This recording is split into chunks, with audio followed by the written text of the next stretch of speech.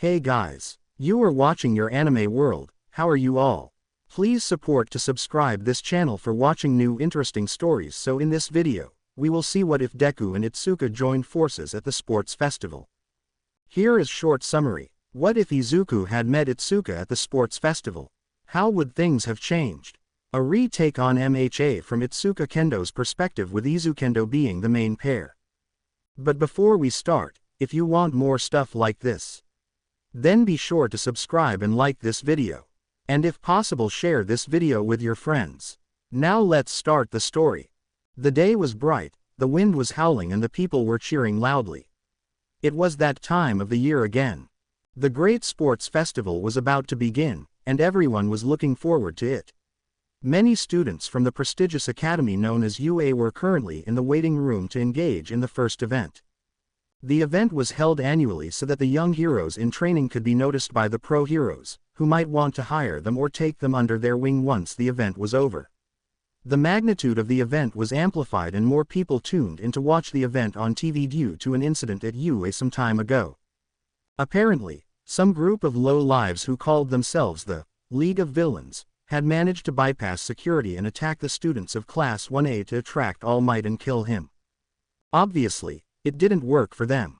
All Might was the #1 hero and the symbol of peace for a reason.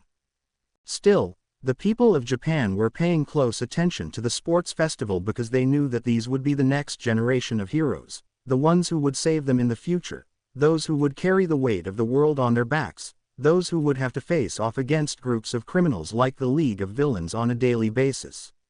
Many students knew this too, so it was only natural of them to train harder than ever before to go as far as possible in this event. One such student was Itsuka Kendo from Class 1B. She was an honest fighter, who was seen by the rest of her class as their big sister. After the incident at the USJ, she had a ton of questions roaming around her head. Who were the people that dared attack students of all people? What did they expect to accomplish by killing All Might? How the hell did the students from the sister class manage to defeat actual villains with murderous intentions? Either way, Itsuka knew that she would have to train harder than ever before if incidents like that would repeat in the future, not only for herself, but to protect the rest of her classmates. She was the class representative, after all. What kind of class representative would let her fellow classmates be hurt on her watch? Itsuka was currently stretching on a corner of the waiting room. She had absolutely no idea of what the challenges of the upcoming sports festival would be, but she knew she would have to be noticed by the top pro heroes if she wanted to go far. Failing was not an option, it was as simple as that. Itsuka's train of thoughts was interrupted when someone bumped into her by accident. Itsuka rubbed her shoulder and looked beside her with a somewhat annoyed expression to see who it was. She was met with the sight of a green-haired boy with freckles, who, upon noticing that he had bumped into her, immediately turned into a blushing and stuttering mess. Sorry, I was just on my way to the entrance. Itsuka took in every detail about him. The boy looked familiar to her for some reason.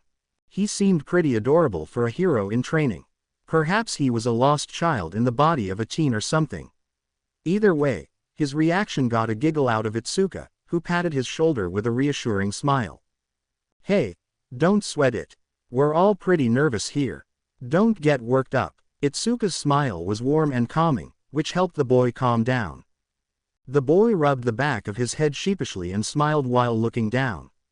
Why yeah, sorry, I'm just a little nervous and excited about this. The sports festival is broadcasted throughout the country and is watched by a lot of people. I don't want to fail those who are counting on me. Itsuka was intrigued by this boy. He seemed like he carried the weight of the world on his shoulders, or so medding like that if he was speaking so seriously and nervously. Well, in any case, all we can do is give it our best shot, right?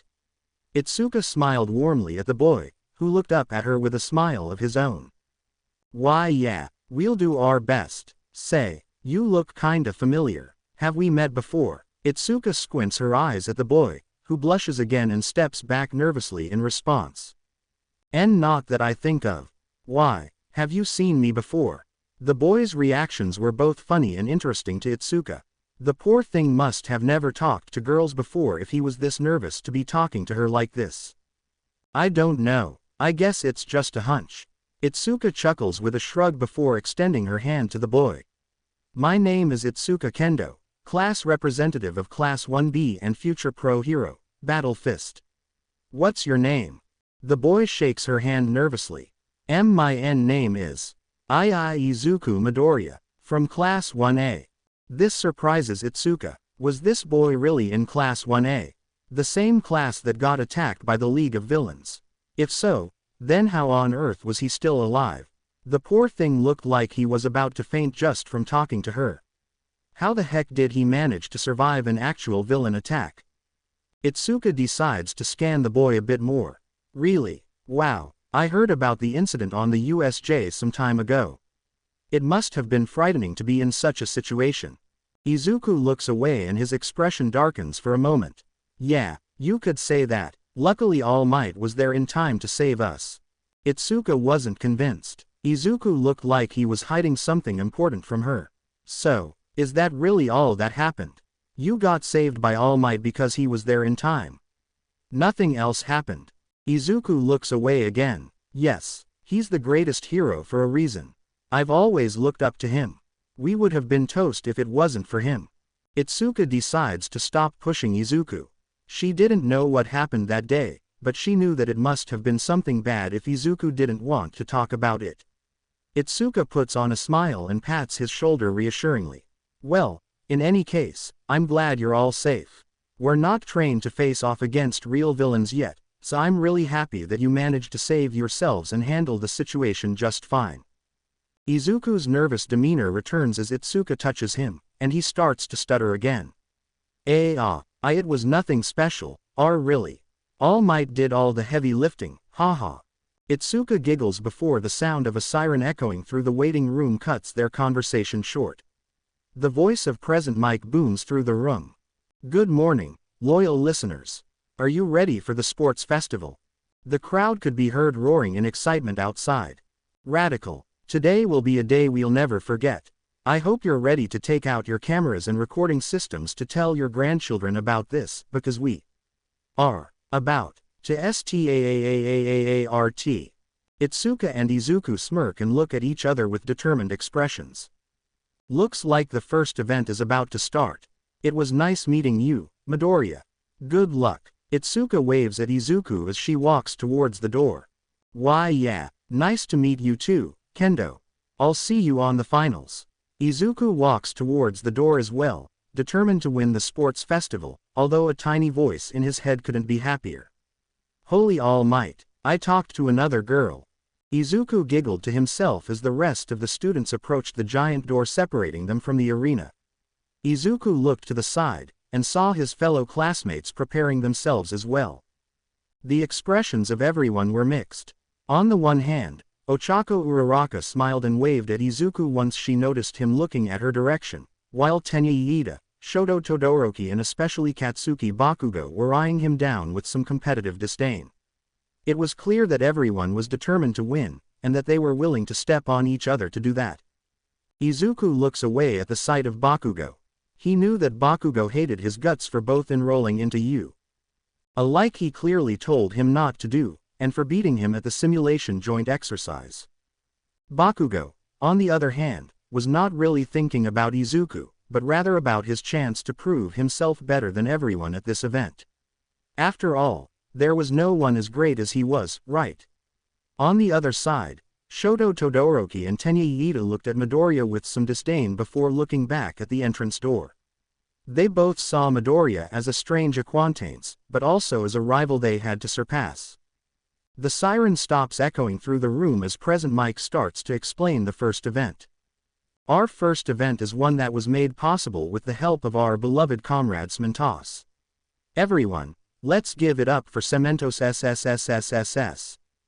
Present Mike gestures towards Cementos, who is just sitting at the judge's table with a serious expression, waving at the audience. With his serious expression, no one would have guessed that he was smiling in secret. Pay attention, dear listeners. The first event is called The Great Maze. The entrance door to the waiting room opens up to reveal a huge concrete maze in the arena. The students looked up in awe at the giant walls of the maze. They were so big that climbing them would be a hassle, and there were spikes on top of them to prevent anyone from actually climbing up as a tactic. The top of the labyrinthic structure wasn't completely sealed off, but the window was too small for anyone to squeeze through. Each participant will race each other to the end of this maze, and are allowed to use their quirks as freely as they want. Although, be careful not to climb to the top of the walls, because that will guarantee a one-way ticket to the expulsion room. Some students groaned at that. Shoto Todoroki sighs in acceptance while Bakugo groans in annoyance. Be careful, lovely participants. You never know what you might encounter in this maze. You could encounter both good and bad things to stop you or help you out in this challenge. You're free to detriment each other if you want, but you're not allowed to incapacitate each other. We want a fair and fun event, isn't that right, everyone? The audience cheers harder at that. Itsuka and Izuku start thinking of strategies to use in this event. Itsuka groaned internally at her chances. Her quirk might be good in battle, but in a challenge like this, it could be next to useless if the circumstances are not correct. Izuku felt the same, although he felt even more powerless. He still hadn't controlled the power of One for All, and he knew it could be dangerous to use it in the very first event. What if he used it and he was incapacitated to participate in the rest of the sports festival? Plus, what could he even use One for All for in a challenge like this? Shota Aizawa, Class 1A's homeroom teacher, who was sitting in the commentator's booth with present Mike, sighed in annoyance at the event. This challenge is idiotic and illogical. Some students are bound to have an advantage over others because of their quirks. Present Mike simply laughed at Aizawa. Isn't that more exciting, Eraser? We'll witness our students go beyond their limits and think of strategies to beat the challenge presented to them to the best of their capabilities. Isn't that what UA stands for, dude? Aizawa shakes his head. That still doesn't mean I have to like it. Oh, get over yourself, you big mummy. Present Mike playfully slaps Aizawa's arm as softly as he can, since he knows Aizawa is still recovering from his wounds from the USJ incident. Ow, oops, sorry, Eraser. Some students smirk while others sweat. Todoroki, Iida, Bakugo and even Uraraka step forward with confidence, since they know their quirks will give them an advantage on this challenge. Izuku and Itsuka let out a little breath of nervousness before putting on a brave and determined expression. Present Mike grabs the microphone and announces the beginning of the event as a gun is fired below. Ready, begin. As soon as the gun was fired and Present Mike gave the order, every student rushed off to beat the maze challenge on their own. A couple of students fell on their tracks while others took advantage from the start. Itsuka and Izuku ran at full speed alongside the rest of the participants, eager to win the challenge. Bakugo, Todoroki, and Iida wasted no time before activating their quirks. Todoroki used his right side to create an ice path to slide on and created spikes on the trail behind him to prevent others from using it. Iida activated his engines and ran at full speed towards the maze. Bakugo smirked before blasting off into the labyrinth using his hands as propellers. Izuku watched this from behind, and he knew that he was falling behind quickly. Nevertheless, the first split path was directly in front of the group, with 3 paths, one going forward, one to the left and one to the right. Bakugo and Todoroki went for the right path, Iida went for the middle path and Izuku, Itsuka and Uraraka went for the left path. Present Mike and the audience seemed to be enjoying the start of the challenge, watching everything on the screens of the arena via cameras planted inside the maze. Wowza, Eraser, they're getting aggressive from the start. This might be the race of a lifetime. Bakugo and Todoroki kept sprinting down the path they chose with the rest of the students who picked the same path starting to fall behind. Upon noticing how close they were, Todoroki stomped the ground, sending an ice barrage towards Bakugo, who dodged with ease. Ha, is that all you got, extra? Bakugo smiled before aiming his hands at Todoroki, ready to blast him off. Todoroki reacted by creating an ice wall between each other just in time before Bakugo detonated the sweat on his hands. Todoroki was pushed off his ice slide as the explosion went off. How annoying. Todoroki didn't show much emotion, but he seemed to be getting annoyed at Bakugo's attitude. See ya on the finish line, half and half. Bakugo blasted off ahead again while Todoroki recovered. Todoroki simply recreated his previous tactic, making sure to seal off the path behind him to block the incoming students. The students who were blocked off by Todoroki's ice banged on the ice wall, glaring at Todoroki. Don't take it personal. Only the best of us are fit to win this. Todoroki gave one last condescending look to the students before sliding off. Those guys must be very sure of themselves. They might want to reconsider not taking us seriously. A girl with black hair and weird-looking earlobes approached the ice wall with a smile. Correct. We are not falling behind. Another girl with long, black hair arranged in a ponytail said while coming closer to the wall. Are you ready? Said the girl known as Kyoka Jiro, placing her earphone jacks in the ice wall and starting to make it vibrate. I am. Everyone, step back, said Momo Yaoyorozu before creating a harpoon with her quirk. Once the ice wall was starting to crack, Momo gave the harpoon to her classmate Rikido Sato, who launched it to the center of the ice wall with all his strength, shattering it completely and making way for everyone to go through. The audience audibly gasped at that, and Present Mike screeched in amusement. Those are your students, aren't they, Eraser? How the heck did you teach them those tricks in such a short period of time? Aizawa simply sighed and looked down at the maze through his bandages. That has nothing to do with me. They've been exposed to the real world before, so they now know how to think fast on their feet. I didn't teach them a single thing they're showcasing now. They are just doing the best they can with their talents. Present Mike laughs and slaps Aizawa's head lightly. You heard it here, everyone. Eraserhead is a terrible teacher. What, looky here, looks like things are heating up down there. Bakugo and Todoroki paid no attention whatsoever to the praise Present Mike was giving them, as they were too focused on their own competition to one-up each other. Slowpoke. Bakugo scoffed and launched some drops of sweat towards Todoroki which he detonated once they were in his range. Are you always this loud and annoying? Todoroki kept chasing after Bakugo, sliding on the quickly made ice slide and covering himself with rapid chunks of thick ice. Cry all you want, icy hot. I'm still gonna win this. The couple eventually bumped into something hard. Once they took a second glance at it, they realized that it was a robot equipped with missile launchers. Interesting. This must be one of the unpleasant surprises we were warned about, said Todoroki, looking at the medium-sized robot with a thoughtful gaze. Don't tell me stuff I already know, extra. I can take care of this myself, said Bakugo, snarling before jumping at the robot with a murderous smirk and explosions forming on his hands. Suit yourself, then. Todoroki shrugged Bakugo off and continued sliding down the labyrinth. Bakugo destroyed the robot before it could even fire a single missile, but he was enraged when the half-and-half user was nowhere to be found. Oi, get back here, moron! Growled Bakugo before chasing after his rival. Oh, looks like our lovely contestant didn't pick up what we left off for him. What a shame. Looks like your students might need to learn to scan the environment some more, Eraser, said Present Mike, approaching Aizawa with a smile. My ear is ruptured and my skin feels like it might fall off. Can you stop it? Oh, sorry, Eraser. Tenya Iida didn't hear what the commentators were saying, nor did he care.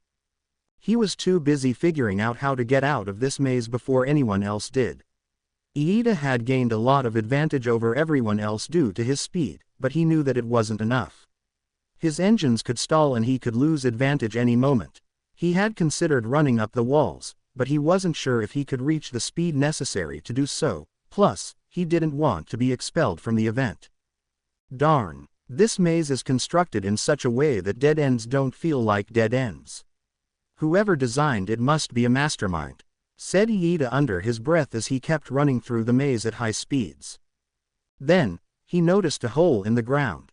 He was thinking about ignoring it, but curiosity got the best of him. Iida stopped running to both inspect the hole and to keep his engines from overheating. What a strange structure. Was this left behind on purpose? Iida noticed that the hole was big enough for a student to fit inside. Well, this maze was designed by professionals. I doubt they'd do something like this without reason. Iida entered the hole, and he noticed that the hole was actually an entrance to an underground tunnel. Fascinating, said Iida to himself. Then, He activated his quirk to run through the tunnel as fast as he could. Wow, looks like one of your students found one of our underground tunnels, Eraser. Too bad that's the one that leads to the beginning of the maze, said Present Mike, giggling to himself with the audience following. Aizawa sighs again and shakes his head.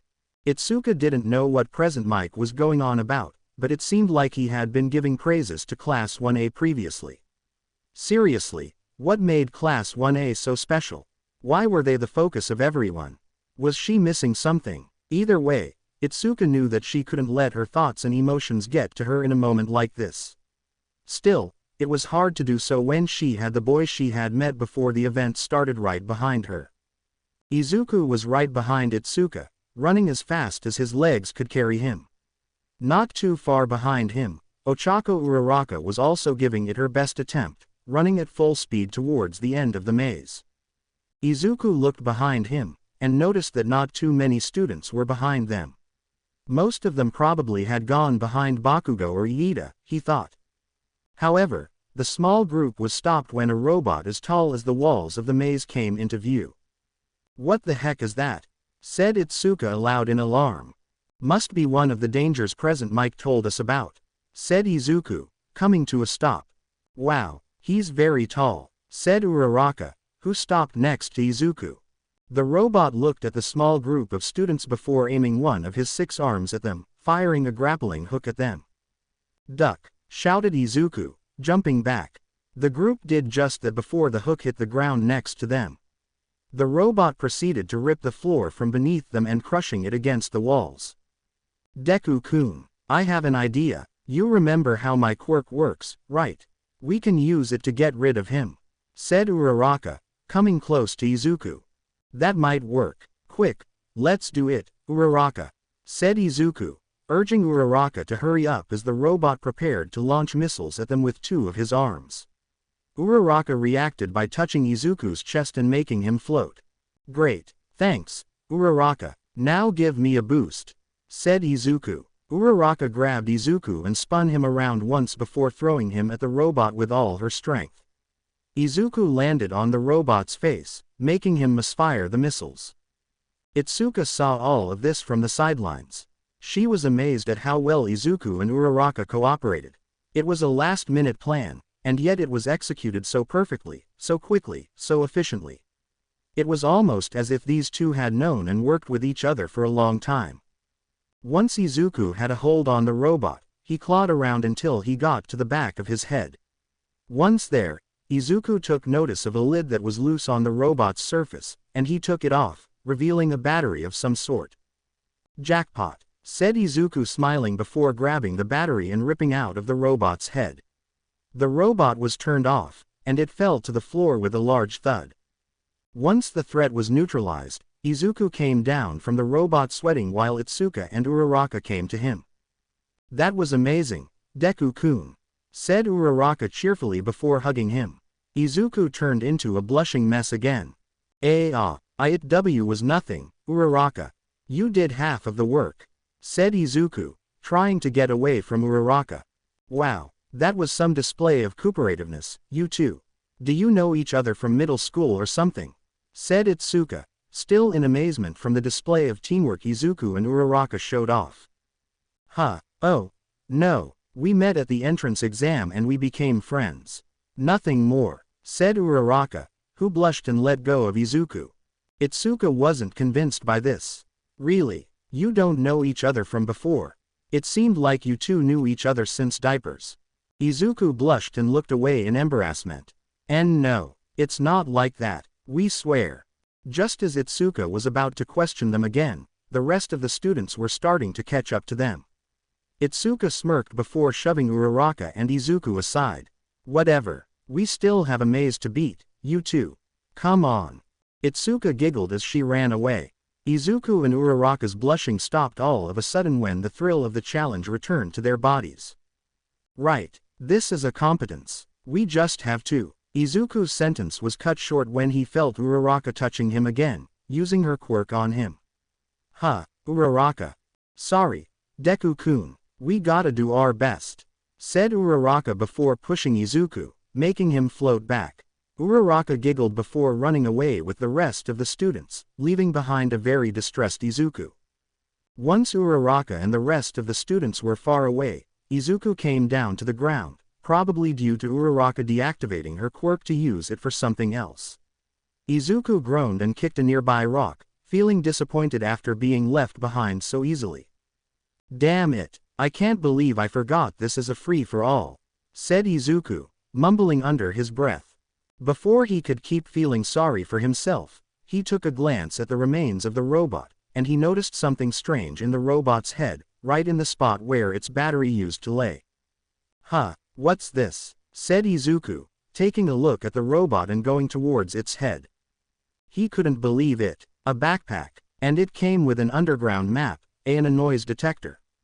This must be what Present Mike told us would help us win this event," said Izuku happily, putting on the noise detector on his ear and grasping the underground map with his left hand. "Yay, looks like one of our lovely contestants has finally found one of our helpful kits. He surely deserves it after beating that robot and being ditched by his friends, don't you think, Eraser?" said Present Mike, elbowing Aizawa lightly. "How many times do I have to tell you it hurts like a million suns when you touch me?"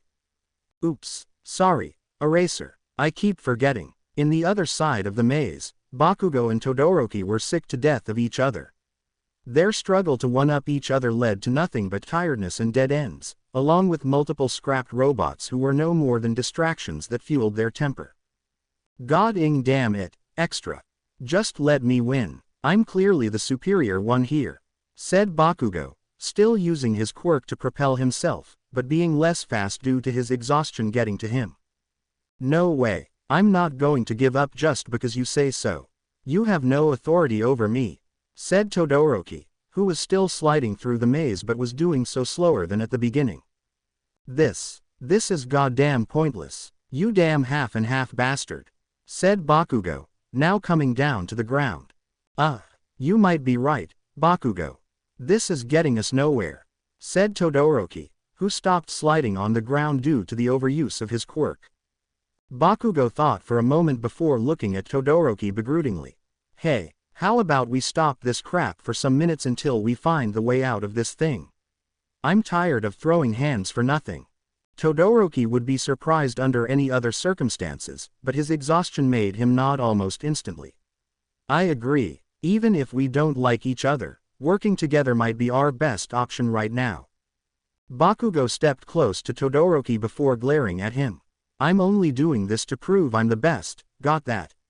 Once we find the way out, it's every man for themselves, half and half." Todoroki squinted his eyes at Bakugo. "I agree." Bakugo steps back and softens his glare a little bit. "Good, at least that nerd isn't here to mess everything up." Then, both of them looked to the side and saw Izuku coming out from a hole in the floor, holding some sort of map and wearing an earpiece of some sort. Bakugo's strength seemed to return for an instant, as he dashed over to Izuku and grabbed him by the neck. You, damn it, Deku, how are you here?" said Bakugo, angry at how Izuku had managed to catch up to them so fast. "I must say, I am also intrigued, Midoriya. You arrived to a point that took Bakugo and me a long time to travel and you don't seem nearly as tired as us," said Todoroki, crossing his arms. Well, I can't explain, guys. I found this map and," began Izuku, but was interrupted when Bakugo took the map out of his hands. "What is this, huh? Are you cheating?" Bakugo scanned the map briefly before burning it with his quirk. Hey, that was uncalled for," said Izuku as the ashes of the map dropped to the ground. "Listen, Deku, there can only be one winner here, and that's gonna be me, got that? You better stay here or I'll come for you," said Bakugo before letting go of Izuku and turning away. In any other situation he would have had some fun threatening Izuku, but he was simply too tired out from blasting through the maze to do it.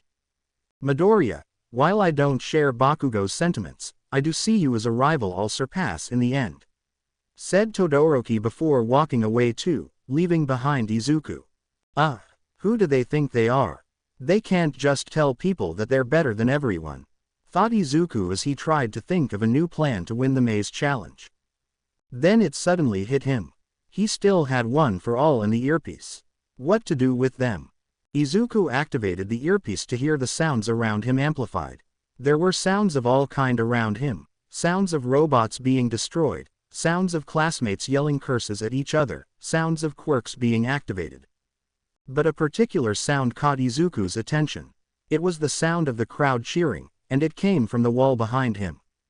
Could it be? Is this the exit? Muttered Izuku as he touched the wall behind him. It seemed like the sound of the crowd cheering was stronger on this side than in any other place. But how to get there? Well, Present Mike did say everyone could use their quirks as much as they wanted, plus he said nothing about the walls of the maze. Izuku got an idea, a terrible, risky, last-minute idea. If it worked, he could win the first place in this event. If it didn't, he could fail miserably. Was it worth it to go for one last lucky push? Screw it, said Izuku, charging up the power of one for all and aiming his pinky finger at the wall. Delaware SMAAAAAAASH, shouted Izuku as he released his finger. The wall was reduced to debris and was sent backwards, revealing a straight path to the finish line. W. What was that? Looks like one of our contestants is on the final sprint to the finish line. Seriously, Eraser, what the heck are you teaching your students? Shouted Present Mike, to which Aizawa simply groaned. The audience roared in disbelief. I got this, said Izuku, clutching his now broken finger and making one final dash towards the end of the challenge, swaying slightly from side to side due to his body being in a lot of pain. Once Izuku was halfway there, Bakugo and Todoroki came from around the corner, and their jaws hit the floor once they saw Izuku limping his way to the finish line. Deku, Deku, Deku, roared Bakugo as he found some last bits of strength and propelled himself towards Izuku and the end of the challenge. That cunning, sly little, growled Todoroki as he also found some bits of strength and created another ice slide towards the finish line. Ooh, this is getting exciting. We got 3 contestants on the last sprint to the end of our first challenge. Will it be a tie? A photo finish, screamed Present Mike from the commentator's booth. Damn it, muttered Izuku as he looked behind him. Bakugo and Todoroki were gaining ground behind him, and they looked angry. Izuku tried to ignore them and focus on the finish line, but it was hard to do so due to his broken finger. You're not getting away with this, damn nerd, shouted Bakugo from behind Izuku. Bakugo and Todoroki had surpassed Izuku. That was it was all over. Or at least, that's what they thought. Just as Bakugo and Todoroki were about to cross the finish line, a barrage of speakers tied to flashing grenades appeared in front of them. A sneak attack, said Todoroki, stopping in his tracks. What the foo, said Bakugo, his sentence being cut short when the grenades detonated and the speakers went off, blinding and stunning him alongside Todoroki. Izuku looked behind him to see where the grenades had come from, and he noticed Momo Yaoyorozu with her hand outstretched and a cannon in front of her. Momo smiled. That's for belittling us, you brutes. Jiro, who was dashing to the finish line alongside Momo, smiled at Izuku. Win this, Greenie, you deserve it. Izuku smiled and nodded at Jiro before making one final sprint to the finish line, crossing it with Bakugo and Todoroki behind him. The crowd erupted in cheers when Izuku crossed the line. His mother, who was watching the event at home, was fully crying waterfalls. My babyyyyyy. Izuku you. All Might, who was watching from the stands, clapped and looked at Izuku with an admiration and proud look. Good job, kid, you showed them who you are. Present Mike was foaming out of his mouth. Hooray. And here I thought this would be boring. Eraser, I can't handle so much tension and emotion. Aizawa didn't like that Izuku had to break his finger, but he had a newfound sense of respect for the kid, since he managed to secure a win, after all. Tenya Iida, who was only just coming out of the maze, looked on with amazement and some slight envy. Midoriya, that man must be an evil genius in disguise, said Iida to himself. Bakugo was fuming. Not only did he lose, but he lost to the useless bug he thought could squish whenever he felt like it. I'll get that bastard in the next events, thought Bakugo to himself before walking off. Todoroki was simply speechless. How did he allow himself to be beaten by Midoriya of all people? His quirk is useless compared to his own, his stamina couldn't be better than his own, he probably didn't have as much training as he did. How did Midoriya win? And last but not least, the most surprised people were none other than Uraraka and Kendo. Uraraka was ecstatic for Izuku, although she knew she couldn't express it to him directly, since she was the one that had slowed him down in the first place. The only thing Uraraka could do for now was smile fondly at Izuku from the distance. On the other hand, Itsuka couldn't be more surprised. This boy, this adorable, shy, innocent boy, he had somehow managed to win. By the looks of it, he had broken a finger to win the maze challenge, but he won nonetheless. How? Was the only thing Itsuka could think of. This, Izuku Midoriya, boy was not only a member of the class that got attacked by actual murderous villains, but also had managed to win with a broken finger. Was she just missing something? There was no way someone as plain, boring and confusing as him could have been able to do these amazing feats. Itsuka knew she had to know more about him. Whatever it was about him or Class 1A that made them special, it sure was working. I'll talk to him later, thought Itsuka before heading off to rest before the next event started. Itsuka was resting on a chair located near the entrance to the arena. The pro heroes with destructive quirks were tearing down the maze to make room for the next challenge, so it would be a bit before she'd have to enter again. The last event was rough. Only the first 42 students had managed to qualify for the next event, most of them being from Class 1A and Class 1B. Itsuka felt like she got lucky with the path she chose to get out of the maze, not to mention how she might have detrimented the students who were behind her by using her quirk to lift rocks and use them as obstacles she had put behind her. Itsuka wasn't happy about the fact that she had to detriment others, but she knew that she had to score a high place in the sports festival if she wanted to be noticed by the pros. Itsuka didn't think too much about the next challenge, though. Her thoughts were occupied by a certain green-haired boy. Her first impression of him had been a little underwhelming, to be honest. The poor guy seemed like he would faint just by talking to her. It's hard for her to believe that he was at the attack of the USJ, and the fact that he had managed to score first place on the maze challenge was even more outrageous. Itsuka's train of thoughts was interrupted when said green-haired boy came out of the nursery with a bandage around his left pinky finger. He looked down, more emotionally than physically. Itsuka knew that it was probably best to stay away for now and let him recover. But her curiosity got the best of her. Itsuka got up and approached the boy. Upon sensing her presence, Izuku looked up at her, and noticed that she was smiling warmly at him, causing him to turn into a blushing mess. Hi, Kendo, are you resting before the next event too? Said Izuku, looking everywhere except at Itsuka, who giggled in response. His nervous attitude was pretty cute for a hero in training, she thought. Yes, actually. What about you, Midoriya? Seems like the last challenge got a lot out of you, said Itsuka, pointing to his broken finger. Izuku looked at his finger before thinking of an excuse. Oh, well, I'm just a bit unexperienced with my quirk, that's all. Itsuka looked a bit frustrated. Why was everything about this guy so mysterious and wrong? Really, you're unexperienced with your quirk. The thing you were born with. Izuku started to panic internally. Well, it manifested not too long ago, Kendo. Kendo raised an eyebrow. Really? When was it? Izuku chuckled nervously. A few hours before the entrance exam, actually. Kendo's eyes widened in response. What? Your quirk manifested just before the entrance exam? How the hell did you manage to get into UA? The entrance exam was tough. Izuku chuckled at Itsuka's reaction. I guess I was lucky. Itsuka raised an eyebrow at him. Izuku knew she wasn't convinced, so he kept trying to make excuses. Well, I guess it helped that All Might helped train my quirk a little bit before the exam. That made Itsuka even more surprised.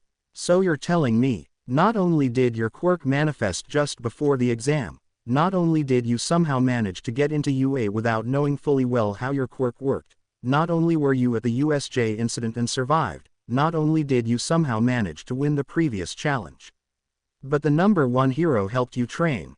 Izuku's blushing worsened. Why yes, I know it's hard to believe, but... Izuku was cut off when Itsuka interrupted. Why did All Might train you of all people? Is it because you were new with your quirk? Is it because you met him before? Is it because you did something that caught his attention?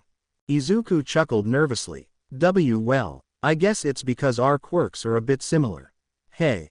Itsuka felt a bit envious that Izuku was trained by All Might of all heroes, but she also felt happy for him. Izuku seemed like a nice and sweet guy, so getting help from the #1 hero would be a great way to advance in his path of becoming a hero. So, I take it that you still have a long way to go. Izuku's nervousness calmed down a bit at that comment. Yes, I know I still have a long way to go, but I'm not gonna fall behind. Izuku's expression turned into a soft smile. I've always looked up to All Might, and to have him as a teacher both at UA and outside school is a blessing. Not to mention all the great people I got to meet when I enrolled into UA. I still can't believe I'm so blessed. Being here is a dream come true, and I'll reach for the stars if that's what it takes to keep being a hero. Itsuka's expression softened at that and her heart swelled at Izuku's words. It seemed like he adored being a hero, and the way he talked about his friends and his dream to become a hero. It was something heartwarming and wholesome. Hey, you got that right. I feel the same way. My parents are probably watching the sports festival right now. I wanna do the best I can to not let anyone down. Izuku looked at Itsuka with a big smile of his own. I think you'll do amazing, Kendo. Itsuka smiles at his response before a siren echoes through the room. Oh, looks like the next event is about to start. Let's go, Midoriya. Izuku smiles at Kendo and walks to the arena alongside her. Let's do our best. The students were called to the center of the arena, which had been wiped clean of the concrete maze, but everyone was quick to notice that its borders looked strange for some reason. Present Mike starts to talk, making the audience ecstatic for the next event. That was a spectacular first event, wasn't it, everyone?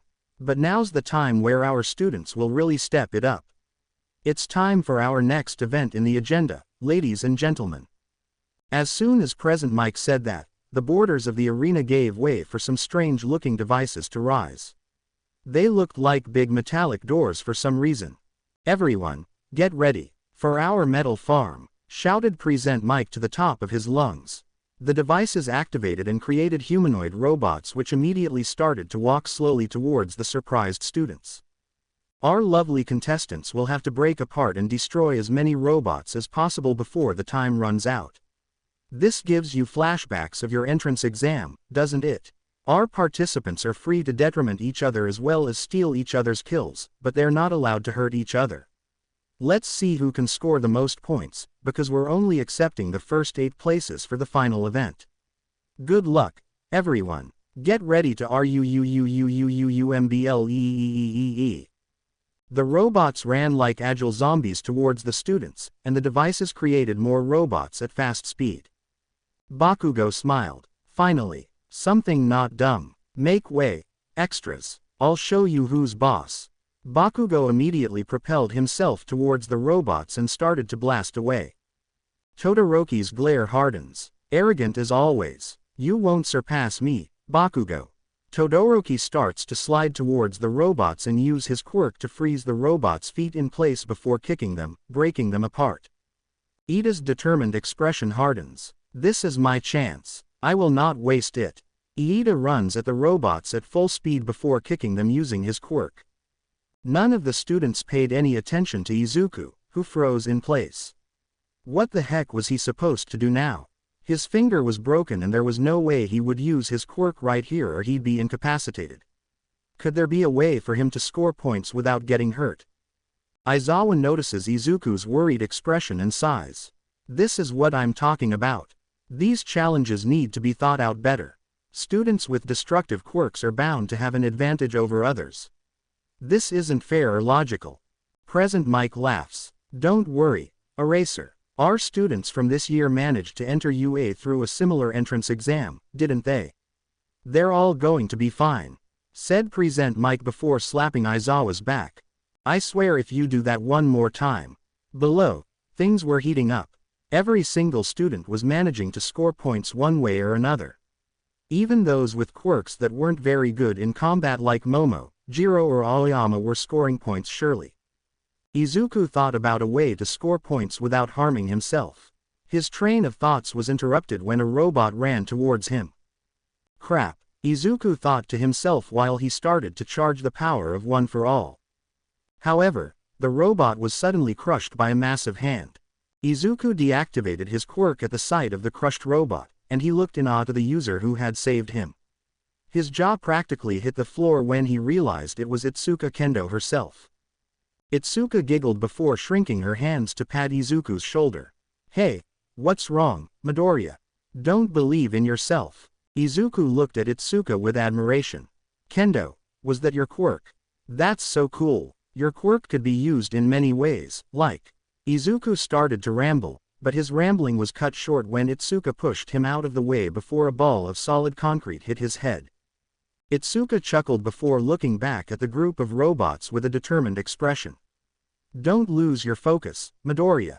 You're falling behind, you know." Itsuka proceeded to dash towards the robots and smacking them with her massive hands. Izuku looked at Itsuka in awe. She looked majestic while she fought. By the looks of it, she had experience in martial arts, which complemented the way she used her quirk.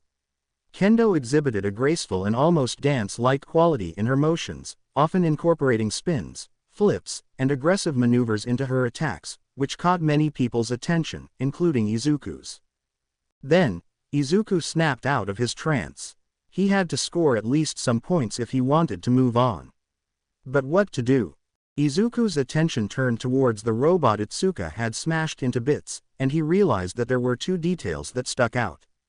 The robot had a small number, 10, painted on the right side of its head, and the robot had some sort of small battery inside its head, similar to the robot he had deactivated in the previous challenge. These robots were probably made by the same people, and so, they could probably be beaten the same way. Izuku looked towards the direction the concrete ball that almost hit him came from, and he realized that there were some robots that wore small concrete guns that shot small concrete balls, not big or solid enough to seriously injure someone, but enough to hurt. Izuku leaned his head and realized that those robots had a small number, 25, painted on their head. That was it. A solid plan started to form on his own head, but before he could do anything, he realized that the arena was out of robots. "Oh no," said Izuku to himself as the last robot was blown away by Bakugo. Bakugo looked at everyone else with a malicious smirk. "Ha, on that." Bakugo was currently in first place with 340 points, with Todoroki being in second place at 335 points and Iida scoring third place with 320 points. Izuku was at the bottom, having done nothing at all during the wave of robots. Izuku was about to tear up, but the sound of Present Mike's voice through the speakers stopped him. Present Mike grabbed the microphone. "Congratulations, challengers. Stage 1 of 1 million complete." Everyone audibly gasped at that, except Bakugo. "He can't be serious," said Uraraka to herself. Todoroki sighed in acceptance while Iida chopped the air in disapproval. "This is highly unacceptable. Who was responsible for the design of this challenge? And if that was a joke, I personally don't find it humorous." Itsuka was so surprised she almost cursed. "There's no way we're making it to stage 1 million. My hands already hurt." Bakugo, however, huffed and crossed his arms. "You're all a bunch of crybabies. Bring me all the garbage scraps you want. I'll blow every last one of them away." The devices on the edges of the arena embiggened slightly before starting to generate bigger robots that wore armor. Present Mike took it as a sign to announce the next round. Stage 2, AAAND. Begin. The students groaned before dashing at the robots again. Izuku, however, was happy. With the knowledge he had gained, at least he could do something. The robots of the second wave were bigger and tougher than the others. They wore chest armor and a helmet while their concrete weapons were shooting at a faster rate. The students' quirks had a harder time trespassing their armor, like Mina Ishido's acid or Aoyama's laser. "Who made these things? They're insane," cried out Mina as she dodged a ball of concrete. "For once, I have to agree with you, mademoiselle," said Aoyama, clutching his stomach and running away from an incoming robot. Izuku took advantage of the retreating students before charging towards the robots, an action that didn't go unnoticed by many people, including Itsuka. Midoriya, what's he doing? Thought Itsuka as Izuku reached the robots. The robot took a swing at him, but he effectively dodged the robot's punch and clung to the robot's back. Izuku proceeded to tear the back of the robot's head off to reveal the battery powering it. When Izuku threw the battery away, deactivating the robot, he noticed his score of 0 points rise to 25. There, Izuku smiled to himself before getting off the robot's back and running towards another one of the big robots. Itsuka looked at him in disbelief. Did he really do that? Did he notice something she failed to see? Either way, he seemed like he was finally doing something, and it seemed to work for him so far. Itsuka smiles at Izuku from afar before focusing on the robots again. However, not everyone was happy. Bakugo, Todoroki and Iida looked on in disbelief. Todoroki simply ignored Izuku and tried to focus on his own technique to beat the robots while Iida growled a little before doing the same. Bakugo, however, snarled. Damn nerd, you won't surpass me, Deku. Bakugo propelled himself to the nearest group of robots he could find and started to blow them up with murderous intent. Itsuka took notice of Bakugo's behavior. Geez, was he always like this with Midoriya? Did they have some sort of backstory I don't know about? Everyone else was too focused on the robots to care about Izuku or Bakugo. The students were giving it their best shot, with many using their quirks to the point of exhaustion in order to win. Izuku was no exception. He was ripping off as many batteries as he could, but he was getting tired as well. His score was going up thanks to him focusing solely on the robots with concrete guns due to them being worth 25 points, but it was nowhere near enough to catch up to Iida, Bakugo and Todoroki. Luckily for everyone, the second wave of robots was over by now. Many students dropped to their knees as their fatigue caught up to them. Everyone looks at the scores again. Although everyone's scores were different, Bakugo, Todoroki and Iida were still in first, second and third place respectively, having 680 points, 665 points and 630 points each. Izuku's score had risen to 225, but he was still nowhere near the top. Present Mike took the microphone again. Don't worry, dear contestants. We know you're tired, so perhaps it's time to skip to the end of the challenge. Many students nodded furiously at that. Good, I hope you're ready. Prepare yourselves. Present Mike's voice grew deeper and lower, like a wrestling commentator. Quote. For stage 1 million. Suddenly, a big hole was opened in one side of the arena. From it, a huge robot, the size of 3 houses rose from the ground. The students were struck with awe and a slight twinge of fear. Present Mike giggles. I see your smiles. Uraraka yelled from the arena. No one is smiling. The robot generating devices on the sides of the arena retreated to the ground where they came from to make way for the giant robot to move. Many students keep their distance from the robot, although some stand their ground, the majority of those being from Class 1A. Itsuka thought about running away, but seeing Class 1A stand their ground made her look at them with an awestruck expression. They face a great threat, and they don't back down. Not even Midoriya. Itsuka looked over at Izuku, who was clearly scared, but was willing to stand his ground nonetheless. The robot went for a punch to the ground, which the students dodged with ease. Bakugo huffs before propelling himself towards the robot's face. However, unbeknownst to him, this robot was prepared. The robot senses Bakugo approach, and it slaps him away. Izuku yells his childhood friend's name in concern for his well-being. Kachan. Bakugo crashes down on the floor with a loud thud, smashing his head hard and being knocked out briefly. Izuku looks at the robot with an angry glare. He knows this robot is meant to be faced by students, so there must be some way to defeat him easily. Something the pros who designed it must have left on purpose like they did on the other challenges. Izuku squints his eyes and notices that the robot is especially armored on its waist. Like there's something important it needs to protect. That's it, everyone. Izuku calls out to his classmates, who look at him despite being scared themselves. There, in his waist. The entirety of Class 1A looks at the robot's waist, and they immediately pick up on what Izuku is putting down. Momo nods and turns to the rest of the students who decided to stay. Astute observation, Midoriya, Kirishima, Tokiyami, Sato. Your quirks are strong, so I trust that you can attack its legs to make it lose balance. The trio nod and Kirishima slams his fists together in anticipation. Got it. Momo turns to Todoroki, Mina, Iida and Kaminari. You four will attack the robot as much as you can to distract it even further, got it? Her classmates nod. Momo nods and turns to her other classmates. Everyone else, attack that spot. It might be the key to defeating it. Stick to the plan. Class 1A nods before dashing towards the giant robot. Kirishima, Tokiyami and Sato do as instructed and begin to pummel at the robot's legs. The robot loses balance, and before it can recover, Todoroki creates multiple ice slides around the robot for Iida, Kaminari and Mina to slide through.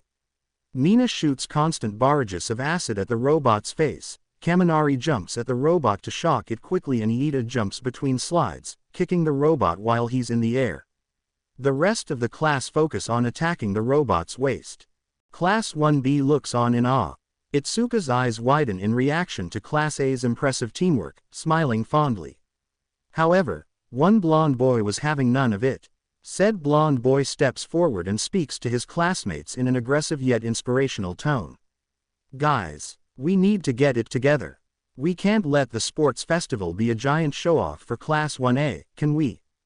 Itsuka merely rolls her eyes at Monoma's comment, but one of her classmates, known as Tetsu, agrees with him. Yeah, come on, guys. Class A's only strong because they survived the USJ incident, and they have grown stronger as a team because of it. Let's get out there and show the world that Class B can be strong too. Class B nods before heading out. Under any other circumstances Itsuka would have chopped Monoma's neck to keep him in line as a big sister would do, but she had to admit, it would be nice to join Class A in the spotlight. Without thinking it twice, Itsuka followed her classmates on their battle against the robot.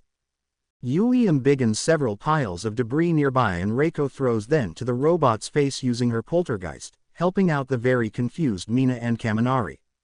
What the? Where did you guys come from? Asks Kaminari, to which Monoma laughs. You didn't think we'd let you have all the glory and fame, did you? Supporting characters can shine too, says Monoma as he jumps into an ice slide, copying Iida's quirk and joining him on the ice slides created by Todoroki, kicking the robot in the air. Iida feels a bit offended at having his personal space invaded, but he allows it for the occasion. On a lap in which they cross paths, Monoma slaps Kaminari, copying his quirk and shocking the robot each time he comes in contact with it. Hey, not cool, dude, says Kaminari, to which Monoma simply laughs. Cry about it, says Monoma as he keeps sliding around the robot. Rin shoots scales at the robot from the distance, while Shota picks up several pieces of concrete and throwing them at the robot, amplifying the hit with his quirk. Tetsu and Ibara join Kirishima, Sato and Tokiyami with the robot's legs, Ibara holding one of his legs with her vines and Tetsu pummeling away next to Kirishima. Kirishima looks at Tetsu with a surprised smile. Hey, man, glad you could make it. Tetsu returns Kirishima's smile with a pointy grin of his own. We're not letting you guys hog all the spotlight, man. Sides, we're glad to be here. Present Mike was ecstatic. Wow, a cooperation between participants in a free-for-all challenge. This is something unheard of. The students' attacks tear open a hole in the robot's waist, and there, a giant battery in a metal container lay unguarded. Izuku hurried towards Uraraka. Uraraka, can you make me float? Uraraka smiles and touches Izuku's chest, making him float. Deku, that thing is way too high up. Someone needs to give you one heck of a boost.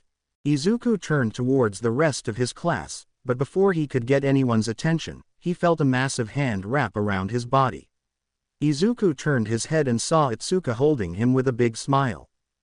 Get over there and kick that thing's ass. As soon as those words left Itsuka's lips, she threw Izuku with all the strength she could muster towards the robot.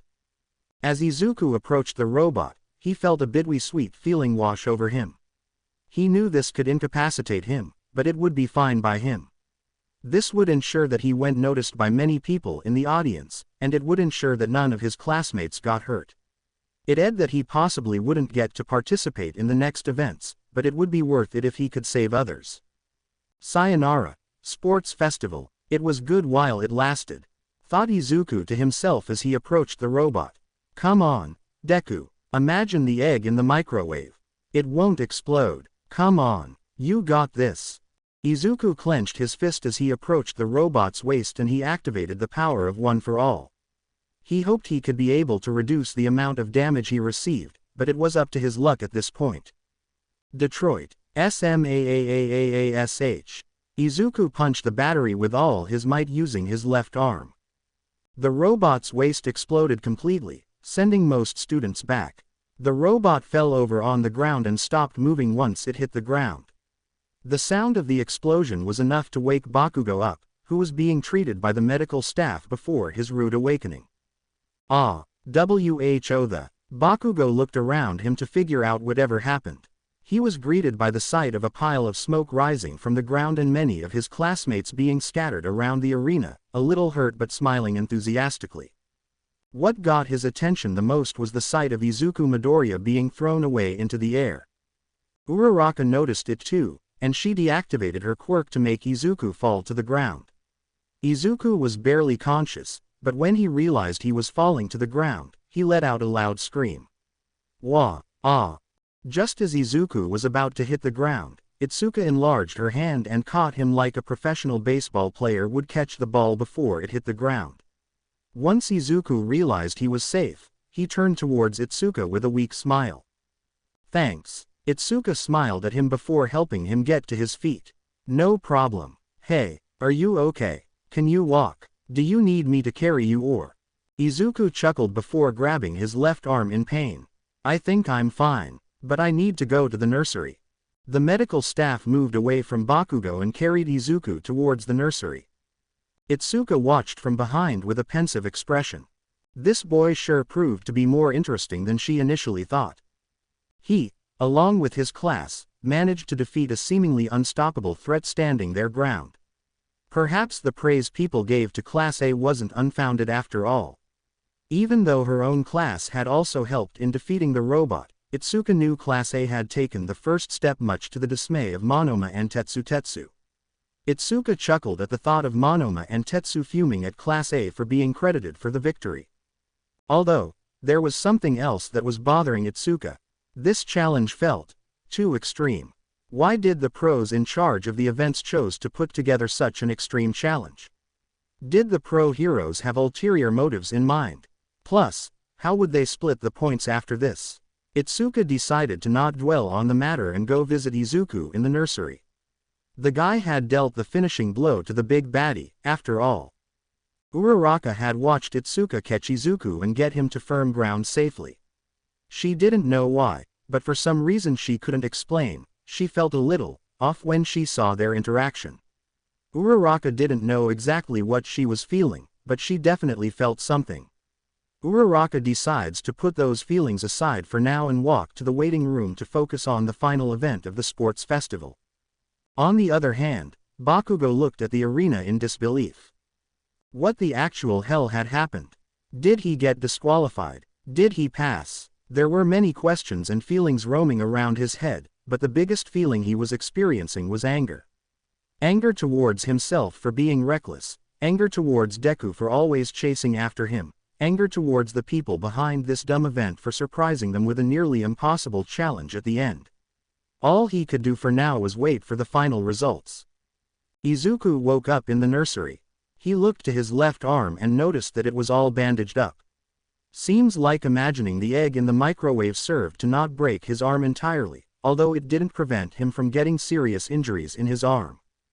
Izuku looked beside him and he saw Itsuka standing next to the window, looking outside with a thoughtful expression. Kendo. Hearing his voice, Itsuka snapped out of her train of thoughts and turned towards him, smiling brightly at him. Midoriya, are you okay? That was insane. Izuku chuckles before smiling softly at her. I'm just a little roughed up. What happened? Did I miss much? Itsuka lets out a little sigh. Thank goodness you're okay. You didn't miss much, honestly. The staff is currently preparing the arena for the final event, and our scores will be revealed in a bit. Izuku looks down. Oh, man, I should have found some other way to destroy that robot. I'll be lucky if they let me participate in the final event, assuming that I get enough points to qualify in the first place. Itsuka smiles before ruffling his hair softly. Don't beat yourself up over it. That punch was amazing. The way you and your class cooperate is awesome. Izuku's nervous demeanor returns upon feeling Kendo ruffle his hair, and he blushes madly. Well, it was nothing special, Kendo. You looked amazing out there yourself. You looked majestic. Itsuka blushes slightly at Izuku's comment, and she playfully shoves his face away from her as lightly as she can. Get out of here. You were the one with the big finishing punch. Izuku laughs softly and looks at Itsuka with a smile of his own. I'm serious, though. I'm sure everyone thinks you did better than I did. All I did was finish the thing off. No biggie. Itsuka giggles. You need to stop being so humble, Midoriya. You were awesome out there and you need to recognize it. Izuku giggles and looks away. Well, I'm just not used to standing out, that's all. Itsuka raises an eyebrow. As that's so. Izuku looks down. Why yes, not many people believed in me before, so I'm kinda used to not being in the spotlight. Itsuka thinks for a moment before patting his head softly. Well, if it helps, you have at least one person who believes in you now. Izuku looks at Itsuka with a surprised expression. This feeling, the feeling of having someone who believes in you. It was one he hadn't experienced many times before, but it was one that made his heart swell with warmth. Izuku felt like he could tear up, but he contained himself. Thank you, Kendo. It means a lot. Itsuka smiles and places her hand on Izuku's bandaged arm. Still, you need to take care of yourself more, Midoriya. You can't keep getting hurt like this. Izuku sighs and looks down. I know. Everyone keeps telling me that, but I can't help myself. I've always wanted to be a hero who saves everyone, and what kind of hero doesn't put themselves on the line to protect others? Itsuka feels conflicted about Izuku's response. She admired his resilience and his determination to save others, but she really didn't like the fact that he was willing to go to such lengths to do it. Midoriya, listen, I know this'll sound weird coming from me since we don't know each other very well, but could you do me a favor? Izuku looks up at Itsuka with a confused expression. Alright, Kendo, what is it? Itsuka places her hand on Izuku's right hand and looks at him with a concerned expression. Just promise me you'll take it easier on the next event if you do make it to the finals, okay? Please don't hurt yourself. You're a genuinely nice guy, and I don't like to see good people like you get hurt. Can you do that for me? Izuku looks at Itsuka for a moment, surprised by her gesture. After a moment, he smiles at her and nods his head. Yes, I promise I'll take care of myself more, Kendo. Itsuka smiles and withdraws her hand. Good, thanks, Midoriya. They both stay in the nursery for another minute, relaxing in each other's presence. After the relaxing minute ends, Itsuka snaps out of her trance. Well, I gotta get back out there. It won't be long until our scores are announced. Get some rest, Midoriya. Izuku also snaps out of his trance and nods. Yeah, thank you, Kendo. See you later. Itsuka walks out of the room with her head hung low. Truthfully, she didn't think Izuku would get to the finals at all, not after such a reckless attack. She still meant every word she said, though. She might not know his full story, but Itsuka could tell that Izuku was a very nice person, and it would be tragic if something happened to him. Despite that, Itsuka felt somewhat at ease believing that Izuku wouldn't get to the finals at all, and even if he did, there was no way he'd be allowed to compete in his current state. Itsuka had gone back to the stands for a bit. She was still hoping she'd gotten through to Midoriya, since he was in pretty bad shape. His muscles had taken more damage than his bones, but it was still dangerous for him to go out and fight in the final event if he were to pass. Itsuka was glad that Izuku wouldn't get to participate in the next event and could stay safely in bed watching from a safe distance the sports festival finish. Or at least that's what she would have liked to think. Itsuka froze when she saw Izuku's name on top of the leaderboard. Who the actual hell had allowed him to continue? Itsuka tried to contain her emotions, but she couldn't suppress a groan of frustration at the thought of the green-haired boy and his resilience. He was definitely not in good shape, but from all she's figured out from him thus far, he would definitely try to compete in this final event despite his physical state. Itsuka groaned, since she had just arrived at the stands and she already had to go back to the infirmary again, but she knew she had to prevent Izuku from participating.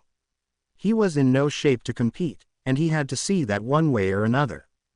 Itsuka sighed before leaving the stands.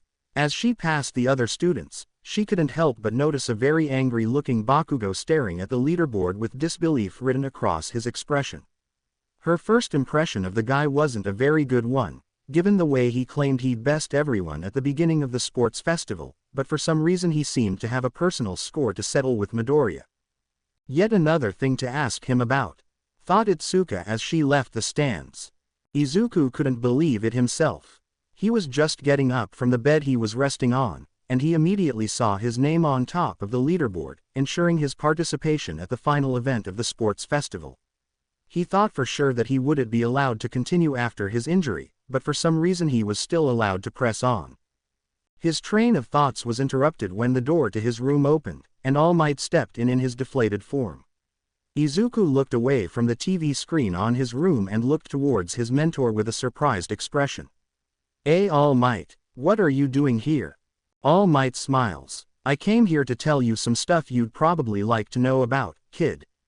Izuku raises an eyebrow and sits on the bed. Well, to be honest, there's some stuff I was wondering myself. All Might chuckles. "You're surprised about everything that happened in the last event, right?" Izuku looks at All Might with a surprised expression for a moment before letting out a chuckle. "Why yeah, how did I manage to qualify for the final event? I thought I did awful." All Might's expression falls a bit and he sits down next to Izuku. "Listen, kid, there's a lot of stuff surrounding this particular sports festival that has affected its development. Ever since the USJ was attacked, there's been a rising part of the public who want a clear vision of a safe future. Society's been pretty nervous, and some people are even starting to doubt my ability to keep my students safe." Izuku's expression turns to a shocked one. "What? But, you're All Might, you're the symbol of peace. How can people doubt you after one little incident you didn't have much chance to do anything in?" All Might giggles and pats Izuku's shoulder to calm him down. "And yet, students were endangered all the same. I know I couldn't do much at the beginning, but the fact is that it still happened, and people don't want something like that to happen ever again. Can you blame them, though? If I had a kid I would like them to be and feel safe at their school, even more so if that school is UA of all places." Izuku calms down after listening to All Might's words and sighs. I get it, but how does that affect the sports festival?" All Might looks at the TV screen in the room with a pensive expression. "The sports festival is a golden chance for students to be noticed by pro heroes, but after the USJ incident the pros will be looking for exclusively the best hero material to ensure the peaceful future society desperately wants. Surely you must have noticed the smaller number of students who qualified for the final event, right?" Izuku nods. "I did. I've watched every sports festival with my mom since I was a kid, and there were always 16 students who participated in the battle tournament." All Might nods as well. This time the number has been reduced to 8 so that the pros as well as society can focus on the most promising of the bunch. Izuku looks at the screen again with a concerned expression. "But, if that's the case, then how did I qualify? I know I didn't do as well as everyone else like Kacchan or Todoroki." All Might smiles. "Like I said, the people have been on the lookout for the most promising of the bunch. You seem to fit their standards, kid. Everyone saw the way you plowed through the first event and the way you beat that robot at the end of the second challenge. Talent like that was bound to be noticed by the pros. The judges had to justify a lot and use a lot of technicalities, but they made sure you made it to the next event. Congratulations, young Midoriya." Izuku felt a bittersweet sensation in his heart. He appreciated the pros giving him a chance to keep going in the sports festival, but at the same time it felt like he didn't earn that place. Plus, they could have given that place to someone who actually did well in the second challenge, like Itsuka for example. All Might, I don't know about this. I'm not sure if I'm worthy of competing in the final event. It feels unearned. Izuku looked down, but All Might delivered a swift chop to the top of Izuku's head to snap him out of the blue. Don't be such a worrywart, kid. The people love you, so own it. Izuku looks at All Might with a pained expression, although he smiles through the quick pain. Alright, All Might. But, how did I get to the top? I thought I fell behind at the beginning. All Might smiles again. That robot was supposed to guarantee 10 million points to whoever took it down, but since it was a team effort from all of you, the judges didn't know how to split the points. Everyone saw you deliver the finishing blow to the robot, so they thought they might as well give them to you. Izuku looks at his mentor with a surprised expression. What? They gave ME the 10 million points. But, everyone gave it their best shot. Why me of all people? All Might chuckles. Like I said, they had to use a lot of technicalities to make sure you passed, and that was one of them. Izuku looks genuinely baffled. All Might laughs at his reaction before placing his hand on Izuku's shoulder. But enough about that. Let's discuss your tactic to actually win the sports festival, young Midoriya. Izuku snaps out of his reverie and looks at All Might with some concern. He genuinely thought he wasn't going to move on to the final event, so he had absolutely no idea of what to do in order to win. My tactic. Yeah, your tactic. You're up against young Todoroki. Do you have a plan that doesn't involve getting yourself severely injured with the use of One for All? Izuku blinks. He didn't expect to be paired up against Todoroki of all people. He didn't know the guy very well, but Todoroki seemed like an unstoppable force thus far. The way he used his quirk, his stamina, his training. It was almost perfect. How to win against someone who is just better than you in every way?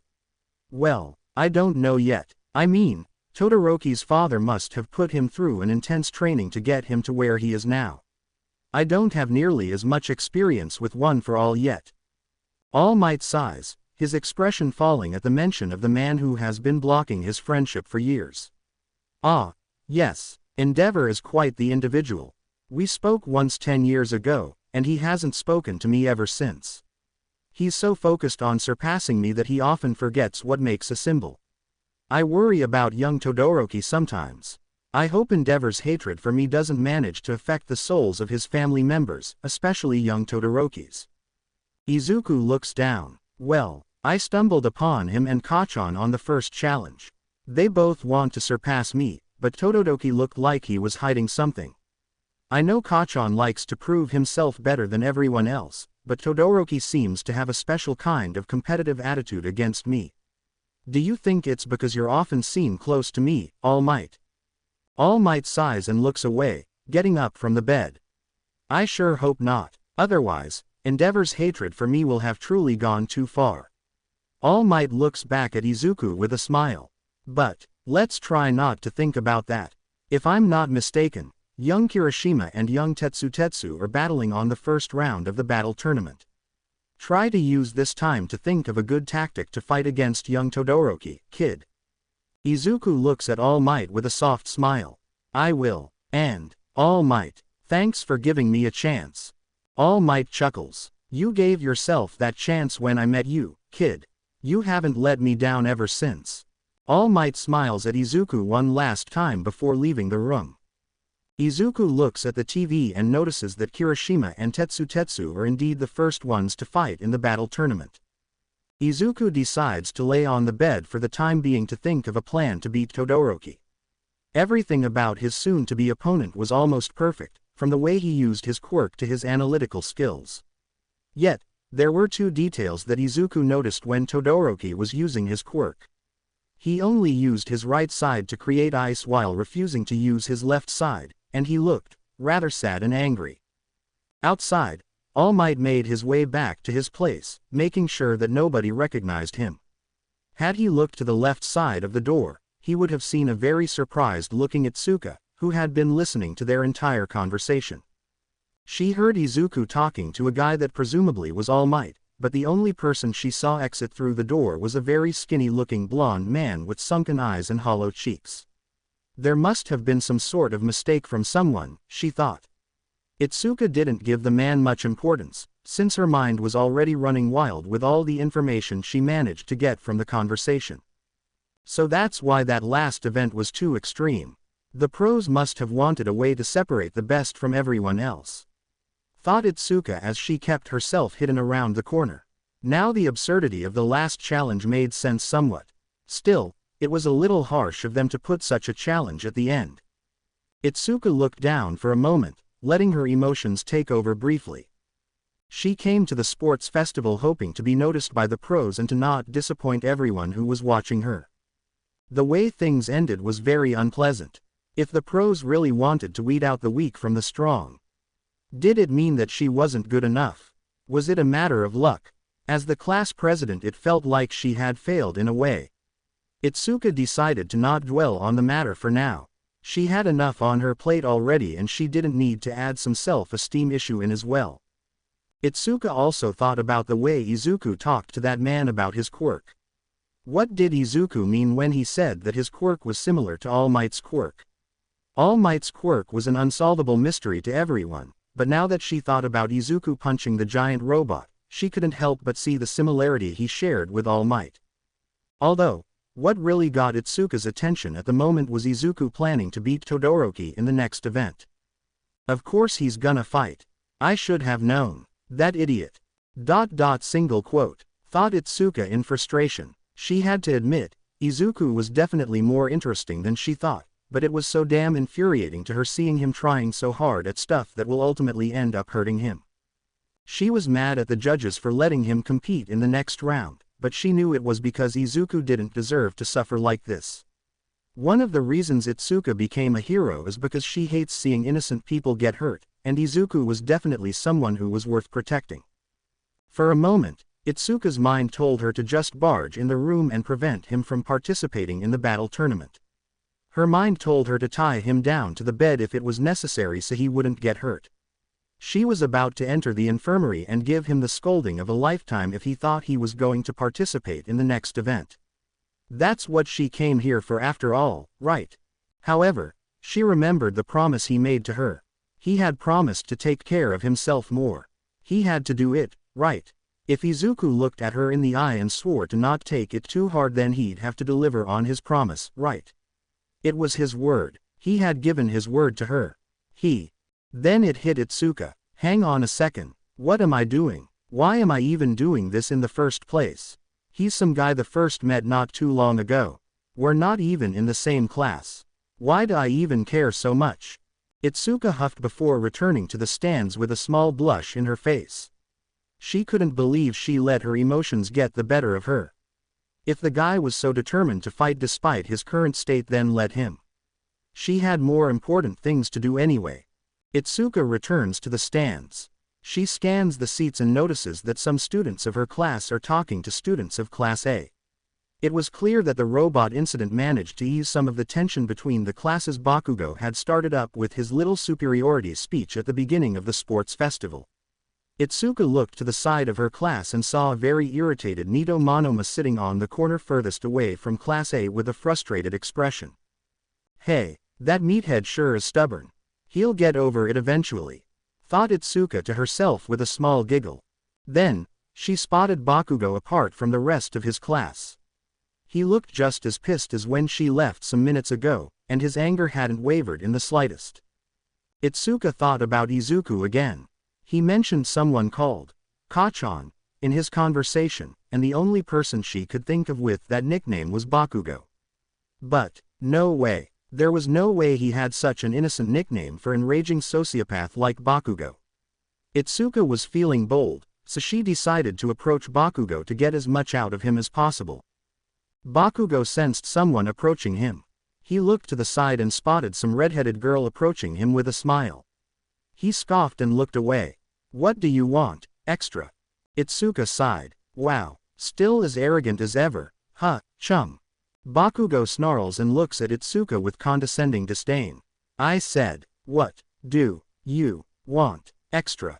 Itsuka crosses her arms and looks at Bakugo with a serious expression. I want to know what's itching you, pal. All I've seen you do is act like you own the damn place and act hatefully towards Midoriya.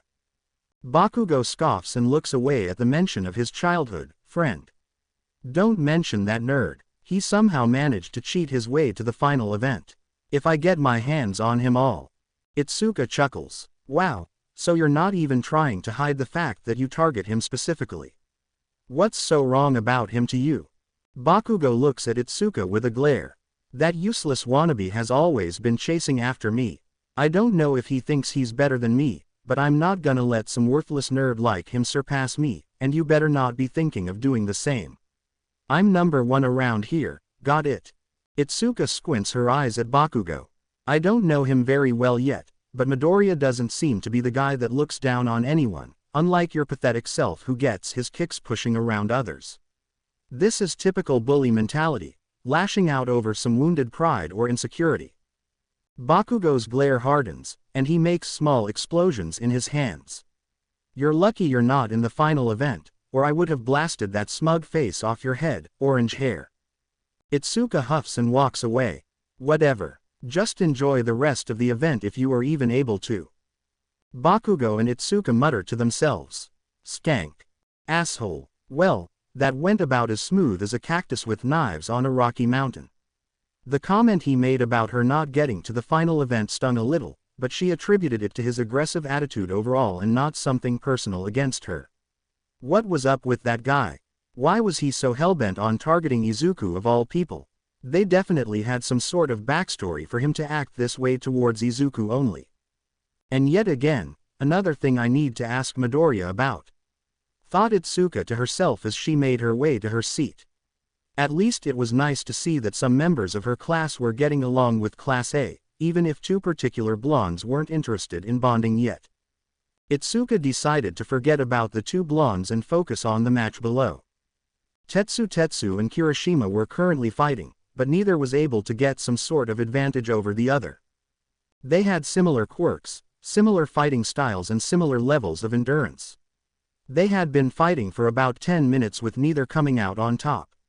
Then, the battle came to a head when the two opponents charged at each other with their fists raised.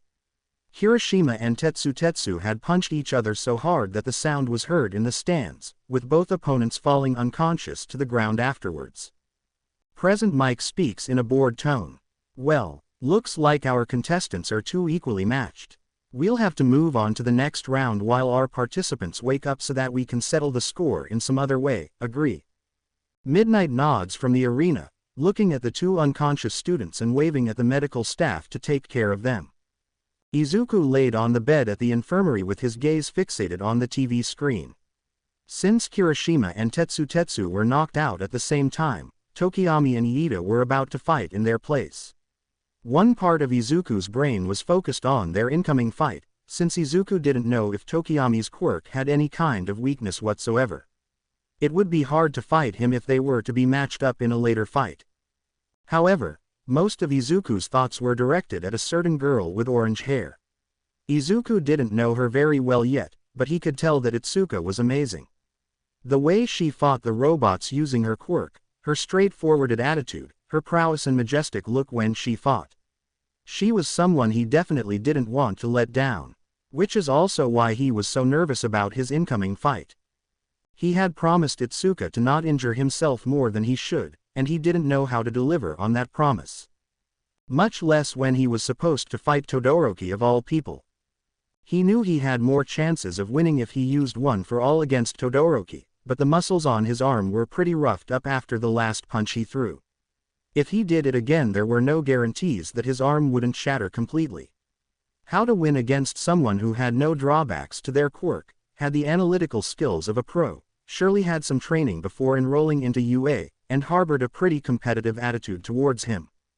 Izuku groaned mentally at the thought.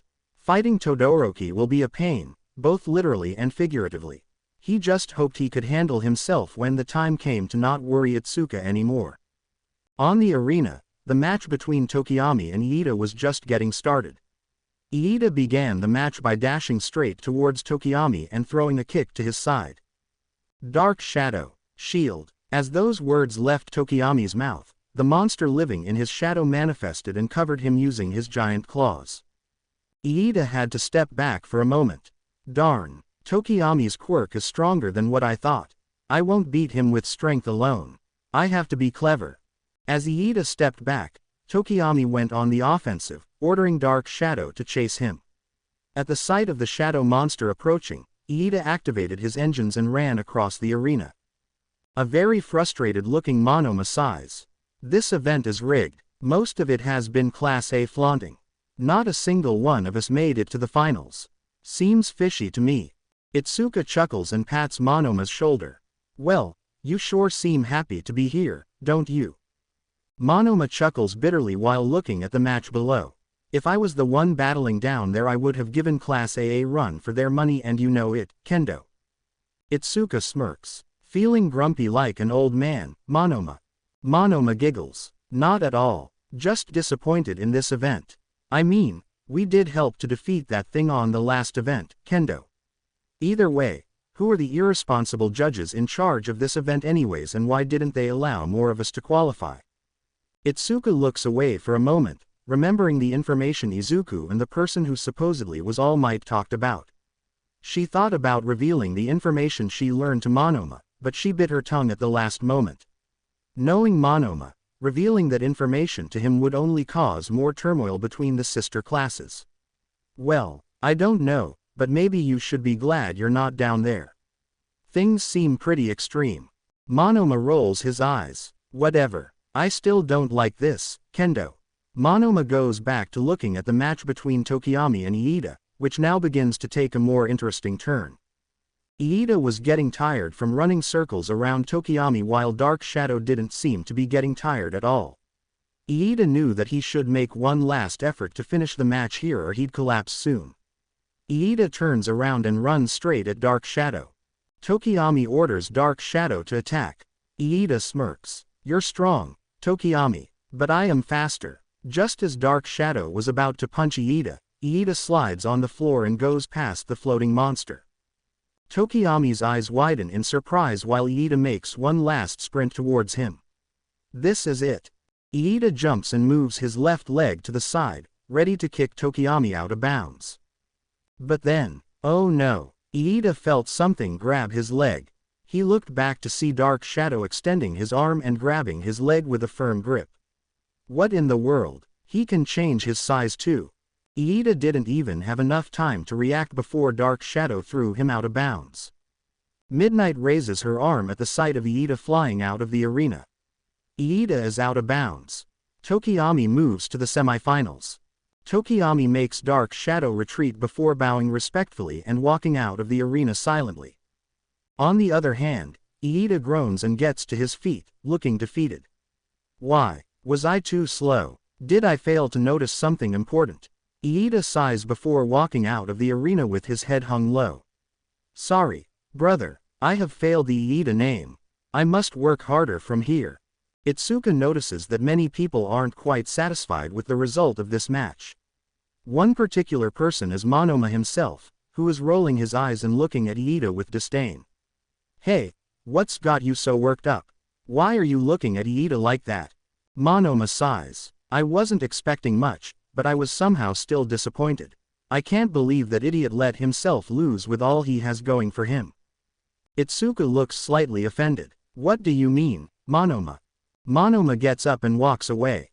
Nothing you would understand, Kendo. I have to go to the bathroom. Itsuka groans and looks at the arena again. Why was Monoma so antagonistic of their sister class? Izuku found himself walking through the halls of the stadium, deep in thought. He heard that the last match was a victory for Tokiyami, which didn't calm his nerves one bit. He always had a knack for observing stuff others would dismiss, but Tokiyami's quirk was exceptional even for him. A shadow monster with no weaknesses. How on earth would he fight something like that? Izuku's train of thoughts was interrupted when the flame hero Endeavor stood in his path. Izuku immediately snapped out of his reverie and looked at Endeavor with wide eyes. Endeavor never had the friendliest of looks or expressions, but Izuku never had the chance to meet him face to face. The flame hero was even more intimidating in person. Endeavor. The number 2 hero looks at Izuku with an amused expression. Ah, there you are. I've been looking for you. Izuku steps back in disbelief. Me, but why? I've been watching you closely since the sports festival begun. When it comes to power, yours is comparable to All Might's. Izuku tries to contain his shock, but his eyes betray the surprise he feels. What? But, listen, ever since Shoto was born he had a path that was carved out for him. He will surpass All Might. That's his path in life. When you fight against him, don't hold anything back. I want him to be prepared to surpass even myself. Izuku's shocked expression turns into a somber one. Is that what you want of me? Of him? Endeavor keeps speaking in a dead serious tone. Yes, you don't know how much struggle I've gone through to surpass All Might. Even if I am not capable of doing so, my bloodline will. It is Shoto's destiny to surpass All Might, and his match against you will be a good testing ground to see how much training he has left. Hit him hard. Don't disgrace yourself or him by restraining yourself. Endeavor turns around to leave. Izuku looks at his retreating form for a bit before a small glare forms in his eyes. Endeavor turns around, and his eyes widen slightly at the sight of Izuku glaring at him. You're right, I don't know what you've gone through to surpass All Might, sir. But, I am not All Might, and the same goes for Todoroki. He might be your son, but he isn't you. Endeavor looks at Izuku with some intrigue before leaving. Izuku sighs when Endeavor leaves. The way Endeavor talked about his quirk made it sound like he knew about One for All, but it was impossible for him to know. Izuku knew that if there was one person who couldn't know about it, it was definitely Endeavor. Sometimes keeping the secret of One for All was tough. People weren't dumb, and many had gone too close to discovering the secret many times before, whether because Izuku was often seen around All Might, because their quirk effects were similar, because the way they moved was similar and stuff like that. Someone was bound to know about it sooner or later. All Izuku hoped was for the secret to come out when he was ready to deal with the situation. Or at the very least, he hoped he could share the secret with someone trustworthy. Outside, the crowd was cheering for the next battle to start. The two opponents approached each other with determined expressions, eager to win by whatever means necessary. The two contestants were none other than Uraraka and Bakugo, who wore determined expressions each. The girls of Class A looked at Uraraka with concern. This might be the most disturbing battle so far, said Tsuyu Asui, concerned for the well-being of her best friend. Momo sighs. Agreed. Uraraka must have some sort of plan up her sleeve if she wants to claim victory. I fear that Bakugo won't hold back. Mina tries to lighten up the mood. Oh come on, everyone. Have some faith in Uraraka. Girl is tougher than she looks. Jiro squints her eyes at the blonde boy below. Maybe so, but Bakugo is an explosive sociopath. He better not hurt her severely or he'll regret it. The invisible girl known as Hagakure giggles. Relax, everyone. Let's just cheer for her. In the infirmary, Izuku watched the incoming fight with concern. He knew Bakugo very well, and he knew he would never hold back, not even if his opponent was a girl. Izuku couldn't help but feel even more guilty for his injury. Perhaps he could have given some advice to Uraraka if he didn't get hurt. Or he could have devised a plan to help her. Or he could at least have given her some moral support. Either way, things just happened. He had a broken pinky finger, a very pained left arm and no way to help Uraraka at all. Izuku sighs and sits on the bed, hoping that Uraraka could fend for herself. Then, the bell rings, signaling the beginning of the match. Bakugo reacted by blasting himself towards Uraraka. Uraraka barely had time to react, but she managed to dodge Bakugo's explosive hand at the last second. Crap, he's serious, Uraraka thought to herself as she got up to her feet. Bakugo smirks before propelling himself towards Uraraka again. Uraraka extends her hand to use her quirk on him, which he notices. Nice try, says Bakugo before setting off an explosion in front of him, sending Uraraka back. Bakugo walks to the site of the explosion, only to find that Uraraka is gone, and she left her jacket there as bait. Uraraka approaches Bakugo from behind, extending her hand. Now is my chance. I'll win and be just like Deku.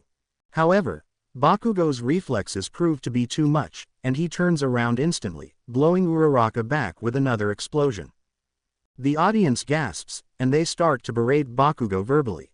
On the other hand, Bakugo looks at his opponent with an intrigued expression. She almost got me. Did round face get some plans from that nerd or something? But there's no way. Deku's been in the infirmary ever since the last event finished. Does that mean she's coming up with all of this on her own? Uraraka immediately rushes towards Bakugo again, and he quickly sends her back again with another explosion. This process repeats numerous times, with Uraraka growing more and more exhausted as the battle goes on. The boys from Class A start to feel offended. Kirishima gets up from his seat. Bakugo, not manly, man. Shiro joins Kirishima. She's just a girl, man. Can't you give her a break? The audience starts to boo Bakugo. Aizawa notices this, and he quickly steps in front of the microphone. I think that Bakugo is acting accordingly to the challenge. He recognizes his opponent's strength, and he's making sure Uraraka doesn't take him by surprise, since she is a very strong opponent herself. Both opponents should be praised for using every tactic they know against each other in this tournament. Just as Aizawa says that, Uraraka smiles.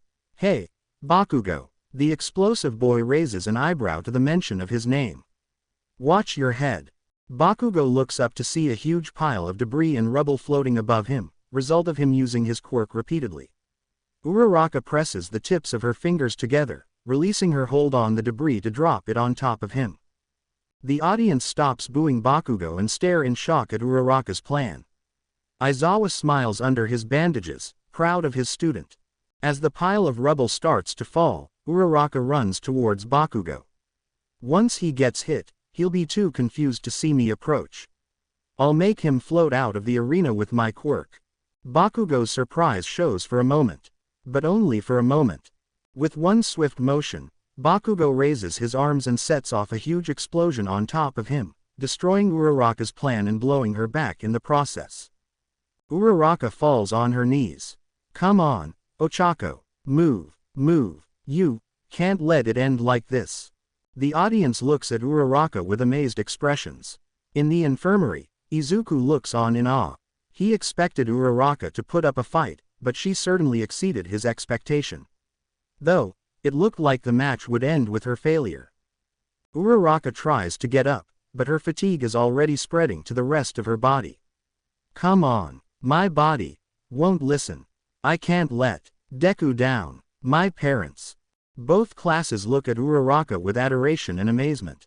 The way she kept trying to push herself despite her low stamina was inspiring, even to a certain blonde boy who hated the opposite class. Uraraka closes her eyes and succumbs to her exhaustion.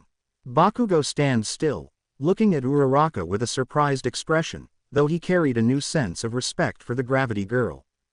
Once Uraraka collapses, Midnight steps in and raises her arm. Uraraka is unable to continue. Bakugo moves on to the semi-finals. A few minutes pass after Bakugo's victory, although the thing on everyone's mouths is Uraraka's determination and will to carry on instead of Bakugo. Class A were talking between themselves, praising Uraraka and regretting doubting her. Class B were mostly the same, although there was one boy that still didn't manage to snap out of his trance. Itsuka noticed this, and moved away from the girls to speak to the boy. Monoma, what's up? That was some match, am I right? Monoma looks at Itsuka with some concern. Kendo, do you think we'll have to fight Class A sometime in the future? Itsuka raises an eyebrow, surprised by the question. Well, given that our teachers want us to be as prepared as possible, I wouldn't write off the possibility entirely. Why do you ask that of all things? Monoma looks back at the arena with a disturbed expression. I guess I don't feel ready yet. With people like that, it'll be pretty hard to surpass them. Itsuka sighs. She should have known. Really, you're still thinking about surpassing Class A? Monoma nods, causing Itsuka to facepalm. Look, I still don't understand why you hate Class A so much, but you have to tone it down, dude. You can't let your life be dictated by other people if you wanna be happy. Monoma scoffs. That's easy for you to say. It's not like a side character like me has the same chances of surpassing a main character like her as someone like you, Kendo. Kendo is baffled. Side characters. What on earth was he on about? Monoma, I don't know what kind of world you're living in, but that's not how the real world works. There are no main or side characters. We're all real people. Monoma sighs. I don't expect a main character like you to understand, Kendo. Itsuka groans before walking to her seat. Look, the next match is about to start, and it'll be between Midoriya and that other boy who creates fire and ice. Can you please just forget about that whole main and side chitactors thing? You might just be going about things the completely wrong way. You could learn from this, actually. Monoma begrudgingly looks at the arena. Itsuka sure seemed to be interested in this match, he thought. It couldn't be because that green-haired guy was there, right? No, that's not it. Itsuka wouldn't affiliate with Class A scum. Although, it was weird that she already knew his last name. Nah, he was imagining things. There was simply no way Itsuka and that Midoriya guy knew each other.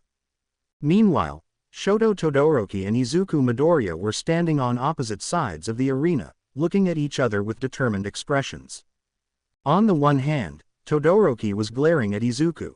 He knew his father was watching this fight, and that he was hoping he'd use his left side.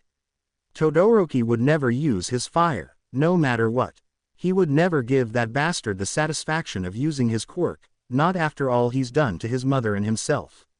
He'd win first place without using his fire.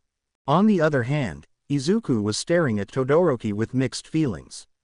He felt determined to get as far as he could. He felt scared at Todoroki's sheer power and abilities. He felt worried about injuring himself more than he could. He felt intrigued by Todoroki's attitude so far, and he felt a twinge of guilt for being in that podium, whereas many more could have been in his place instead but couldn't due to the heroes behind the scenes pulling some strings for him. Nevertheless, Izuku remembered that Todoroki had something akin to a sworn rivalry with him.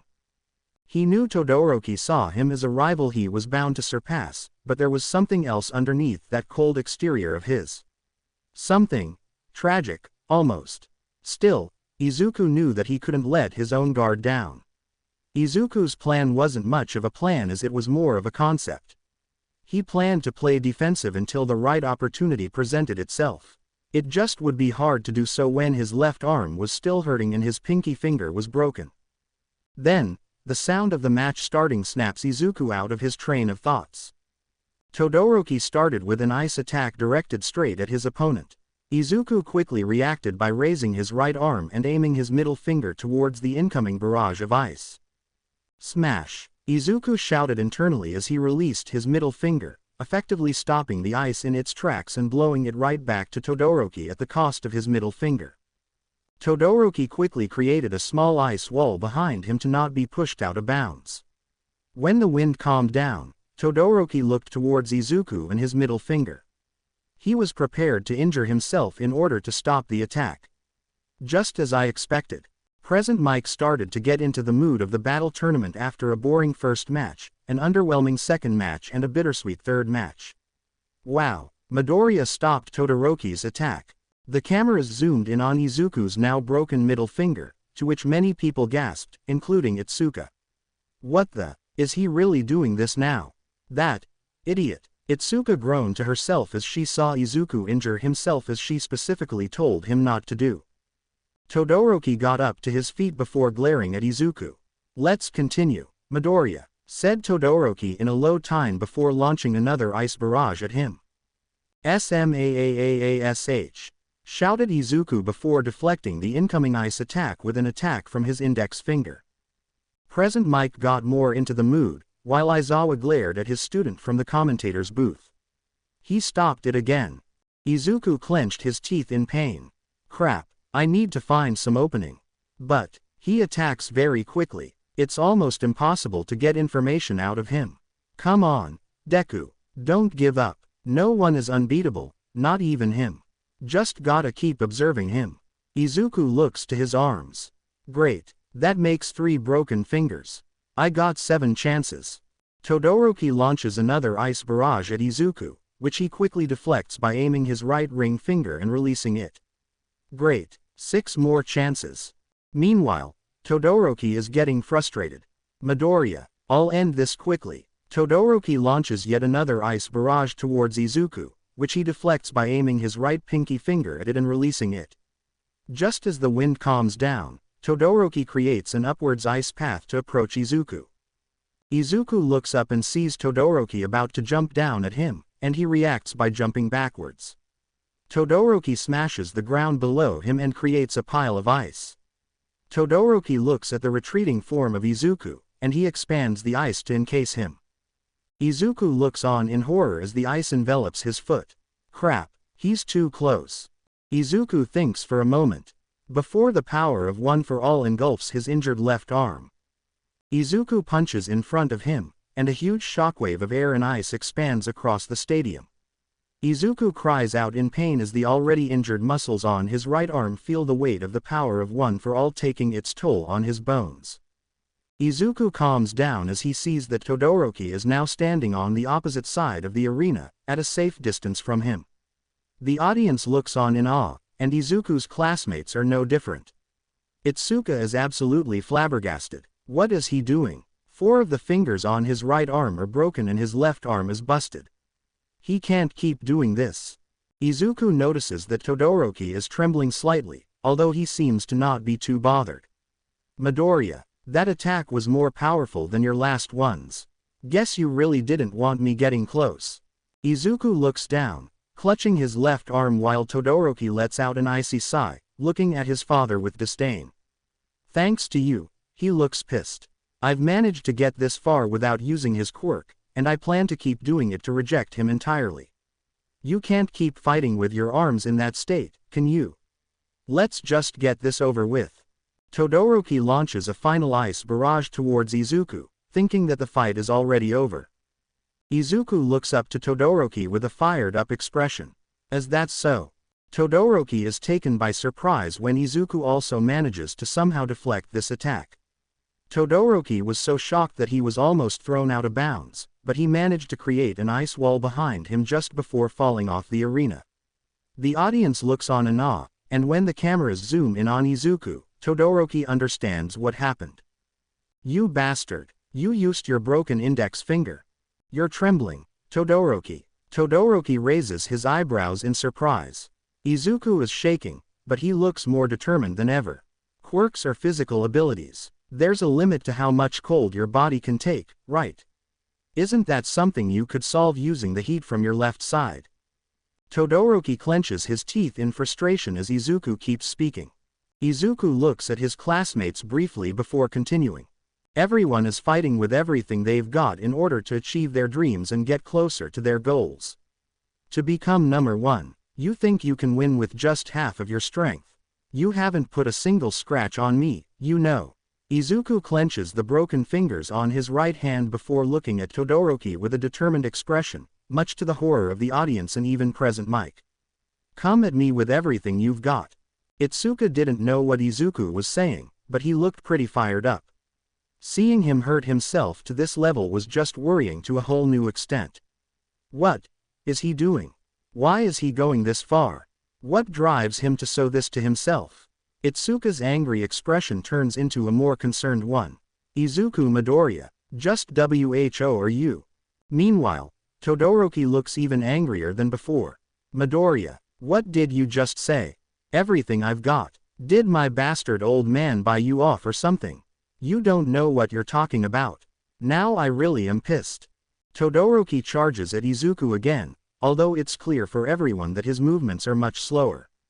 Todoroki jumps towards Izuku, but he was already prepared. Imagine the egg again. Come on. It won't explode. You got this.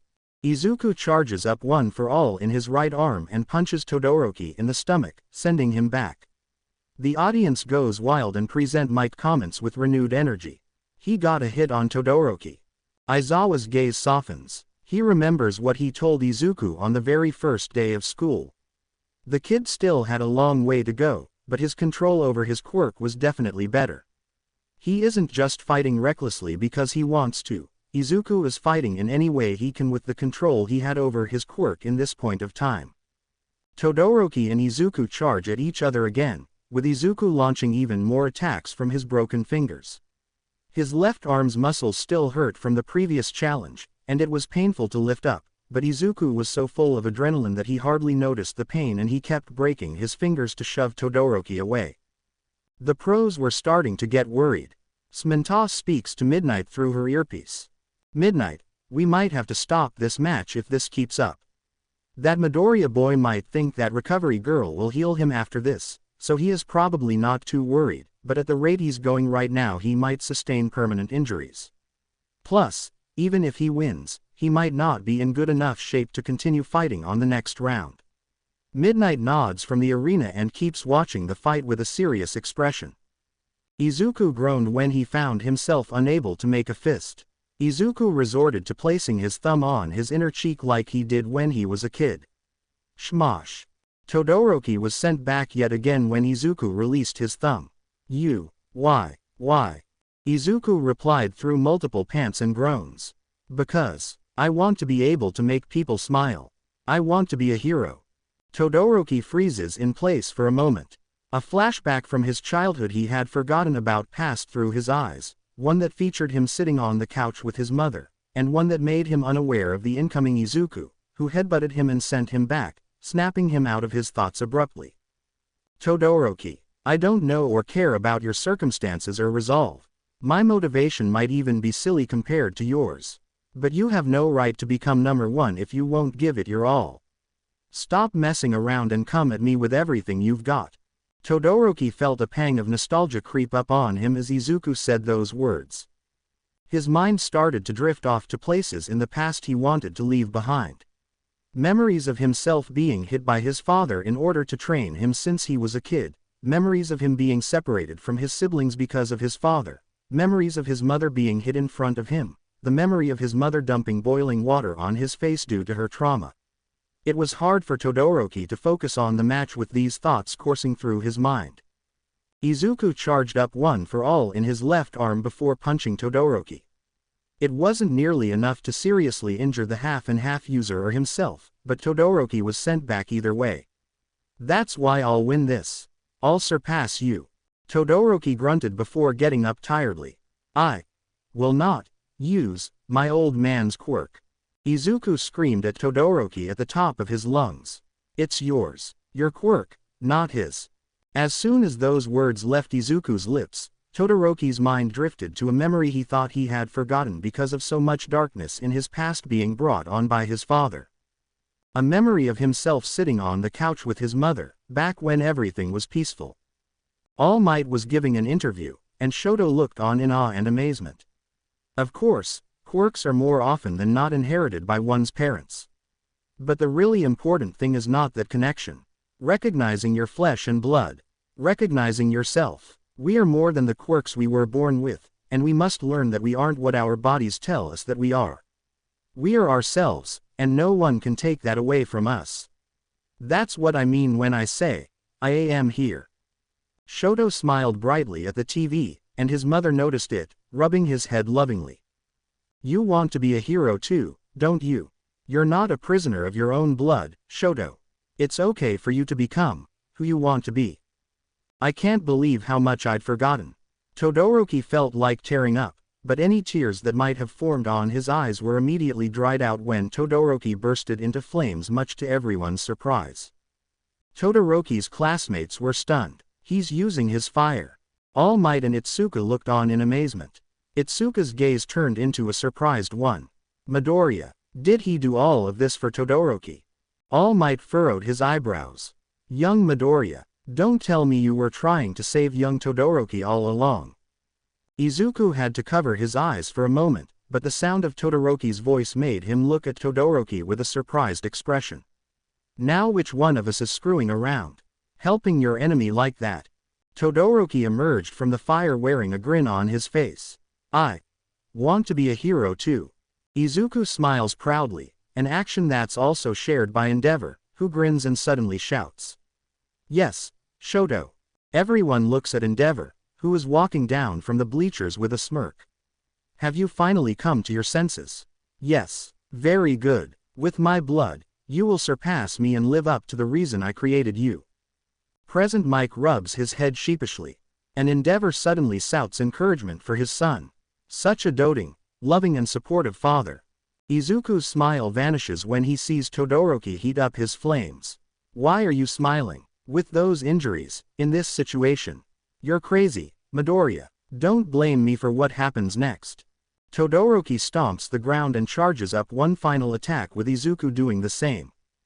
Smentos places his hands on the concrete below the arena and uses his quirk to try to block the two boys away from each other with concrete walls. Midnight, we have to stop this or they'll kill each other. Midnight tears the sleeves on her outfit and aims for the boys. TH's boy's body won't hold up. Todoroki sends out one last barrage of ice bigger than any of his previous attacks, and Izuku jumps over it with the power of one for all. That's it. Gotta get close. And hit him with everything I've got.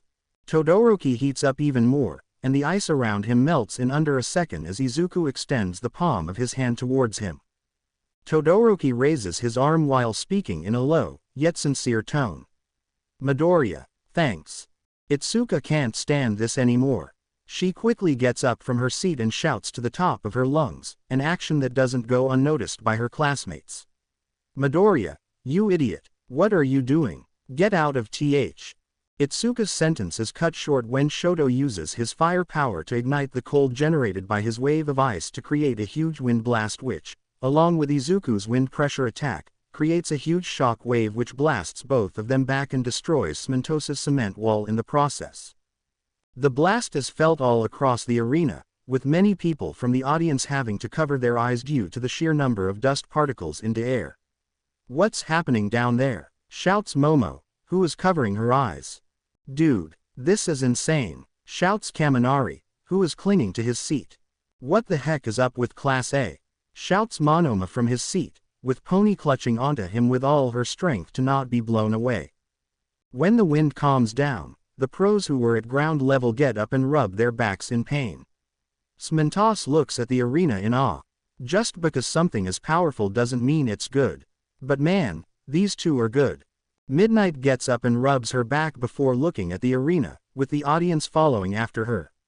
She spots someone standing outside the arena. Everyone's hearts stop for a solid second before the smoke clears, revealing the identity of the boy out of bounds. It's Izuku. He slumps over before collapsing entirely on the floor. On the other hand, Todoroki is standing on the arena with a pensive expression, panting heavily, yet at a calmer rate than when he was fighting Izuku. Midnight rosses her arm. Midoriya is out of bounds. Todoroki moves on to the semi-finals. The audience cheers loudly for Todoroki. On her part, Itsuka was now absolutely blown away. She watched as Midoriya was being carried away by the medical staff to the infirmary again, but her mind couldn't stop repeating the images of him fighting Todoroki. The way he broke his own body multiple times, the way he stumbled all over the arena, the way he was barely holding himself together.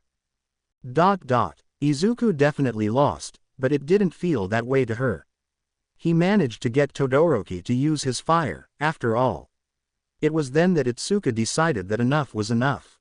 Everything she'd learned about this, Izuku Midoriya, boy was surprising, confusing, contradicting and more on so many levels. But what she definitely knew was that he was someone exceptional, and she needed to know why. Itsuka got up from her seat and walked towards the infirmary in hopes of getting to talk with him again. Itsuka's classmates noticed this too, but decided to not disturb her since they were still recovering from the intense match themselves. Itsuka spent most of the way towards the infirmary muttering to herself. What would she say to him? What did she plan on knowing? What on earth was she supposed to say to not appear so obvious or intruding? She walked at a very slow pace to answer these questions, and yet she didn't know the answer to them. Perhaps it was best to just let things flow naturally, she thought. As she finally got the courage to approach the infirmary, she heard some voices coming from inside. They sounded concerned and startled. Surgery was all she could hear from inside. The voices gradually became louder until they were pushed out of the room. But surgery is kinda a big deal, isn't it? Will his injuries be completely healed? Itsuka raised her eyebrows in surprise when she saw 4 of Izuku's classmates being pushed out of the room by Recovery Girl. If she remembered their names correctly, they were Tenya Iida, Tsuyu Asui, Minoru Mineta and Ochako Uraraka. They looked pretty concerned about Izuku, but they were forced to let him rest. The four students sighed in resignation before walking towards their seats once again. At the sight of Itsuka, Iida decided to greet his classmate. Greetings. If I'm not mistaken, you are Itsuka Kendo, the president of Class B, correct? Itsuka giggles awkwardly. Why yeah, that's me. Say, was Midoriya in there just now? Iida crosses his arms and looks down. Unfortunately, yes, we were instructed to leave the room for Recovery Girl to perform surgery on him. Itsuka raises her eyebrows and steps back for a moment. What, surgery? Is he really that badly injured? Sue steps forward. Well, she said that she needed to extract the small fragments of bone that could be stuck in his joints. Itsuka looks away. Geez, I didn't think it was that bad. Iida smiles softly. I don't think we should worry. Midoriya is a lot stronger than he looks. As his friend and fellow classmate, I have utmost faith in him and I know he'll pull through this. Itsuka giggles at how formal Iida is, even in moments like these. You got that right. He's lucky to have friends that look out for him like you. Tsuyu smiles. You shouldn't forget about yourself, Itsuka-chan. You were also coming to check on him, weren't you? Itsuka blushes before crossing her arms. Well, I guess so. I mean, I met him not too long ago, but I can tell he's someone kind and sweet. I'd hate for something bad to happen to innocent people like him.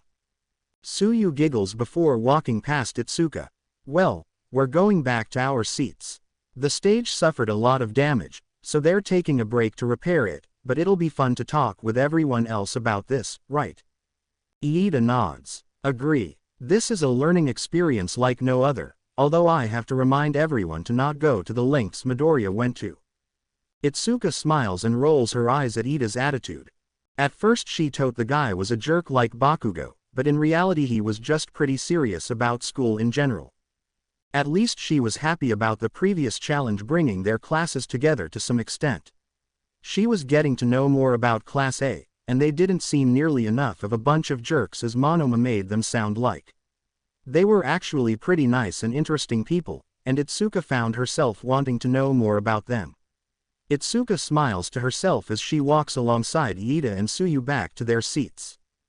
The only ones that hadn't said anything through it all were Uraraka and Mineta. Mineta had been too busy staring at Itsuka's legs to care about what she had to say, but Uraraka was a different case. It was this feeling again. She didn't know why, but seeing Kendo worried about Midoriya felt off to her for some reason. Uraraka thought about ignoring this feeling again, but it was harder due to her not being used to feeling like this 2 times in a row, and for a boy of all things. Uraraka sighed before walking alongside the rest of the group, hoping that she could sort out her feelings soon. 30 minutes later, the arena was about to be fixed and the next set of matches would start soon. The students of Class A and B took advantage of this time to get to know each other a bit more. They weren't friends yet, but the tension between classes had diminished somewhat. Itsuka was currently speaking to Momo Yaoyorozu, talking about the agencies they'd like to join, the matches they'd witnessed so far in the former events. Suddenly, a green-haired boy makes his entrance from the top of the bleachers. Izuku has a cast around his right leg and left arm, but he is still smiling as usual. Uraraka turns around and looks at him worryingly. Deku, is your surgery done already? Izuku giggles. Yup, Recovery Girl has magical hands. Uraraka raises an eyebrow in concern. Shouldn't you be resting? Izuku shakes his head. Maybe, but I wanted to watch properly. Everyone's efforts to be number 1. They're all so inspiring. I almost feel like I'm getting stronger just by watching them. Uraraka smiles softly at Izuku. The way he spoke about his friends and classmates was one that infatuated her in secret. Midoriya. Izuku turned around to the mention of his name, and he saw a very serious-looking Itsuka, who had moved away from Yaoyorozu and was now at the top of the bleachers. We need to talk. Don't worry, I'll be quick. Izuku nodded nervously. Why yes, Kendo. Izuku got up from his seat and followed Itsuka, who was taking him to an area in which no one would hear them. Uraraka looked on, trying to ignore the sinking sensation she felt in her stomach. Once they were alone, Itsuka looked at Izuku with a small glare and crossed her arms. "So, I told you to not get hurt and you didn't listen." Izuku cringed at Itsuka's words. He knew he had promised her to be more careful, and he blew it away. "Why yes, I did. Sorry, Kendo." Itsuka nods. "And not only that, but you had to get surgery to not get any permanent damage on your joints. Is that correct?" Izuku felt himself cringe even more. "Why yes." Itsuka sighs. "You know, I'm not mad at you, but I'm a bit disappointed. I really thought you could take care of yourself a bit more. I guess I just wanted to talk to you to tell you that I don't understand you, Midoriya. I don't understand why you did all of that. I don't understand what drove you to break your body so much. I don't understand what you wanted to achieve." Izuku also sighs and looks at Itsuka with a sad expression. "I know, I'm sorry, Kendo, but..." Izuku's sad expression falls for a bit. "I don't think I would have done things any differently." Itsuka raises her eyebrows and uncrosses her arms in surprise. "Wait, what did you say?" Izuku flinches a bit before looking at Itsuka with absolute conviction in his eyes. "I said I wouldn't have done things differently." Itsuka's serious expression turns into a slightly angry one. "But, why? You could have seriously injured yourself out there. Hell, you probably would have died." Izuku sighs. "I know, but I saw someone who needed help, and I couldn't just stay still."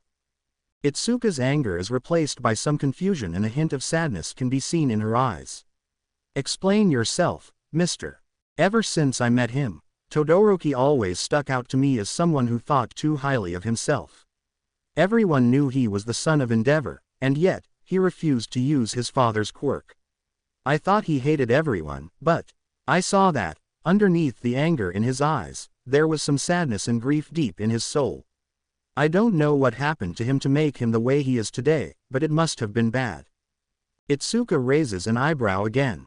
"So, you did all of this to yourself for him, then?"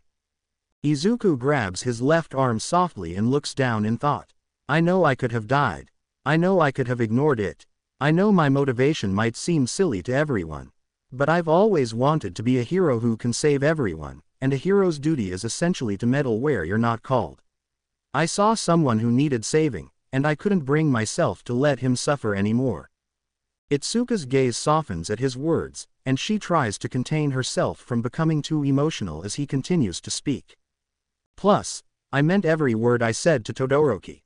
Everyone is giving it their all here, and he had no right to become number one if he wasn't gonna use his full strength. Todoroki's heart was sealed in some darkness brought by his past, and it was preventing him from using his left side. I'm glad I could convince him to use his fire, but that was his choice in the end. All I did was convince him that his quirk was his and no one else's. I wouldn't have done things any differently, because I saved Todoroki from himself." Itsuka felt moved by his words. She still didn't know much about him, but he was just a really sweet and kind person in general. Itsuka couldn't help but feel a pang of happiness at Izuku's motivations to become a hero. He was noble, brave, determined and resilient, all qualities she admired. Izuku almost jolted in surprise when he felt Itsuka wrap her arms around him softly. KK Kendo." Itsuka chuckles before letting go of Izuku. "You sure are a frustrating person, Izuku Midoriya." Izuku giggles awkwardly and rubs the back of his head sheepishly. I am." Itsuka smiles. "Yeah, I told you not to hurt yourself and you showed everyone what you're made of instead. Can't say I'm surprised, though. Based on everything I've learned about you I can tell you've always been one tough cookie. I'm guessing you've got a heart too brave and loyal for your own good sometimes. But dang, you took it too far this time." Itsuka places her hand on Izuku's cast while smiling softly. Izuku laughs softly and he feels his cheeks heating up. Hey, I guess that's just how I am.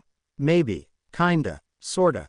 Itsuka's smile widens. "Just take it easy, okay? I'm here now. Besides, I bet no one's gonna bother you again, not after that match. Though maybe next time. Maybe check with your pal Itsuka first before going all Rambo on him." Itsuka chuckles. Izuku chuckles too in response. Thanks, Kendo, but you don't have to do this. I'm fine now. Itsuka smiles before taking out a pen. Nope, too bad for you, tough guy. From here on out you'll have to answer to me whenever you get hurt, you hear me? Plus, I got a way to make sure you behave. Izuku watches as Itsuka writes something on his cast. Kendo, what are you doing? Itsuka chuckles as she stops writing. I'm giving you my number, of course. Izuku looks at the cast on his arm and realizes that it's indeed her phone number.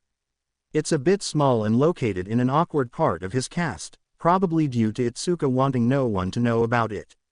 Are you sure about this, Kendo? Itsuka nods. Yup. And one more thing. Our classes seem to be getting along, so we'll probably meet again. I want to get to know you a bit better, and since we'll see each other again you might as well call me Itsuka. Izuku blushes furiously. Are you serious?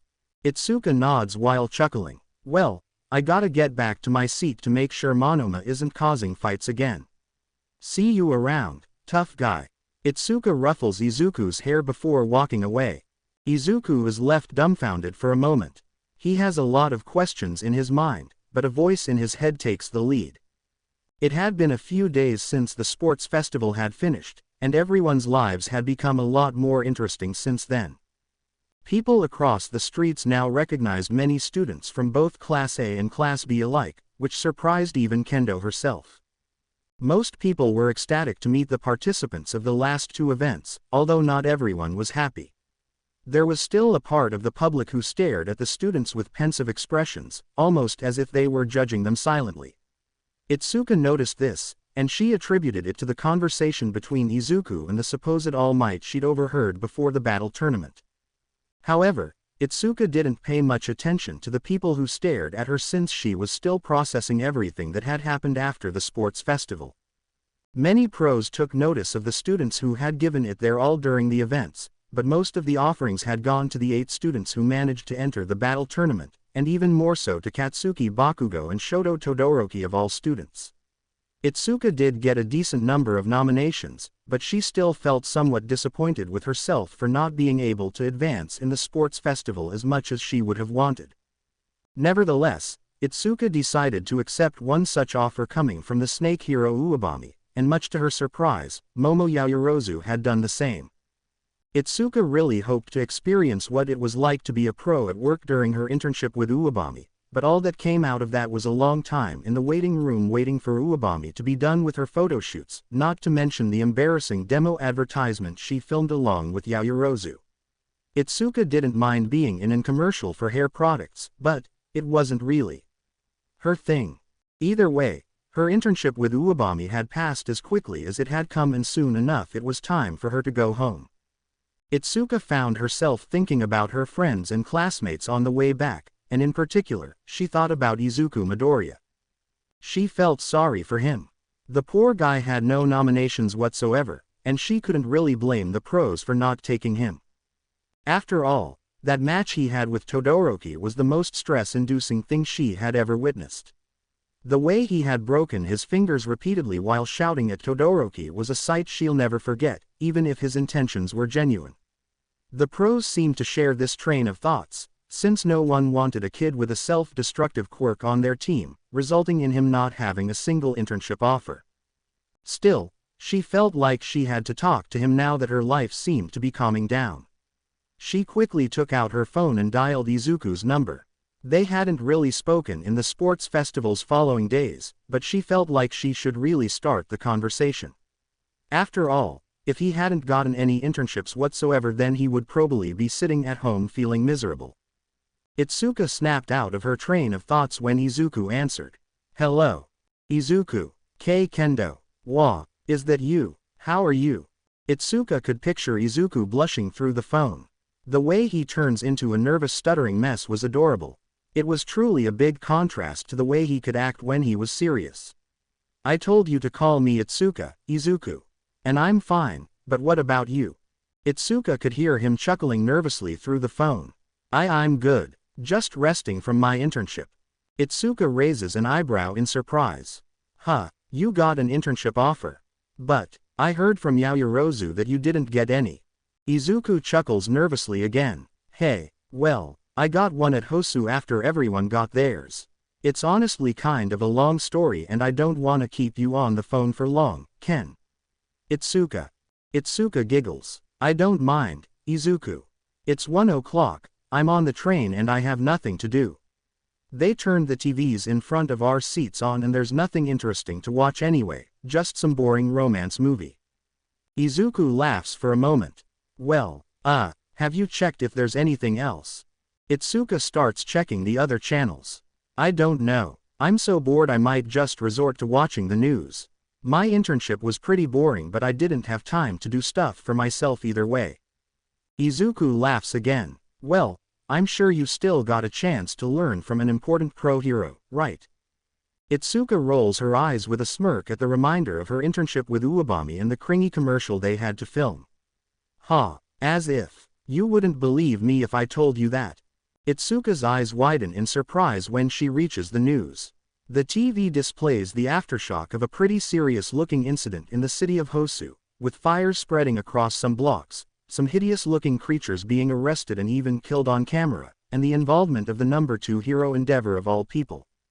But what really surprised Itsuka was the mention of Izuku and 2 of his classmates at a supposed incident with the hero killer himself. What the? Izuku notices the concern in Itsuka's voice. Itsuka, what's wrong? Izuku, what is? Itsuka, what's wrong? Did something happen? It's the news. You're on the news. Izuku cringes at that. He really didn't want Itsuka to find out about that, but it was bound to happen due to the stain incident being a huge scandal. Well. Wait, they're saying that you ran into the hero killer himself. Izuku, is that correct? Izuku tries to think of an excuse, but he proves to be too slow for Itsuka's quick deduction skills. And, didn't you say that your internship was at Hosu? Izuku falls silent for a second. Well. Yes, but. Itsuka's tone becomes a bit demanding. Izuku, I want the truth, and I want it now. Izuku stammers. But, I don't know if I'm allowed to talk about it. Itsuka's tone becomes firm. Doesn't matter, we're on the phone. Izuku sighs. I don't think we can talk about it anyways, Itsuka. It's pretty big stuff. Itsuka scoffs. Big stuff my ass. Just tell me already. You can't just leave me hanging like this. Izuku thinks for a moment. Well, maybe we can meet up at a certain place to talk about it. Itsuka sighs. Fine. Where do you want to meet up and when? Izuku thinks for a moment. Is Twinkle Park at 5 o'clock okay for you? Itsuka raises an eyebrow again. The big one in the northern districts of Musudafu. Yes, all right. I should be able to be there in time. Great. I'll see you there. See ya. Izuku hangs up first. Itsuka groans before leaning back on her seat. Why the hell was everything surrounding this guy so strange, weird, out of place, surprising and wrong? If she had a nickel for every time Izuku managed to surprise her, well, she wouldn't know what to do with so much money. She didn't know why, but every time something big happened, Izuku was at the center of it. She had wanted to talk to him in private numerous times throughout the sports festival, but she was always cut short or distracted by something else. Well, that ended today. Enough was enough with secrets from him. It was time to really get to know him. The afternoon had passed quickly for Itsuka.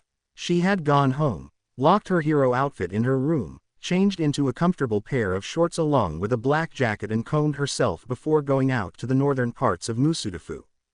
She'd come here on certain occasions on her own when she was a kid.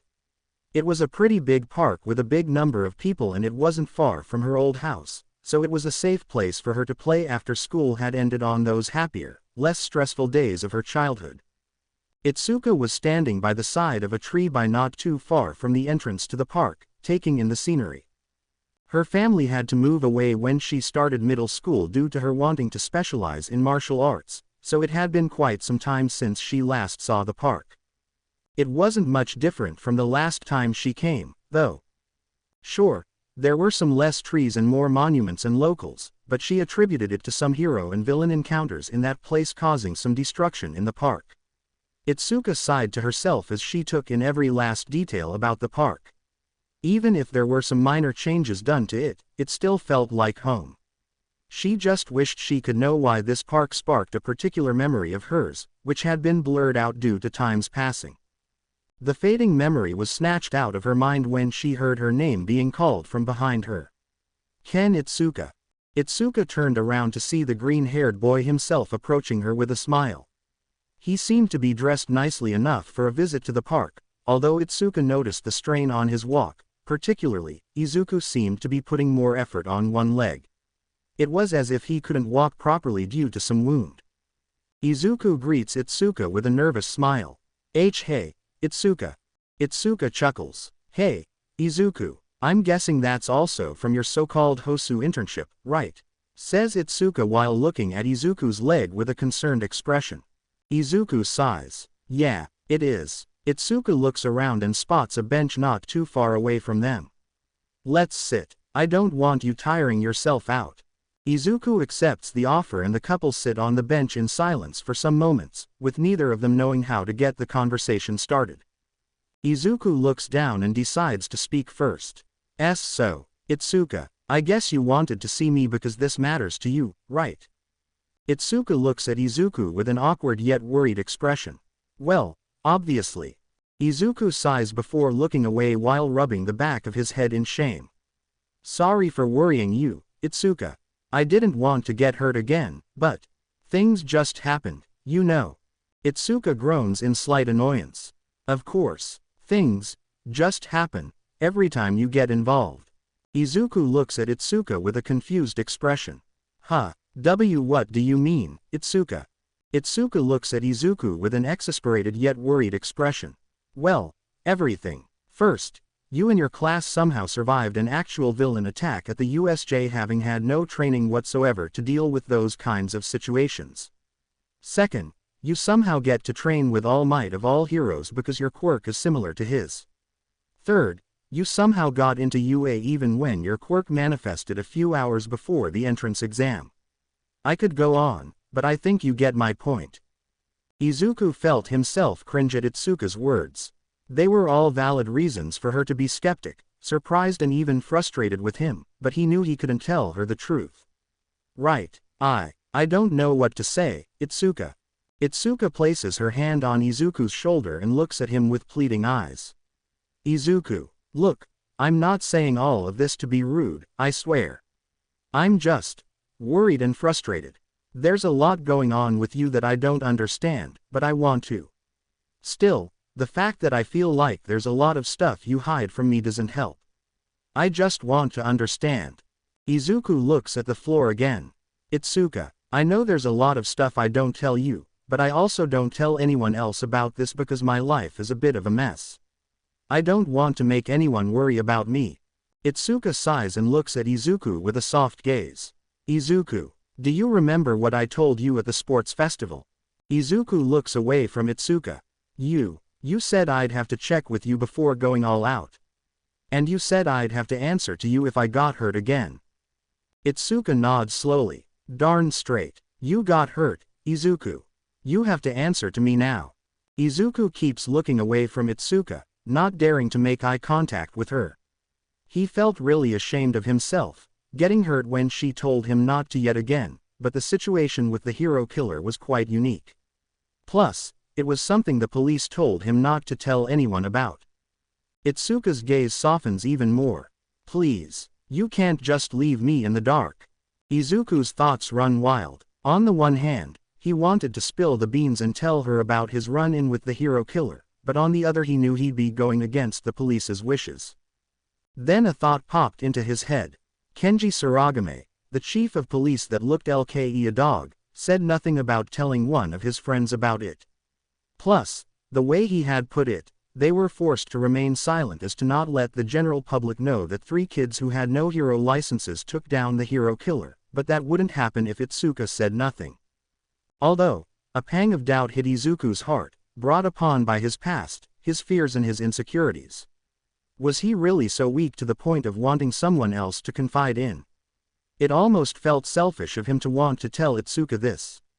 All Might seemed to handle everything well enough on his own, and if he couldn't follow in All Might's footsteps properly, How could he call himself a hero who could save everyone? There were so many insecurities coursing through Izuku's mind. He knew he should stay quiet, and yet, he wanted to confide in Itsuka. Was it selfish of him to want this kind of comfort? Did it make him weak? Would he regret it later? Izuku speaks, still looking away from her. Itsuka, can I trust you? Itsuka raises her eyebrows, surprised at the sudden question. However, she quickly composes herself. Izuku, look at me. Izuku does as told slowly, and when he gets a good look at her, all he sees is genuine honesty and sympathy in her face. Itsuka smiles softly at Izuku while rubbing his shoulder lightly. I wouldn't be here if you couldn't trust me, silly. The whole reason I'm here is because I care, you dork. Itsuka giggles softly, a gesture that is mirrored by Izuku, who feels his defenses crumble slowly but surely. Well, can you keep a secret?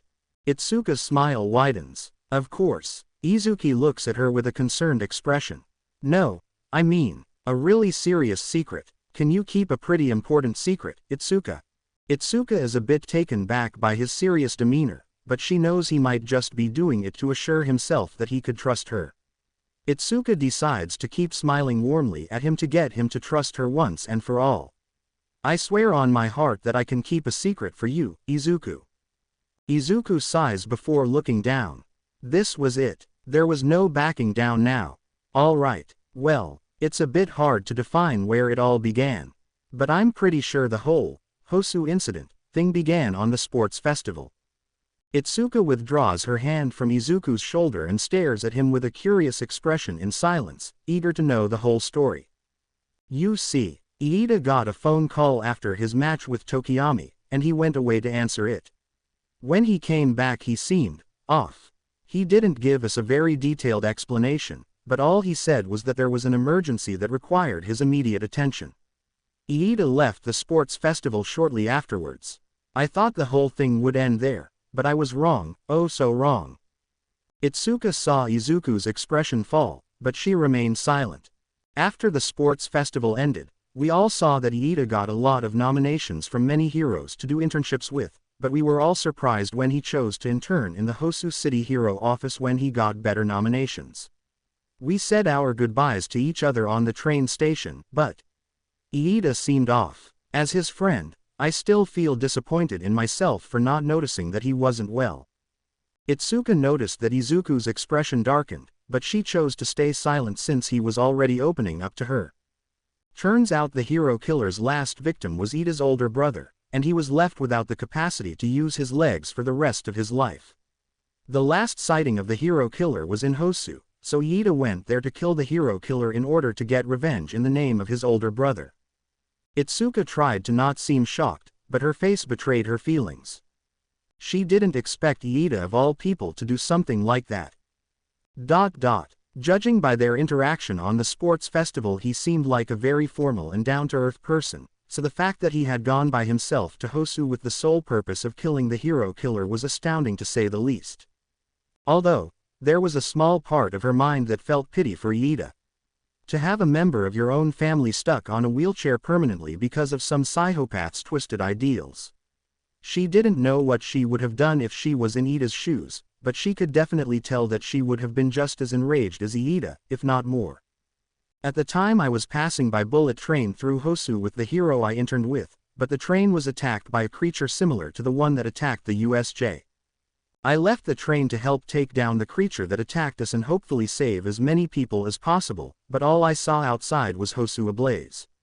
I wondered why Iida wasn't helping, but then I figured out the real reason he came to Hosu in the first place. I went on the search for Iida, and I found him on an alley about to be killed by the hero killer himself. Itsuka is even more surprised by this new information. Creatures similar to the ones at the USJ attack. Whoever created them must be the real deal themselves. Not to mention how lucky it was for Izuku's train to be attacked right as he was passing through Hosu. Also, who did he intern with? I attacked the hero killer, and later Todoroki joined us, since he was patrolling the neighborhood with Endeavor in his agency. It had been close several times, but Iida, Todoroki and I managed to defeat the hero killer. And this was the straw that broke the camel's back. Izuku Midoriya was definitely one hell of an individual. The guy seemed to barely have any control of his quirk the last time she saw him, and now he had somehow managed to defeat the hero killer. How? Thought Itsuka to herself with wide eyes. She really wanted to interrupt Izuku to ask him how he did it, but she decided it would be best to let him finish his story. Eventually, Endeavor arrived and we were all taken to the hospital. The chief of police told us to keep all of this a secret and have Endeavor take the credit for capturing the hero killer. We accepted and the chief bowed before leaving. Itsuka felt a bit angry at this. What? Did the police just expect them to stay still as the hero killer murdered Iida? Although, Itsuka wasn't stupid. She knew that there were well-thought-out laws that forbid people with no hero licenses from using their quirks to enact justice by their own hand, since it could end up in vigilantism. Still, she felt a bit frustrated that Izuku, Todoroki and Iida wouldn't get even a slight taste of recognition for their achievement. Izuku finally lifted his gaze to look at Itsuka now that he was done recapitulating the events that had transpired during his internship. I guess that's everything that was important. Izuku almost jolted in surprise when he saw Itsuka close to his face staring at him slack-jawed, buggy-eyed. Are you okay, Itsuka? Itsuka snapped out of her trance and shook her head before looking at Izuku with a more calmed, yet still surprised expression. Yes. Wow, you really did all of that, Izuku. That was incredible. I don't know how you do it, but you just keep exceeding my expectations every time I see you, tough guy. Itsuka giggles before ruffling Izuku's hair, causing him to blush and look away. It really wasn't much. Itsuka's expression softens. You know, I had a feeling you bumped into the hero killer in some sort of attempt to save someone. Always putting yourself in harm's way to protect others, you big lug. Izuku chuckles while blushing madly. Hey, I guess that's something about me that really frustrates you, huh? Itsuka smiles softly while placing her hand on top of his. I'm glad you got Iida out of that situation safely, but honestly, you scared me half to death when I saw you in the news. I know you have this need to save others, but you should really tone it down sometimes, Izuku. Izuku lets out a small sigh.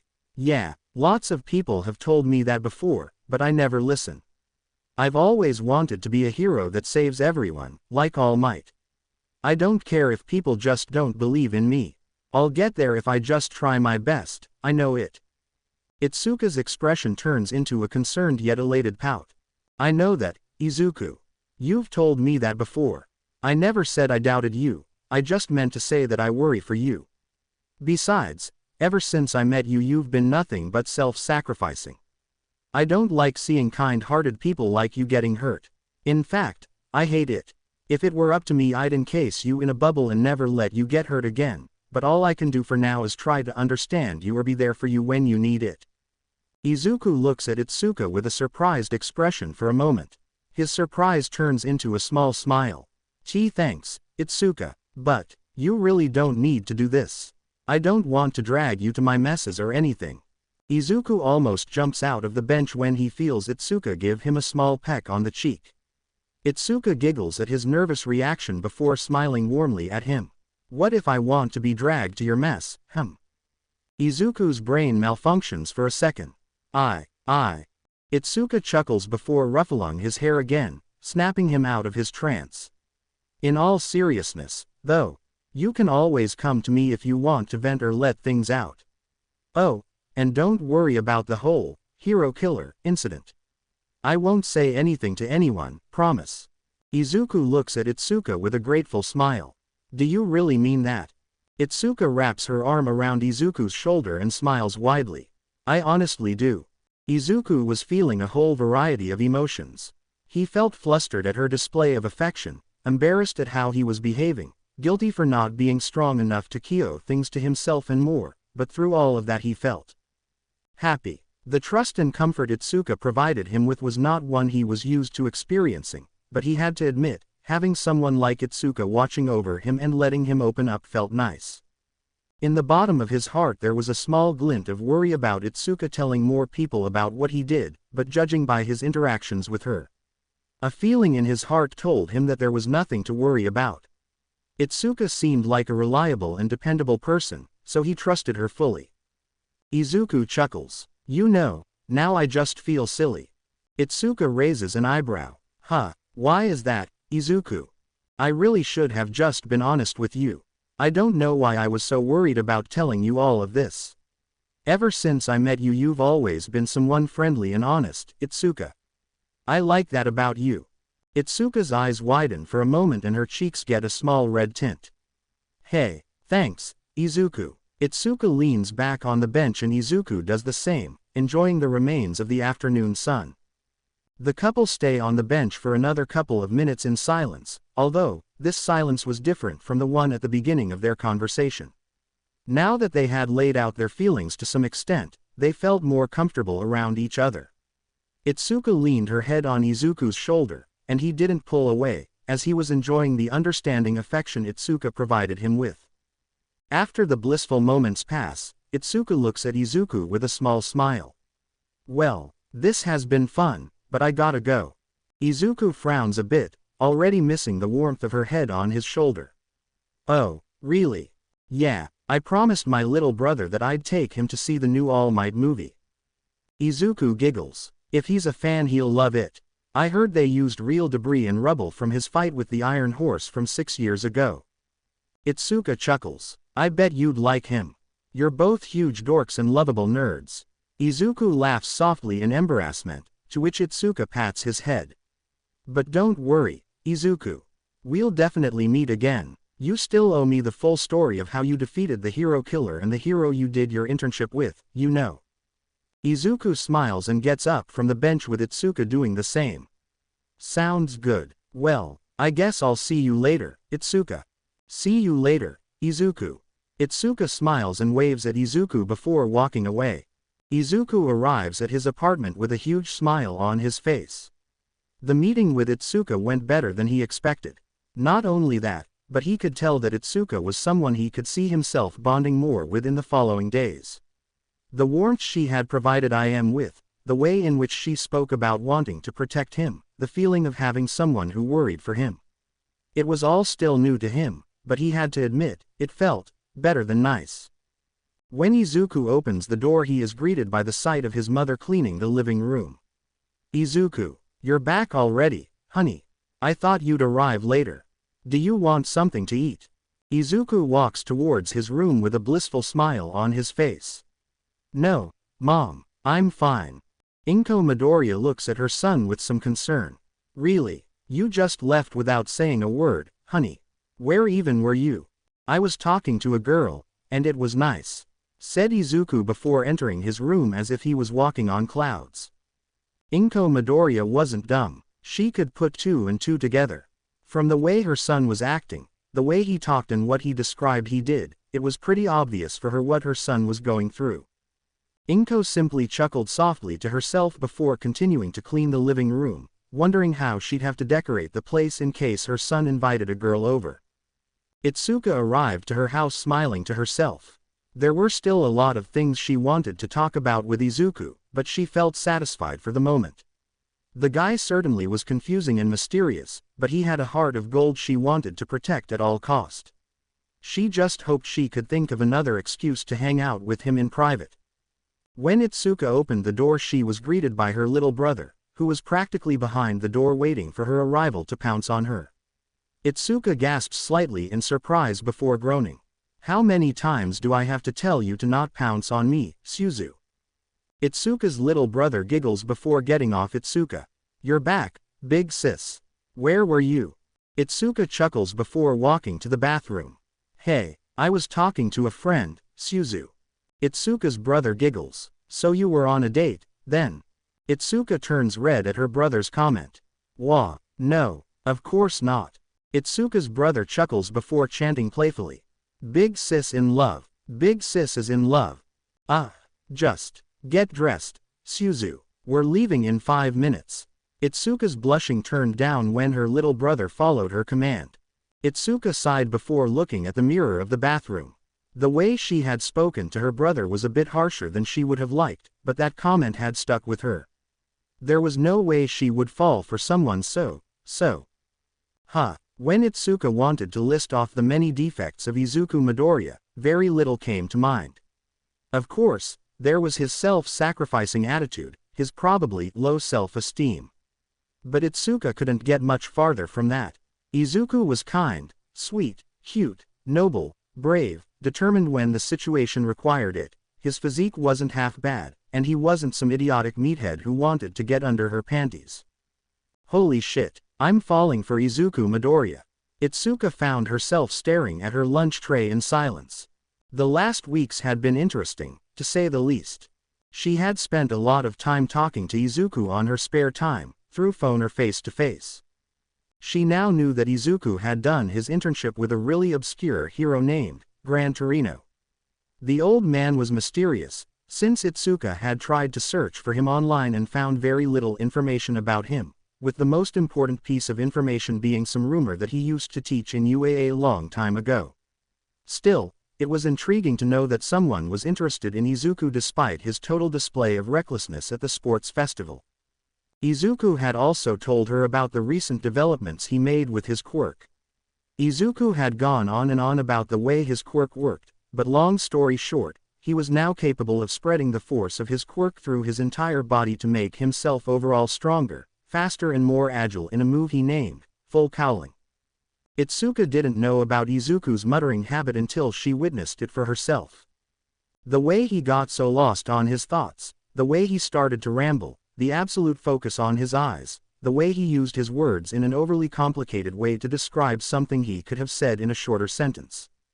Itsuka found it unsettling at first, but she didn't mind much.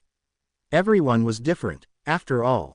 If Izuku was the kind of guy who liked to overanalyze everything, then that was just how he was. Not to mention that Itsuka had a lot of skeletons in her closet herself, and she didn't want anyone to find out about them. It would be a pretty big scandal if people knew that the president and big sister of Class B had a secret side to herself. Izuku had also told her about his entire run-in with the hero killer. Apparently, the hero killer was hellbent on killing as many fake heroes as possible in the name of a more fair society. Thus, he had allowed Izuku to live and wanted Iida to die thanks to his ideals. Thankfully, Todoroki arrived just in time to help his friends battle the hero killer. With their efforts combined, the hero killer was defeated and arrested to Endeavor's name. However, the situation didn't end there. Apparently there were some creatures similar to the one that attacked the USJ involved in the incident, and one of them tried to kidnap Izuku before being taken down by the hero killer, who had managed to free himself but had collapsed to his wounds shortly afterwards. Seriously, what the actual hell was up with Izuku? No matter what happened, he somehow always managed to be in the middle of things. Either way, all had gone swell in the grand scheme of things. Except for the fact that society was now more paranoid than before. When the hero killer, Stain, was arrested, his backstory and ideology went public. Itsuka knew that this would cause a chain reaction, in which people would join criminal organizations like the League of Villains hoping to follow in the hero killer's ideals, and evil would grow as a result. Itsuka felt a bit worried about this, since it brought her memories of the sports festival and the conversation between Izuku and the unknown person she overheard. If people were already on their nerves since UA was attacked, then this incident was another blow to the entrance of public peace. The public could start to turn against heroes if criminal organizations started to grow. Itsuka tried to ignore all of these thoughts and focus on the upcoming final exams, but it was pretty hard to do so when it seemed like the public expected the younglings at UA to fix everything as soon as they graduated, not to mention that she was starting to feel left behind. Itsuka sighed before turning her gaze towards Izuku, who was happily eating his lunch on a table not too far away from her own at the cafeteria. Her recent conversations with him made nothing but solidify her attraction to him. She wondered how he did it. How did he always manage to push himself past his limits? How was he always noticed by everyone? How was he already making a name for himself?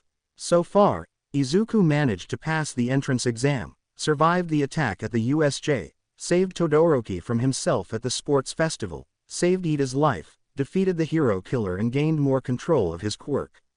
All in a pretty short span of time considering how much time and training he had with his quirk. Itsuka smiled softly at Izuku from afar. She had thought about telling him how she felt about him, but she had gone back on it numerous times. They were both training to become heroes, so a romantic relationship between the two could get in the way of their goals. Right, or was that just another excuse she came up with to not tell him how she felt? Itsuka shook her head and continued eating in silence. They were still just entering UA, so there was really nothing written in stone. She could wait a few days, months, years before telling him how she felt. Kinda, perhaps, maybe, sometime. Itsuka almost spat her food out when her classmate Setsuna elbowed her in the side with a smile. "Whatcha lookin' at, Prez?" Itsuka gulped down the remaining food on her mouth before answering with a sheepish smile. "Just thinking thoughts." Setsuna looked at the direction Itsuka had been staring at and smiled. "Ooh, don't tell me you're looking at the boys." A small blush creeps into Itsuka's cheeks before she scoffs. "Ha, please don't be ridiculous, Setsuna." A blonde girl with horns smiles, entering the conversation. "You totally were, though." Itsuka crosses her arms and looks away. "Pony, how many times have I told you to not make assumptions?" A girl with black shoulder-length, bob-shaped hair joins the conversation with a blank expression. "You can't blame this on Pony's Japanese, Kendo. You were staring at the boys from Class A." Itsuka wants to facepalm at Kodai's bluntness, but she contains herself, merely letting out a groan. "That may be so, Yui, but that doesn't mean Setsuna's assumptions are correct, you know." Setsuna giggles. "My lizardy instincts are just that awesome, Prez." Itsuka looks at her friends with a somewhat annoyed yet amused expression. "Well, why is the focus suddenly on me?" A girl with chin-length, pale gray hair joins the conversation, still holding her hands as high as her elbows with her hands draped down like a ghost. "It's because none of us could picture you staring at the spooky boys from Class A until we saw you just now, Kendo." Itsuka rolls her eyes. "What is that supposed to mean, Reiko?" Setsuna smirks. "It means that you're real focused on that table over there, Prez. You know, the one with the 3-star boys from the sports festival." Itsuka huffs. "So, I know none of you like Class A, so what's it to you?" The girls of Class B stare at Itsuka in silence for a moment before letting out a bit of laughter. Even Yui, who is usually void of emotions, giggles softly to herself. Itsuka stares at her classmates as if they had been replaced by aliens. "Wah, what's so funny?" Setsuna elbows Itsuka softly with a smile. "Who said we don't like Class A, Prez?" Itsuka's eyes widen for a moment in genuine surprise. "Wait, you guys don't hate Class A?" Reiko lets out a small smile.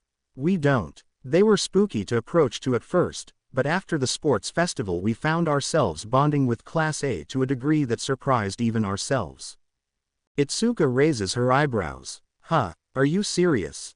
Setsuna giggles. "Yeah, I've been gossiping with Mina Ashido and Toru Hagakuri. Reiko has been watching horror films with that bird guy. Pony has been spending time with that earphone girl to improve her Japanese and pronunciation via songs. Tetsu has been spending more time on the gym with that Kirishima guy. Abara likes to have some relaxing tea time with Momo Yaoyorozu. Awase and Kaibara have been spending time with Mineta and Kaminari doing who knows what, and even Yui has been seen spending time talking to Shoto Todoroki." Itsuka stares at her classmates in stunned silence before a fond smile forms on her lips. "Wow, I didn't expect that. I have to say that the relationship between our classes took a turn that I didn't expect. I'm happy that it's a turn for the better. And, you're saying this happened after the sports festival?" Pony giggles. "Yeah, it all started from small talk about the moves everyone used against that giant robot, and then it evolved into all of this." Itsuka chuckles. "Huh, and how am I finding out about this just now?" The girls shrug. Yui takes a sip of her drink before talking. "You're never available, Kendo. We always try to call you to spend some time with us and the rest of Class A, but you're somehow always busy at noon." Itsuka cringes internally, knowing that she always turns off her phone when she meets up with Izuku. Then, Izuku fills her thoughts. Oh god, the girls can't know about her and Izuku. Knowing Setsuna, she'd never hear the end of it. Itsuka chuckles nervously before looking away. Well, At least I'm glad you're all happy bonding with Class A. I'm proud of all of you. Pony's expression falls for a moment. Well, not everyone is happy about this. Itsuka looks back at Pony and raises an eyebrow. Oh, really? Who isn't happy about this? Yui rolls her eyes before pointing towards a blonde boy walking towards Izuku. Itsuka groans. Of course. Monoma. I should have known. Judging by the way Monoma was walking towards Izuku, something was definitely going to happen. Itsuka sighs before getting up from her seat. Don't worry, girls, I'll handle him. Itsuka walks towards Monoma from behind him, and she overhears Izuku on the way. He was talking to his classmates about the final exams. Itsuka was about to stop on her tracks to think about the final exams herself before she saw Monoma intentionally bumping into Izuku's head. Izuku yelps and turns around to see a smirking Monoma. Hey, what? Monoma's aura is so malicious it could be felt by those around him. Oh, excuse me, your head is so big and fat it was practically impossible for me to not hit while walking innocently. Izuku looks at Monoma with an unknowing smile. What? How? Why? Monoma's smirk widens. I heard you guys met the hero killer. Izuku, Iida and Todoroki freeze in place. While Hagakuri's expression couldn't be seen, her tone carried obvious concern. Yeah, they did. Why? Monoma steps closer. Well, you must be so proud of yourselves, Class A. You're somehow in the spotlight yet again. However, I hope you realize you're only in it because you're troublemakers that always cause chaos and not because people think you're good heroes. Uraraka frowns at Monoma. Hey, that was uncalled for. What's it to you? Monoma's smirk and malicious aura intensify. Ooh, scary. Someday, the rest of us might also be caught up in the trouble you bring and become victims ourselves, you know. Of course, that might also give us a chance to prove that our class is just as capable as yours. Isn't that great? Monoma's sentence gets cut short when Itsuka chops the back of his neck. Monoma falls down and Kendo grabs his lunch tray to prevent the food from falling to the floor. Itsuka sighs, placing the lunch tray on top of a nearby trash bin before grabbing the back of Monoma's shirt, taking him off the floor. Monoma, that's not funny. Don't you know what happened to Iida? Izuku smiles sheepishly at Itsuka. Ah, Itsuka, thanks. Itsuka looks at the students from Class A with a smile. Sorry about that. This guy's heart is on the wrong place, that's all. Say, were you talking about the final exams? Iida looks at Kendo with a pensive expression. Indeed we were, Kendo. Kendo's smile widens. Well, in that case, I think what we'll do is fight against more robots in a battle simulation, like in the sports festival or the entrance exam. Izuku looks at Itsuka with a surprised expression. Huh, how do you know that, Itsuka? Itsuka chuckles. That's what an upperclassman told me, Izuku. Izuku looks down with a thoughtful expression. Interesting. Perhaps this test will qualify our skills in battle and response to dangerous situations without the chance to be hurt severely, or maybe the teachers won't hold back. Taking into account that someone from an upper grade already went through this, we also can't disregard the possibility that the test has changed this year, because Itsuka and the rest of Izuku's classmates look at him with scared expressions as he starts to mutter again. Itsuka had already witnessed him doing this, but it didn't make it any less confusing or unsettling. Well, there he goes again. Itsuka thinks to herself. Monoma groans before looking up at Itsuka with a frustrated smile. You are such a fool, Kendo. Itsuka looks down at Monoma, and realizes that his malicious aura hasn't diminished in the slightest. We had an information advantage. You just gave away our whole strategic tactic. This was our chance to get ahead of that class full of IDI. Monoma is immediately knocked down again by another chop to the back to his neck from Itsuka, who walks away with him in one hand and the lunch tray in the other. They're not idiots, Monoma. Izuku and Iida look at Kendo's retreating form with surprised yet slightly intimidated expressions. Izuku chuckles. I guess she really is like their big sister, huh? Iida nods before the group starts to eat peacefully again. Although, two people's thoughts were starting to run wild due to Izuku and Itsuka having called each other by their first names. One was Toru Hagakuri, who was secretly grinning from ear to ear and was already thinking of the occasion to tell Mina about it. The other one was Ochako Uraraka, who wasn't feeling so happy herself. Uraraka sighed before getting up from her seat and walking to the girls' bathroom silently. The rest of her friends at the table look at Uraraka with raised eyebrows. Izuku speaks in a nervous tone. Huh, you Uraraka, did we say something that upset her? Did I do something? Was it because of my muttering? Tsuyu smiles at Izuku before getting up as well. Don't worry, Midoriya-chan. I'll go after her. Izuku smiles to Tsuyu as she walks after her best friend. Tsuyu finds Uraraka leaning against a wall on a lonely hallway with a thoughtful expression.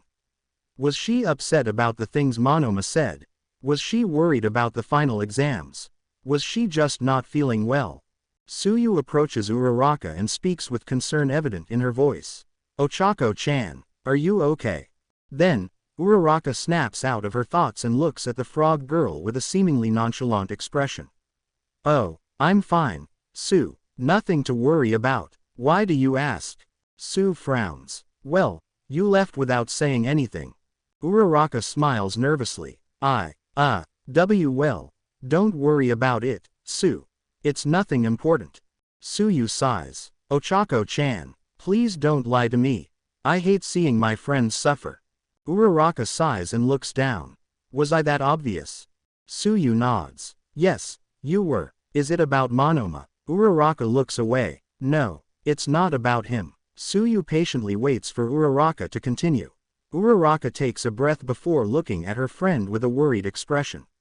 Tsu, can you keep what I'm about to say a secret between us? Tsuyu nods understandingly. Of course, Ochako-chan. Uraraka looks at the floor. Well, I don't know why, but I've been feeling stirred up recently when I look at Deku-kun and Kendo. Tsuyu puts her finger to her own chin curiously. You mean Itsuka-chan from Class B, Ochako-chan? Why her of all people? And what does it have to do with Midoriya-chan? Uraraka pouts. I don't know, and that's why I hate this. See, ever since the sports festival I felt off whenever I looked at Deku and Kendo, and I don't know the reason for it. I don't like feeling like this. Tsuyu approaches Uraraka and places her hand on Uraraka's shoulder. Ochako-chan, don't you think you're just being jealous? Uraraka's eyes widen and she freezes in place. What did you say, Asui? Tsuyu repeats herself. I said you might just be feeling jealous, Ochako-chan. Uraraka blushes and puts Tsuyu's hand away while chuckling nervously.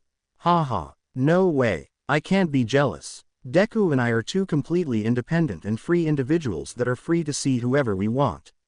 I can't be jealous because that would imply that I like Deku. Jealous? Nah. Tsuyu waits a moment before speaking again. Are you sure, Ochako-chan? Because you look not jealous, right? Of course, it's not like I want to spend more time with him or anything weird. I mean, sure I think he's amazing because he tries so hard to be a hero, but it's not like I like him, he's my friend. What you're saying is way too far-fetched, Tsu. Ahaha. Tsuyu decides to not press the issue any further, although she knows that this is a conversation that needs to be had at some point. Alright, if you say so, Ochako-chan. How about we go back? Midoriya-chan and Iida-chan looked pretty worried when you left without saying anything. Tsuyu walks back to the table with Uraraka following her from behind. Yeah, that sounds like a better idea. Even though Uraraka wanted to deny Tsuyu's claims, she knew deep down that Tsuyu was probably right. She met Izuku Midoriya right before the entrance exam and had spent some time with him, perhaps too much time. She had gotten to know him pretty well, and she not only liked him as a person and admired him, but he inspired her. At first she didn't expect much from a green-haired boy who could barely look at her in the eye, but life always has some interesting twists and turns in store for everyone, and had given her a little surprise with him. Uraraka got to see the side of him that not a lot of people got to see, and she grew fond of him without knowing it. From the way he always rose up to whatever challenges he faced, from the way he had saved her in the entrance exam, from the way he spoke of his classmates and friends. Deep down Uraraka knew. She loved him. Izuku found himself walking home after another day at school. Tsuyu had returned with Uraraka and they spent the rest of the day as if nothing had happened, although Izuku noticed that Uraraka's expression was different in a way. Izuku wondered what had happened to her. It couldn't be the stuff Monoma talked about. Uraraka wasn't some girl who broke down after a little passive-aggressive comment, and he knew it. Besides, Itsuka had appeared just in time to spare him and his friends the set of malicious comments Monoma was definitely planning on unleashing upon them. Izuku sighed fondly at the memory of Itsuka. It was a strike of luck that he got to meet her, literally. If this was life's way of getting him to meet her, he couldn't complain. Ever since he met her, she had been nothing but supportive to him. The talks he had with her after the sports festival were relaxing and comforting to say the least. He explained to her the way full cowling worked, his incident with the hero killer, his internship with Gran Torino and his drive to help Todoroki, and Itsuka had listened through it all. Even though she didn't really approve of him being so self-sacrificing, she was still willing to stay by his side. Izuku always felt a bittersweet sensation whenever he told Itsuka about his desire to save others and she sighed in slight exasperation. He had always wanted to become a hero capable of saving everyone like All Might, but he was making Itsuka worry about him all the same. It felt sweet to have her care so much, but it also felt like a bat being swung against his head. He had received one for all, the quirk of the greatest hero, and he still got hurt whenever he used it, worrying his loved ones in the process. But then again, Itsuka wouldn't have known anything if he had just kept his mouth shut. He was the one that decided to tell Itsuka about the hero killer incident. He was the one that spilled the beans. Izuku tried to think of an explanation as to why he had told Itsuka many of his messes. Was it because he was emotionally weak? Was it because he was starved of affection or attention? Was it because he just desperately wanted someone to confide in? Or was it because Itsuka was just a really nice, honest and sweet person? Plus, the more he tried to think about it, the more Izuku realized that he wasn't entirely right. If anything, Itsuka was the one that made the first step when she came to check on him when he got hurt at the sports festival. Perhaps it was due to her big sister-like protective attitude, but she made the first step nonetheless. Izuku felt like he was being selfish when Itsuka cared for him, but he couldn't deny the fact that she chose to stay with him. Besides, the warmth and understanding she gave him was incredibly soothing to his soul. Who could have guessed that Izuku's life would be twisted for the better after enrolling into UA? If he didn't, he wouldn't have been able to meet so many great people, Itsuka being the best example of a pleasant little surprise. However, Izuku always felt a sense of familiarity with her, as if he had seen her somewhere else before. Whether that was the case or not, spending time with her felt like home. Itsuka was beautiful, smart, strong, protective, understanding, composed, cheerful, spirited, passionate, friendly, supportive, majestic when she was in battle. That's when it hit Izuku. Oh my gosh, I'm crushing on Itsuka. 1 week later, Itsuka was waiting outside a local store located at the Kiyoshi Ward shopping mall. Setsuna and Reiko had gone in and Itsuka was just checking her phone, waiting for them to come out of there. Apparently the Forest Lodge trip the students would have to go to after the final exams were over was actually a boot training camp. Itsuka didn't mind a little extra training, but she was expecting to spend some quality relaxing time with her classmates peacefully. Still, the idea of getting extra training lessons wasn't bad, since it could help her catch back up with Izuku and the rest of his classmates who had gotten to the final event of the sports festival. This was starting to feel personal to Itsuka. Izuku was a sweet boy and seeing him so far ahead was wholesome, but it felt like a punch to her gut thinking that she could have stood out just like him if she tried a little harder. Right now wasn't the time to think about that, though. She came here with her friends to buy some of the items she'd need for the trip, and it wasn't the time or place to compare herself to others. Perhaps this little shopping spree would be the most relaxing thing they'd do in some time, so Itsuka knew she had to make the most out of this while it lasted.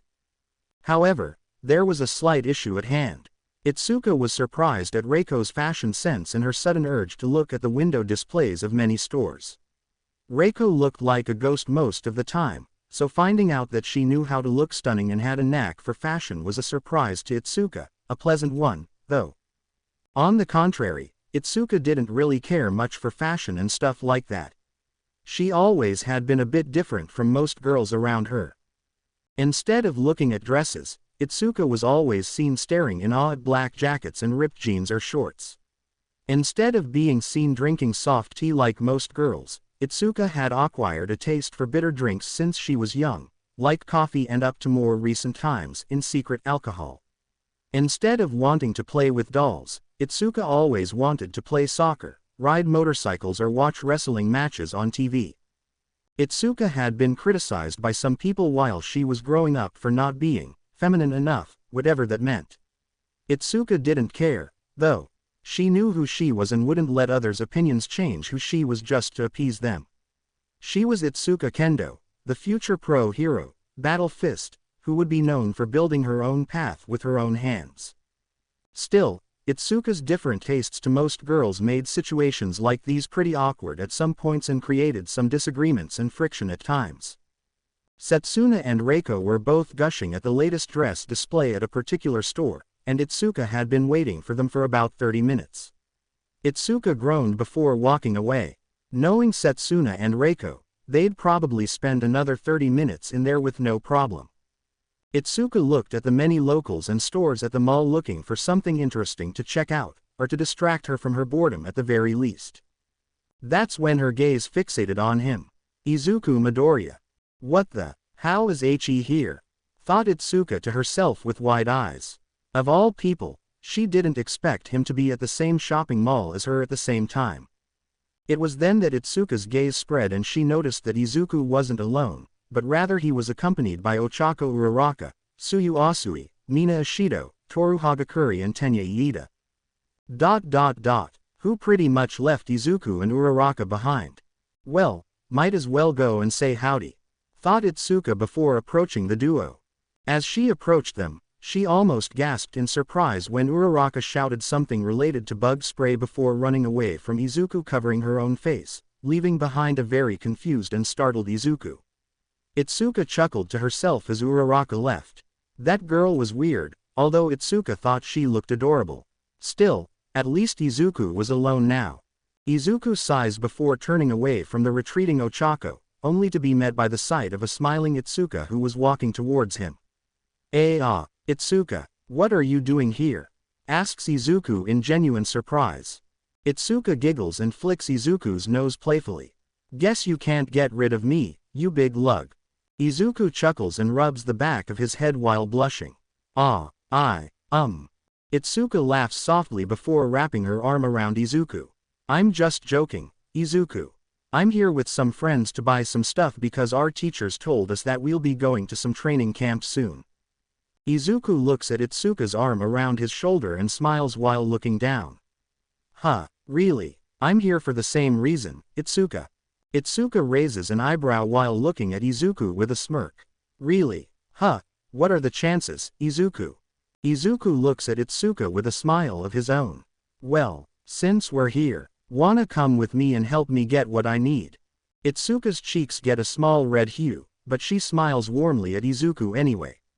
Sure, I'd love to. Izuku chuckles. Great, but won't your friends mind? Where are they, by the way? Itsuka rolls her eyes. I left them staring at dresses at some store. Knowing them, they'll keep staring at those rags for another 2 hours or so. Wanna bet on that, Prez? Oh shit. Itsuka slowly turns around and her eyes widen in horror at the sight of Setsuna and Reiko staring at her.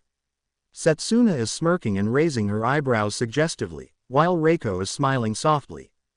Itsuka looks at Izuka and then back at her friends nervously. Hi, girls, done so soon. Setsuna leans towards Itsuka, her smirk widening per second. Bet you're hugging him real tight, aren't you? Itsuka realizes that she still has her arm wrapped around Izuku, and she lets go with a small yelp. That was nothing, I swear. This isn't. I'm not. We're not. Izuku looks down at the floor with a blushing frown. Just how many people are in the mall today? After a moment, Itsuka huffs and walks away, dragging Setsuna with one hand and holding Reiko's hand with the other. I'll be back, Izu Midoriya. Just gotta talk to these two for a second. Once the three girls are away from Izuku, Itsuka drops Setsuna and scoffs, crossing her arms. Reiko looks at Itsuka with a small smile. You looked like you were having fun, Kendo. Itsuka's blush returns. Just. Did you two even get what you wanted to buy or what? Setsuna chuckles. No, you're not changing the subject on us, Prez. Not after that. Itsuka rubs her arms in a shy yet slightly annoyed manner. What's there to talk about? Nothing. That's what. Setsuna raises her eyebrows suggestively at Itsuka again. Tell me, Prez, how far have you gone with him? Itsuka is about to chop Setsuna in the neck much like she does to Monoma, but she stops herself. Setsuna, that's not what it looked like. My business with Midoriya is none of your concern. Reiko's smile widens. Then tell us, Kendo. Why did you almost call him by his first name? Itsuka looks away angrily. Well, I call you by your first names as well. Setsuna elbows Itsuka on the side. That doesn't count and you know it, Prez. Reiko speaks again. Plus, all the times you were absent while we bonded with Class A would make sense this way. Itsuka lets out a small sigh of resignation. Look, alright, you caught me. I have been meeting with him in secret for some time now, and... Setsuna practically jumps from joy, interrupting Itsuka. Woo, I knew it. Itsuka chops Setsuna's neck, and her head falls down. Itsuka looks down at her friend's head with some exasperation. And, nothing much has come out of that, you hear. Midoriya and I mostly just talk about school stuff, hero stuff, daily stuff, you know. The usual things you talk about with your friends. Setsuna places her head on her neck and smiles. You can't fool me, Prez. I know my romance. You and him would look adorable together. You could be like the fighter team, you know, since you two are fight-focused heroes. Itsuka crosses her arms and looks away. Setsuna, even if I were to have feelings for him, which I don't, there's simply no way it would work. Setsuna and Reiko look at Itsuka with surprised and confused expressions. Why? Itsuka sighs and looks down, rubbing the back of her head as if she was ashamed. We're all heroes in training, doing everything we can to achieve our goals. A relationship would get in the way of that. Not to mention all the complications of a relationship. Setsuna's gaze softens and she places her hand on Itsuka's shoulder softly. Prez, can I be honest with you? Itsuka looks at Setsuna with a sad expression. Yes. Setsuna suddenly looks at Itsuka with a deadpan expression. What? Did Iida put a stick up yours or something? Itsuka's expression turns into a glare. Setsuna, I swear to God all. Reiko steps in between the two girls to prevent Itsuka from lashing out. Even if I don't agree on the terms she put it in, I agree with Setsuna, Kendo. Itsuka looks at Reiko with a surprised expression. What, you agree with her? Setsuna sighs and leans against a nearby wall. Look, Prez, I don't know who or what gave you those stupid ideas, but they're full of crap and you should know it. Itsuka's anger subsides and is replaced by confusion. What do you mean, girls? Setsuna smiles. Well, let's say you had a relationship with Greenie over there. I don't have feelings for him. Right, whatever. Let's say you did. Itsuka looks at Setsuna with some frustration, yet she still feels curious as to where she's going with this. Setsuna's smile widens. If you were to be in a relationship with him, would things really change all that much? Itsuka raises an eyebrow. Well, yes, right. Reiko smiles to Itsuka as well. Not really, Kendo. Think about it. It would be better for you two. You two would continue to push each other in the right direction. And you'd grow stronger together. Itsuka looks down to the floor in contemplation. The girls seem to raise a valid point. Would having a relationship with Izuku really be an obstacle to their hero careers? Not really. Things could stay the same between them, it would just be a bit more lovey. Itsuka sighs before looking away again. I don't know, girls. I'm still not sure that's how it would go. Setsuna groans and grabs Itsuka's shoulders, getting her attention fully. Listen, Prez, in case you had feelings for Midoriya. Theoretically, hypothetically, figuratively. Whatever. In case you did, I don't think it would matter much. You're the best gosh darn organizer I know. If anyone would be able to separate personal time from studies and hero work, it's you. Not to mention how firm you'd be in case you had to put your foot down to set boundaries. Itsuka looked at her friend with a blank stare. She had spent so much time thinking about unimportant stuff that she hadn't really factored that in. She was Class B's big sister, after all. If she could look after her entire class and get them to stay in line, then she could surely do the same with one boy. Not to mention Izuku was the sweetest, kindest boy she had ever met, and he was just as determined to be a hero as she was, if not more. If there was someone who would understand and behave, it would be him, right? Itsuka finally outs Setsuna's hands away after a moment of contemplation and looks at her friends with a small frown. That still doesn't solve everything, girls. I mean, Midoriya is a pretty confusing guy. Who knows who he really likes? He could already have a girlfriend for all we know. Setsuna laughs and Reiko giggles. When Setsuna sees that Itsuka seems confused again, she decides to clear her confusion. Oh, come on, Prez. Really, him? Itsuka blushes and looks away, crossing her arms again. Well, it's not impossible, alright. Setsuna rolls her eyes in frustration, deciding to put an end to this nonsense once and for all. Prez, I could babble on and on, but it seems like I'll have to be blunt if I want to get through to you. Itsuka raises an eyebrow. What? Setsuna looks at Reiko. Reiko, would you date Midoriya? Reiko looks at Setsuna with a surprised expression accompanied by an intent blush. What, Setsuna? You don't just ask. Setsuna keeps staring at Reiko intensely. So, would you? Reiko looks away for some moments before looking at her friends with a small blush. Well, I don't know him very well, but I can tell he's someone determined, considerate, and not bad looking. So, I guess I would. Itsuka stares at Reiko with a surprised expression, trying to ignore the sudden pang of annoyance and perhaps even anger she felt inside her. Setsuna smiles and turns back to Itsuka. See, Prez, Midoriya is quite the catch. I know lots of girls who'd take him any day of the week if they had their chance. What would you prefer, Kendo? Someone like Midoriya or, say, someone like Bakugo? Itsuka visibly shudders at the thought. Oh dear God, I'd want Midoriya. Setsuna giggles. That's the point I wanna prove. If you had feelings for him. Theoretically, hypothetically, figuratively, imaginatively, speculatively, whatever. In case you did, I'd imagine you'd want him to yourself, right? You can't risk losing him forever, Prez. If you don't tell him how you feel, he might be off the market before you know it. Heck, I might just ask him out myself. Setsuna chuckles, to which Itsuka's eye twitches. She did have a point, though. Even if Izuku was a bit plain looking, Itsuka couldn't deny that he was a really nice guy, and in this world of crazy villains, raging assholes like Bakugo, smug jerks like Monoma, wannabe meatheads and other sort of undesirable individuals, guys like Izuku were getting harder to find. Itsuka knew that quirk society was partly to blame for this, but it didn't alter the issue in any way. Hell, someone might already have her eyes set on Izuku unbeknownst to her. Itsuka thinks for a moment before letting out a sigh of resignation. Well, thanks for whatever this was, girls. I'll definitely think about it. This is all hypothetical anyways.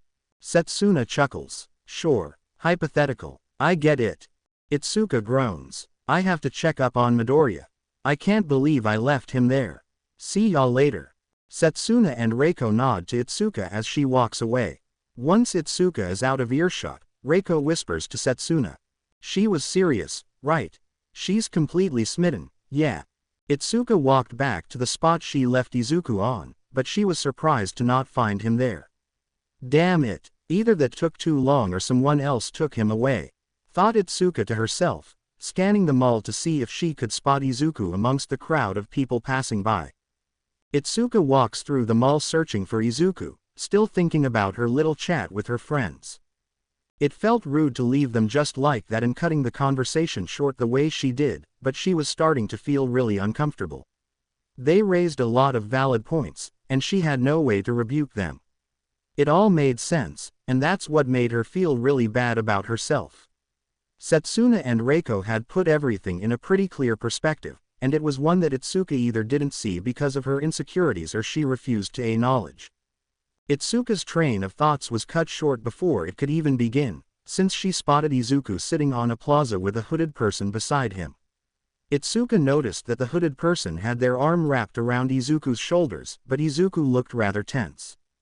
Itsuka approached the pair, and once she was close enough, she spoke in an uncertain tone. Izuku, is that a friend?" Itsuka was horrified when Izuku lifted his gaze to look up at her. The hooded person had their hand on Izuku's neck and it looked like they were squeezing him. Izuku's gaze was terrified, and he was starting to tear up. Itsuka's blood ran cold when the hooded figure looked up at her, and she saw his pale skin, red eyes, dried-out skin and sadistic smile.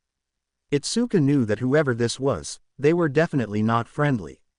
"You, let go of my friend," said Itsuka in a scared yet angry tone. Izuku looks up at Itsuka with an even more tense expression. "This is nothing. Everything's fine. Don't come closer, Itsuka. Stay ba." Izuku gasped when the figure released his hold on him, and he kneeled down to catch his breath. The figure smiled at Itsuka before getting up. "Oh, I didn't know you came here with a friend. Sorry about that." Itsuka immediately rushed to Izuku's side to check on him. "Izuku, are you okay?" Izuku clutches his throat while looking at the figure with anger. "You won't have your way. Tamura Shigaraki." Itsuka freezes in place. She had heard that name before, on the news. That was the name of the villain in charge of the League of Villains and the responsible for the USJ attack. Itsuka looks at Shigaraki with surprise and concern in her features. "Tamura Shigaraki." Shigaraki looks back at Izuku with a smile. "Be careful, Izuku Midoriya. Next time we meet I'll most likely have to kill you. Don't follow me or it'll be real unfortunate to these people." It had been about 30 minutes since the Shigaraki incident, and Itsuka had immediately called the police, who were currently on the hunt for the villain. Many of the students who were shopping for the items they needed had to stop altogether and evacuate the mall at once. So far, Shigaraki was nowhere to be found, and that's what was worrying everyone the most. Even though Itsuka knew the police had everything covered, she still decided to stay close to Izuku just in case something else happened. She was walking alongside him on their way to the train station, escorting him. Izuku looked thoughtful, while Itsuka looked a bit frustrated. Yet again, Izuku had managed to find himself at the center of something big. Itsuka really wanted to scold Izuku, but she knew that it wasn't his fault, plus, it looked like he went through a whole set of emotions in the incident. He didn't need Itsuka scolding him on top of all that. Although, she was curious about this Tamura Shigaraki person and how he knew Izuku. Itsuka looked at Izuku, and she noticed his expression. One quick question wouldn't hurt, would it? "Izuku." Izuku snapped back to reality and looked at Itsuka with a soft smile. "Yes, Itsuka. So, what was that back there? I mean, I know that guy was Tamura Shigaraki, the responsible for the attack on the USJ, but it seemed like he knew you." Izuku sighs, knowing that there was really no way to hide this. "Well, yeah, he and I kinda bumped into each other at the USJ incident." Itsuka raises an eyebrow. "Oh, did you? Well, what happened, if you don't mind me asking?" Izuku rubs the back of his head. "Well, he was a bit different back then. He was wearing hands over his arms, shoulders and face at the USJ incident, and his quirk. He has a pretty scary quirk." Itsuka frowns. "What's his quirk?" Izuku looks at Itsuka with concern. "I still don't know the exact details, but I think he disintegrates anything he manages to get his 5 fingers on." Itsuka's eyes widen in surprise and worry. "What, Izuku? That's insane. And is that why he had his hand around your neck back there?" Izuku sighs. "Yes, I think he's mad at me specifically because I keep screwing up his plans." "How so?" "I mean, he used a creature he called Nomu to attack the USJ and hopefully kill All Might, and there were similar creatures to that one in Hosu when I fought the hero killer with Todoroki and Iida. My guess is that Shigaraki identifies me because I've messed with 2 of his plans already, not to mention he could have been watching the sports festival. Itsuka looks at Izuku in contemplation. So, do you think you'll see him again? Izuku looks at the ground. I don't know. I probably will, judging by what he said at the end. Itsuka decides to press the issue a little more. And, did he tell you anything? You know, something that might give away what he wants to do. Izuku's expression darkens. He said he wanted to create a world without All Might. Just to prove how fragile society's sense of justice is. Itsuka's expression turns to a surprised one for a moment, before letting out a muffled chuckle. Hey, well, that just tells me he has no hope in hell of achieving anything he wants to try. All Might is the freaking #1 hero. The symbol of peace. What could he and his group of low-lives hope to achieve against an unbeatable force like him? Izuku looks away in guilt. He knew that All Might wasn't as strong as before, and it was partially because of him. Izuku had inherited One for All, leaving All Might with mere remains of it. If All Might found himself on a particularly tough battle, it could result in him being rendered powerless. Izuku knew he had to train hard to become a hero as great as All Might if he didn't want society to break apart, but it felt like an extremely tough burden to bear and he didn't feel like he controlled One for All at a decent level yet. The weight of the world had been placed on his shoulders and he wasn't strong enough to carry it yet. Izuku merely gave Itsuka a slightly amused chuckle. Hey, you got that right. Itsuka looked at Izuku with a warm smile before wrapping her arm around his shoulders. But you shouldn't worry about that Shigaraki guy messing with you again, you hear me? If he tries anything, he'll have to get through me before hurting you. Izuku blushes slightly at Itsuka's gesture. Are you sure you wanna do this, Itsuka? Shigaraki could be a dangerous threat.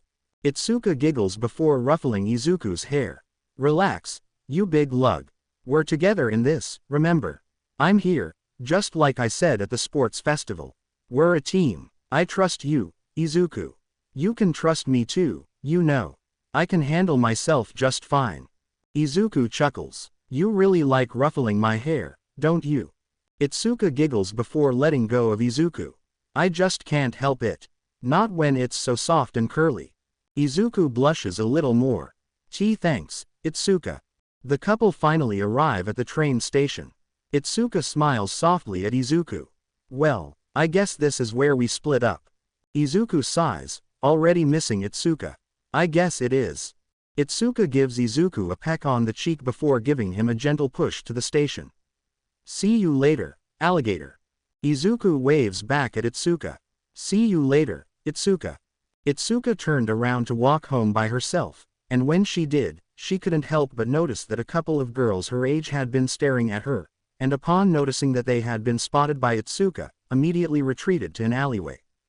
Itsuka thought that the girls looked familiar for some reason. Old friends, perhaps, or maybe they had mistaken her for someone else.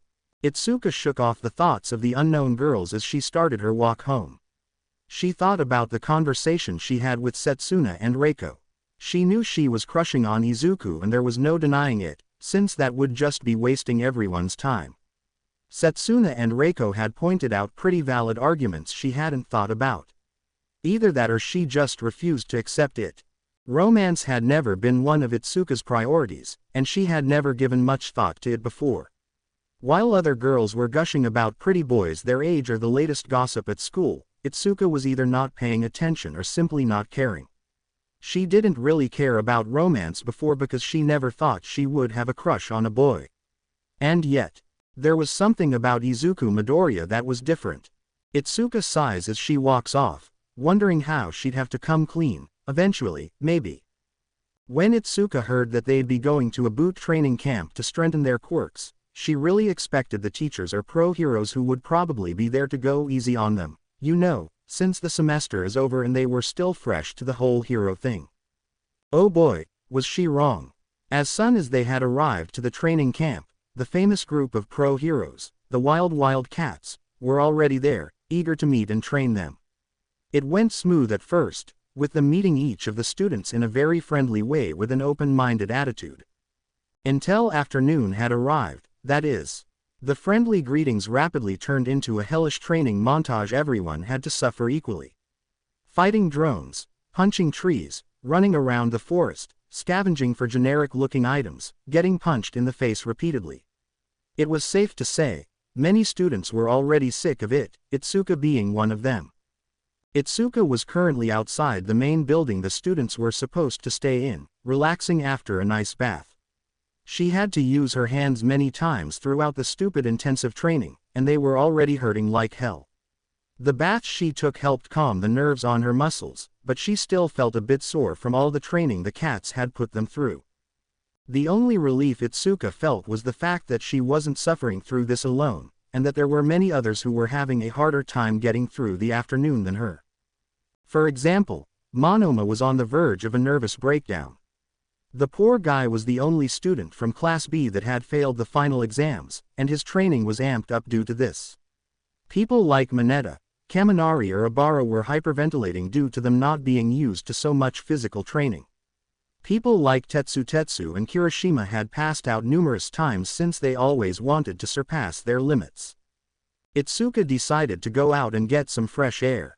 Even though she wasn't one to pay much attention to the smaller details of life, she had to admit. The sky looked absolutely beautiful at noon, and the gorgeous forest only added to the scene's beauty.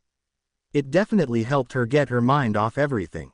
And then, her gaze fixated on another person who seemed to be having a day just as bad as hers. Izuku Midoriya. For some reason, he was sitting facing away from her, cross-legged outside the building while rubbing something she couldn't see from this angle on his body. Itsuka decided to talk to him, since he looked pretty lonely out here in the cold. Izuku felt someone approach him, so he turned his head around and spotted Itsuka a few feet away from him looking at him with a tired yet warm smile, as always. Hey, Itsuka. Hi, Izuku. What are? Itsuka was cut short when she noticed what Izuku was doing. Izuku was rubbing a bag of ice on his crotch. The fabric of his shorts was getting slightly wet from the ice, yet it seemed like Izuku preferred to keep the bag of ice there than to move it away. Izuku turned red when he saw Itsuka staring at his crotch with a confused expression. He tried to move in order to cover himself, but the pain he felt prevented him from doing so. This isn't. Ow. Itsuka noticed what Izuku was trying to do, so she quickly moved to his side and rubbed his shoulders softly. Calm down, Izuku. Geez, that looks painful. What the heck happened? Izuku calmed down at Itsuka's touch, and an embarrassed smile. I might have been punched there.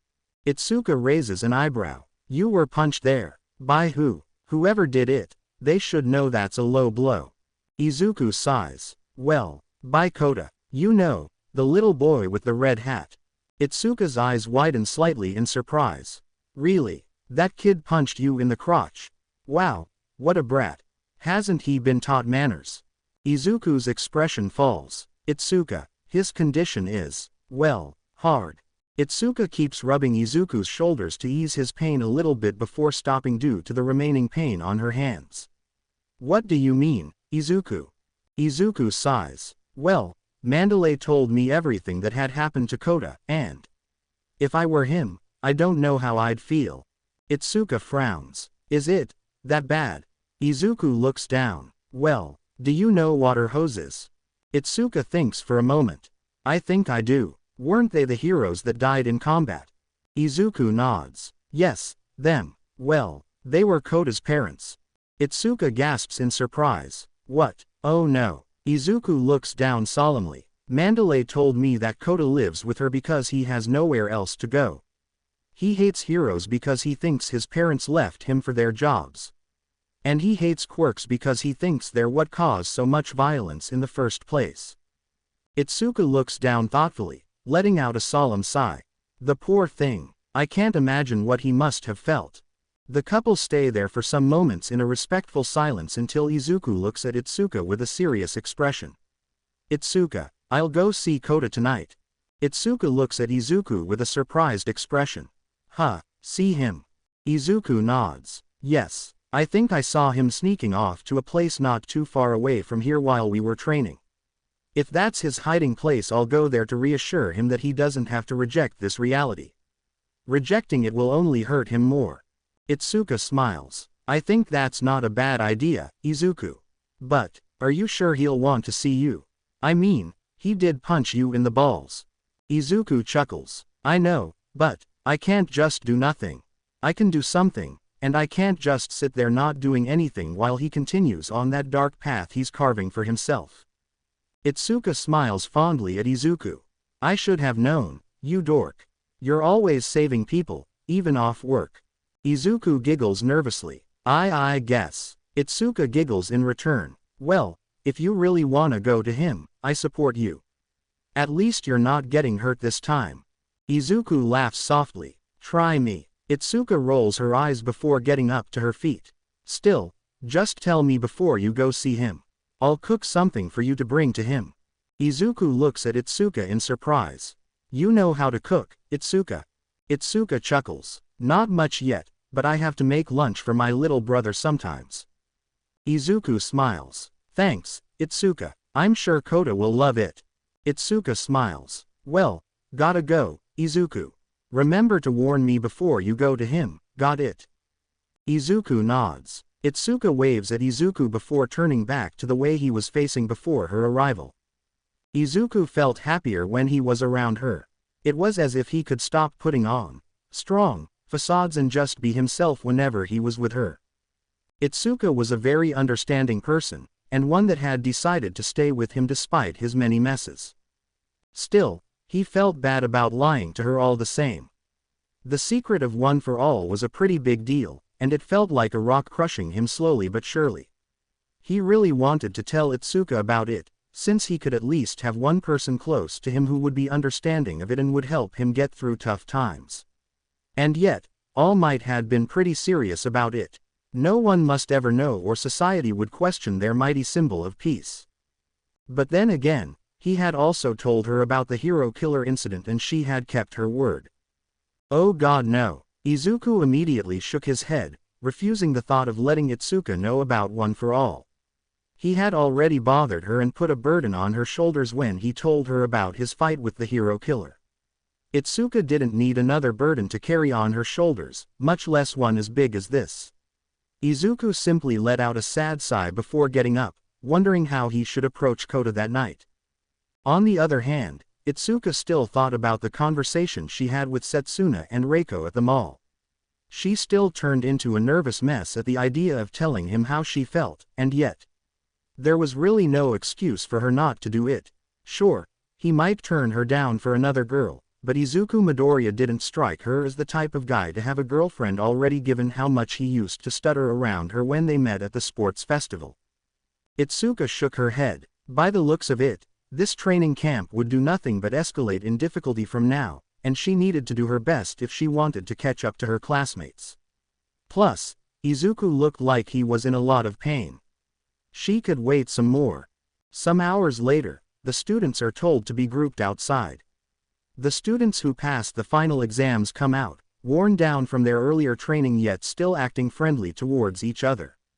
If they had been close before, the training hell they had to endure together did nothing but bring them closer together, with many groups of students talking about what they'd improve and modify about their training when the cats weren't looking. Still, the students knew to show respect. When Mandalay and Pixie Bob stepped in front of the group of the combined classes, everyone went silent. Alright, everyone, be ready for an experience that you'll never forget. This is gonna be fun, said Pixie Bob with an ecstatic look on her face. Mandalay nodded before pointing to the dark forest behind them. Your knowledge on heroes and tactics will be tested tonight. We have put together a scavenger hunt that also works as a trivia. Jiro sighs silently. That just sounds like more training and studying. And in the dark, no less. Tokiyami closes his eyes and looks down. Revelry in the dark. Pixie Bob giggles. Imagine it like a fun little competition. On the forest you'll find small notes hidden in places you'll have to find by yourselves, and those will contain a certain sum of points and more questions that lead to other places in the forest. You're free to return anytime you want, but you shouldn't give up until the last second. You better be here before midnight, though. Mandalay nods and brings forth a black box. You'll be in teams of 3 and 1 of 2 people. Come here and draw lots. The papers you pull out of the box will have a number. Find the other students with the same number.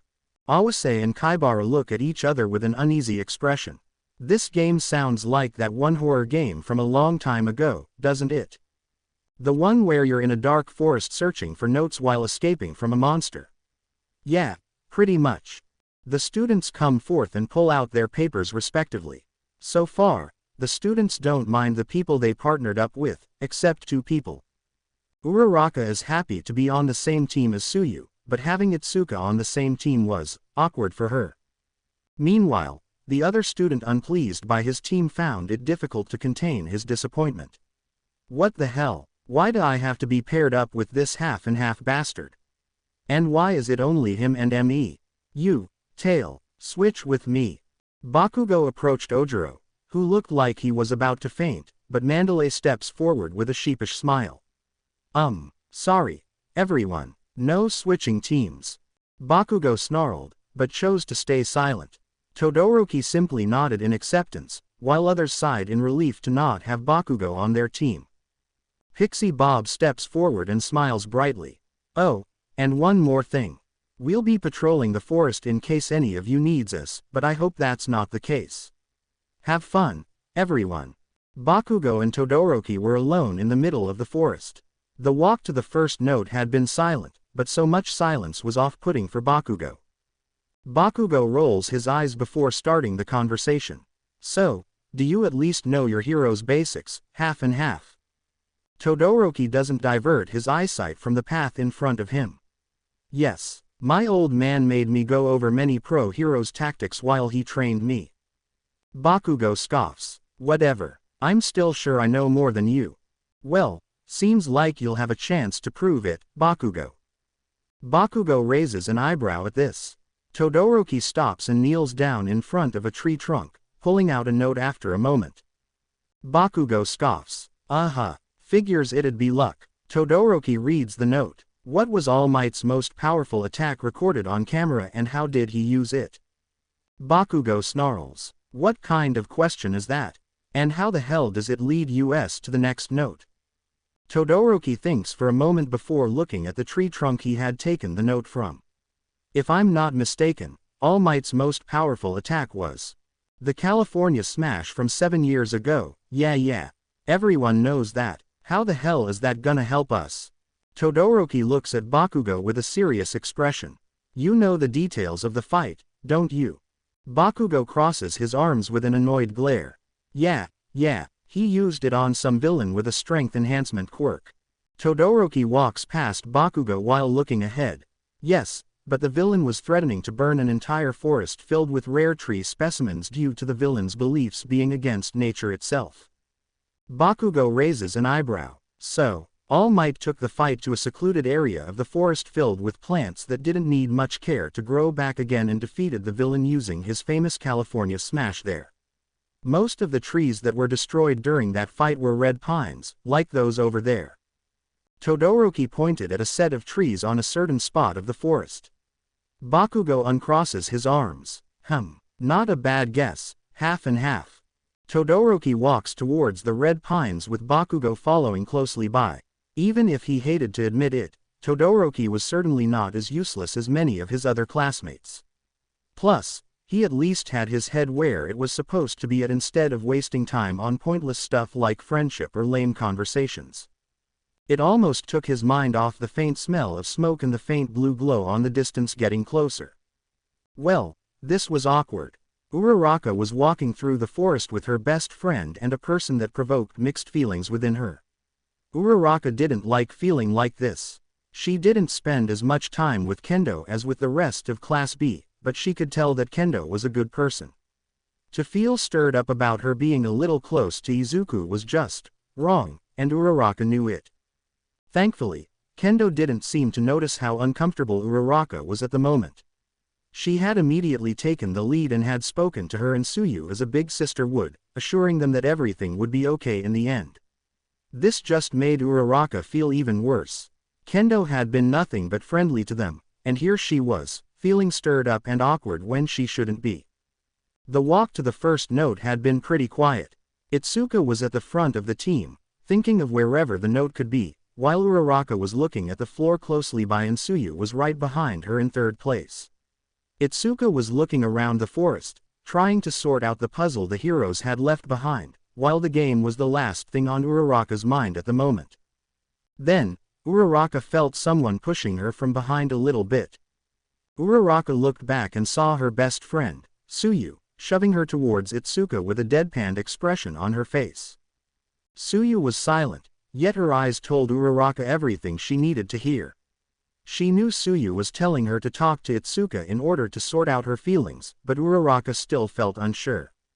Uraraka took another look towards Kendo and saw that the orange-haired girl was more focused on the game than on anything else. Uraraka turned towards Tsuyu and whispered to her so that Itsuka wouldn't hear. "I don't know about this, Tsu."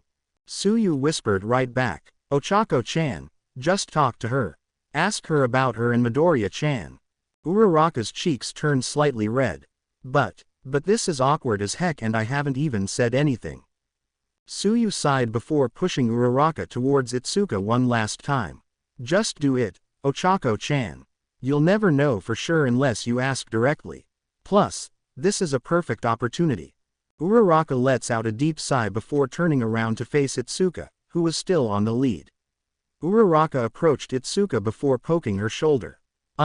Kendo." Itsuka turned her head towards the gravity girl with a smile. "Yes, Uraraka, what is it?" Uraraka smiled sheepishly. Can I ask something, a bit personal?" Itsuka raised an eyebrow before letting out a small chuckle. "Sure, I don't see why not. It's just the three of us for now, so I don't see the problem." Uraraka chuckles nervously. "Yeah, so, you." Itsuka pats Uraraka's head softly. "Take your time, it must be something hard to say." "Believe me, it is," thought Uraraka before looking at Itsuka at last, wanting to let it all out now. "So, what do you think of Deku?" Itsuka raises an eyebrow. "Deku, who's that? That name sounds almost like an insult." Uraraka giggles awkwardly. "Oh, well, funny story. That was the nickname Bakugo gave to Midoriya because it was a derogatory term based on his name, but he decided to turn it into his hero name because I thought it sounded like a thing someone would shout to exclaim support. Plus, I thought it sounded kinda cute." Itsuka smiles on the outside, but she feels really surprised on the inside. She was definitely not expecting that. How did this happen? Did Bakugo really have a derogatory nickname for Izuku? And is that related to why he always seems angry around Izuku? Not that he's calm the rest of the time. But still. Itsuka's thoughts run back to the question Uraraka had asked her, and Itsuka tries to deflect the question. I didn't know that. Sounds like Midoriya and Bakugo have some sort of beef, don't they?" Uraraka notices that Itsuka is trying to deflect the question, which only worries her more. "Yeah, maybe so. Anyways, what do you think of him?" Itsuka knows that she can't really avoid the question anymore, so she decides to at least be vague. "Well, I think he's nice." Uraraka frowns. "Nice? Really? Is that all you can say about him?" Itsuka rubs the back of her head and looks away from Uraraka. "Hey, I don't know what to say, Uraraka. He just seems like a nice person." Uraraka decides to press a little more. "Really? Well, that's strange. Because there's been rumors spreading about you two." Itsuka pales, but she manages to keep her composure. "Really? What kinds of things do they say?" Uraraka's frown hardens a little bit. "They say that you two, well, are dating." Itsuka's pupils shrink, but she chuckles to lighten the mood. "Haha, that's ridiculous. Why would they say that?" Uraraka's frown turns into a small pout. "Mina, Hagakure and Setsuna say that they've been noticing you two being extra touchy and handsy." Of course those three talked. Those little. Itsuka holds back a groan before turning to Uraraka with a serious expression. "Uraraka, you shouldn't trust what those three say. They never confirm a situation before spreading rumors just to gossip about it." Uraraka keeps pouting. Still, Deku seems to be pretty unavailable since you two met at the sports festival. Itsuka sighs. "Uraraka, you see, look out, Itsuka-chan." Itsuka is interrupted as she feels Suyu's tongue wrap around her and move her out of the way before a knife thrown at her cuts her chest. Uraraka is also abruptly awakened from the conversation with a loud gasp. What was that? Itsuka lands a few meters behind Asui, and she groans before getting up hastily. I agree. What the hell was that? The girls look to where the knife was thrown from, and they see a blonde girl in a school uniform wearing a face mask of some sort and a machine around her neck staring at the knife on the floor. Missed, but just barely. Uraraka flinches. Wah, who are you? The girl looks at the others, and even though the face mask is covering her mouth, they can tell she's smiling from the tone of her voice. I'm Toga. You are such cuties. Uraraka, Asui, Kendo. Itsuka frowns in concern. She knows our names, probably from the sports festival. That means she knows everything that we can do. We're at a disadvantage. Suddenly, the three students hear Mandalay's voice in their heads. Attention all students. It appears that our sensors have detected unknown movement throughout the forest. Please beware. Under Aizawa's instructions, you are allowed to defend yourselves using your quirks. Remember your training. Be careful of any threats you might find. Then, all hell breaks loose. The girls hear screams from many places around the forest, and a huge pile of smoke rising slowly. A part of the forest is being cut down to size by what seems to be blue flames. The girl's eyes widen in worry. Toga giggles while pulling out a tube-looking artifact with a hose tied to the machine around her neck. You know, it would have been awesome if you'd let me cut you so my job was easier. But it's okay. I forgive you because you're all so cute. This machine will make sure to start ing blood as soon as I stick it in.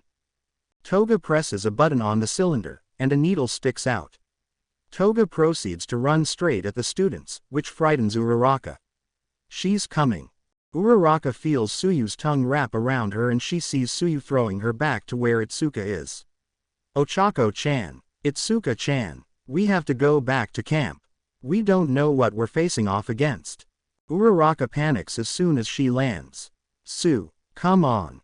Suyu is about to leap towards her friends, but Toga proves to be too fast. Toga goes for a stab towards Suyu's face, which misses her, but Toga's knife manages to cut the tip of Suyu's tongue. Itsuka's pupils shrink. Suyu staggers back from the pain. Ow, ribbit. Toga stares at Suyu. What a cute nickname. Toga takes off her face mask, revealing her sharp, toothy grin. The girls shiver at the sight of Toga's vampire-like fangs at the corners of her smile. I'm gonna call you that too. Suyu stares at Toga with a twinge of fear before leaping out of the way. Don't call me that. I only want my friends calling me that. Toga throws the cylinder at Suyu, and it pins her hair to a tree. Suyu groans as she's suddenly immobilized by Toga, who jumps happily. Yay, then that means I'm your friend too. Itsuka and Uraraka run towards Toga with angry glares. Toga leans in closely to Suyu's face, which makes her heart tremble. Toga smiles wickedly like a predator closing in on its prey. You're bleeding, Su. You know, I just loove blood. Itsuka and Uraraka glare furiously at Toga as they approach her. Get away from her. Toga looks back at the dew before leaping away from Suyu and throwing another knife at Uraraka. The knife grazes Uraraka's shoulder, and she starts to bleed a little. Ah, crap, she's unpredictable, thinks Uraraka to herself, clutching her shoulder.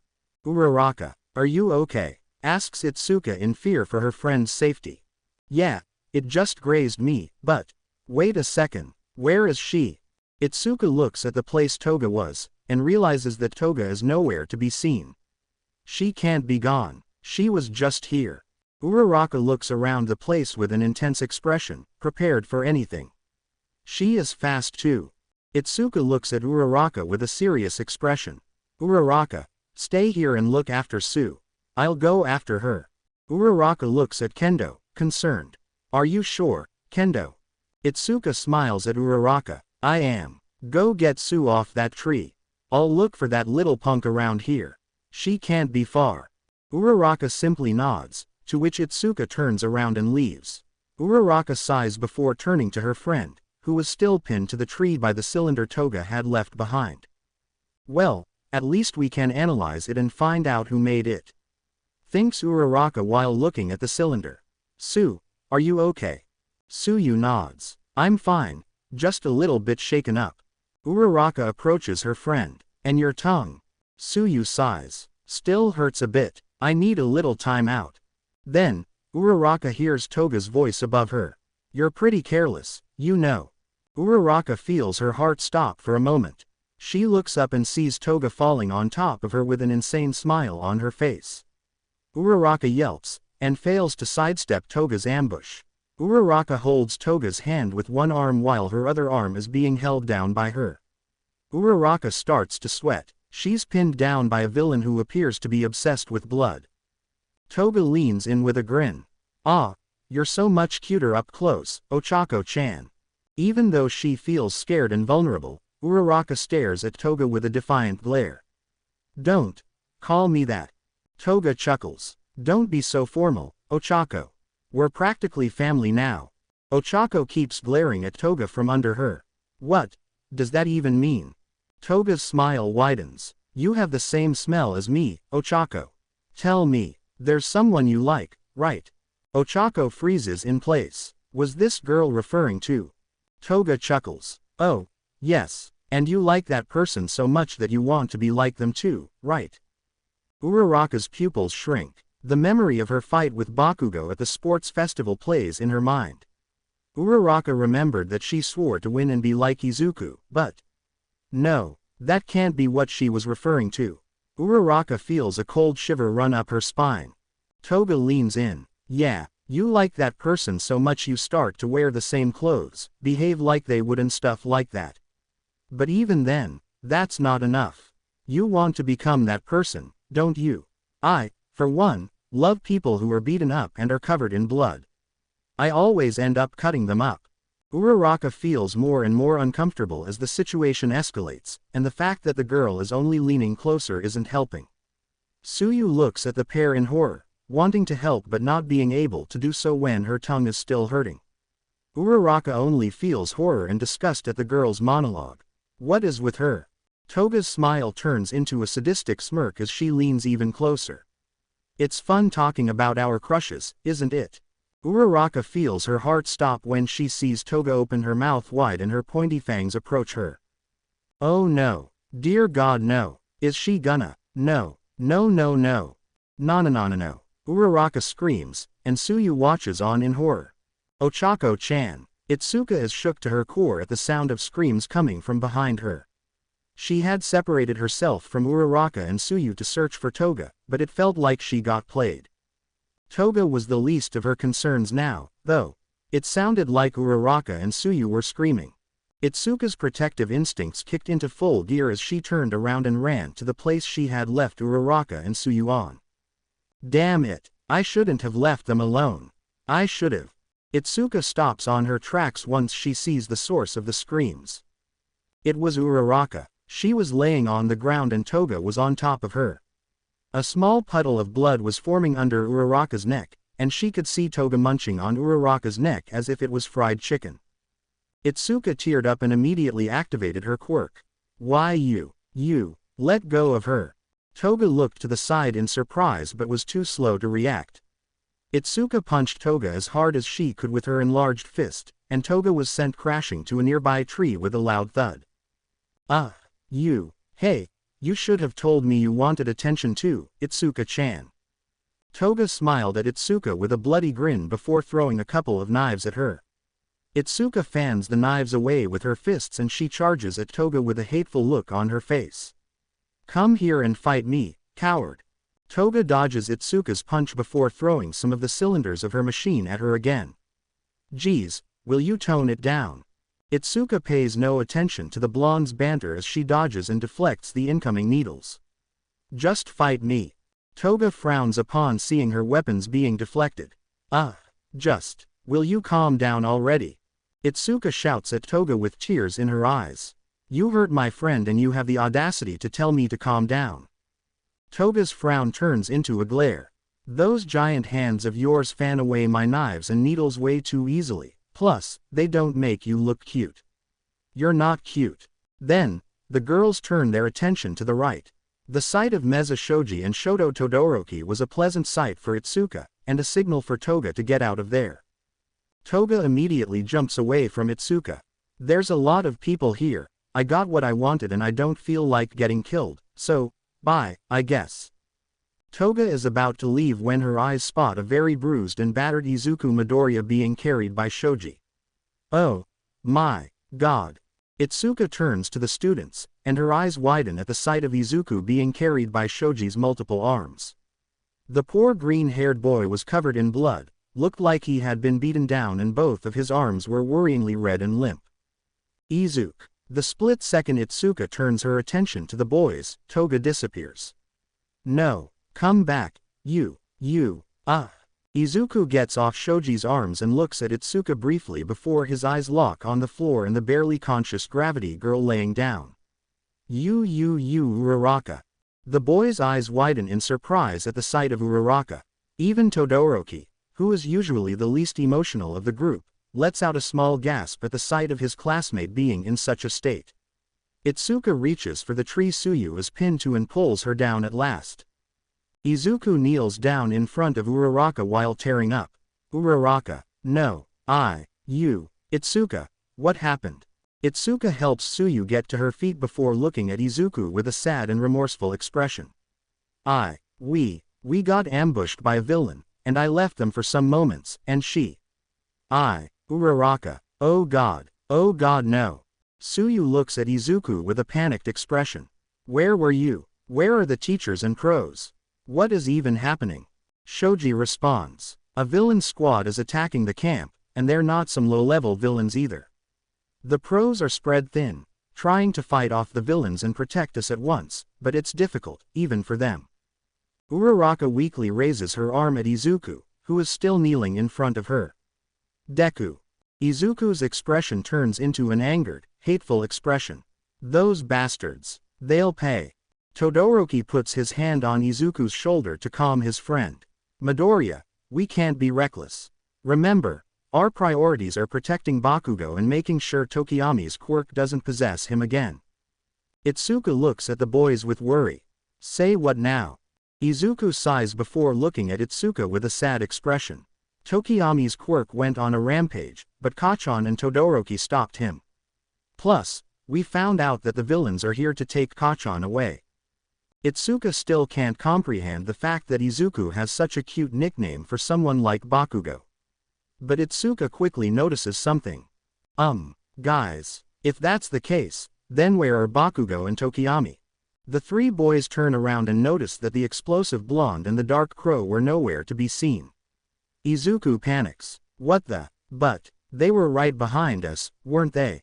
Such is the art of deception, little heroes. The students look up to a nearby tree branch and spot a villain dressed as a magician holding what seemed to be a blue marble. Crap, he must have attacked Kacchan and Tokiyami from behind. Izuku looked at the magician with hatred before getting to his feet. Give them to us. The villain chuckles. Don't talk about them as if they were things, or objects, boy. They are real people with real choices. Speaking of such, I almost feel bad for you lot. Itsuka glares angrily at the villain. We don't need pity from someone like you. The villain giggles. What I meant to say is that all of you are just kids, yet your paths have already been carved out for you, as well as your choices and destinies. Why not choose a different path?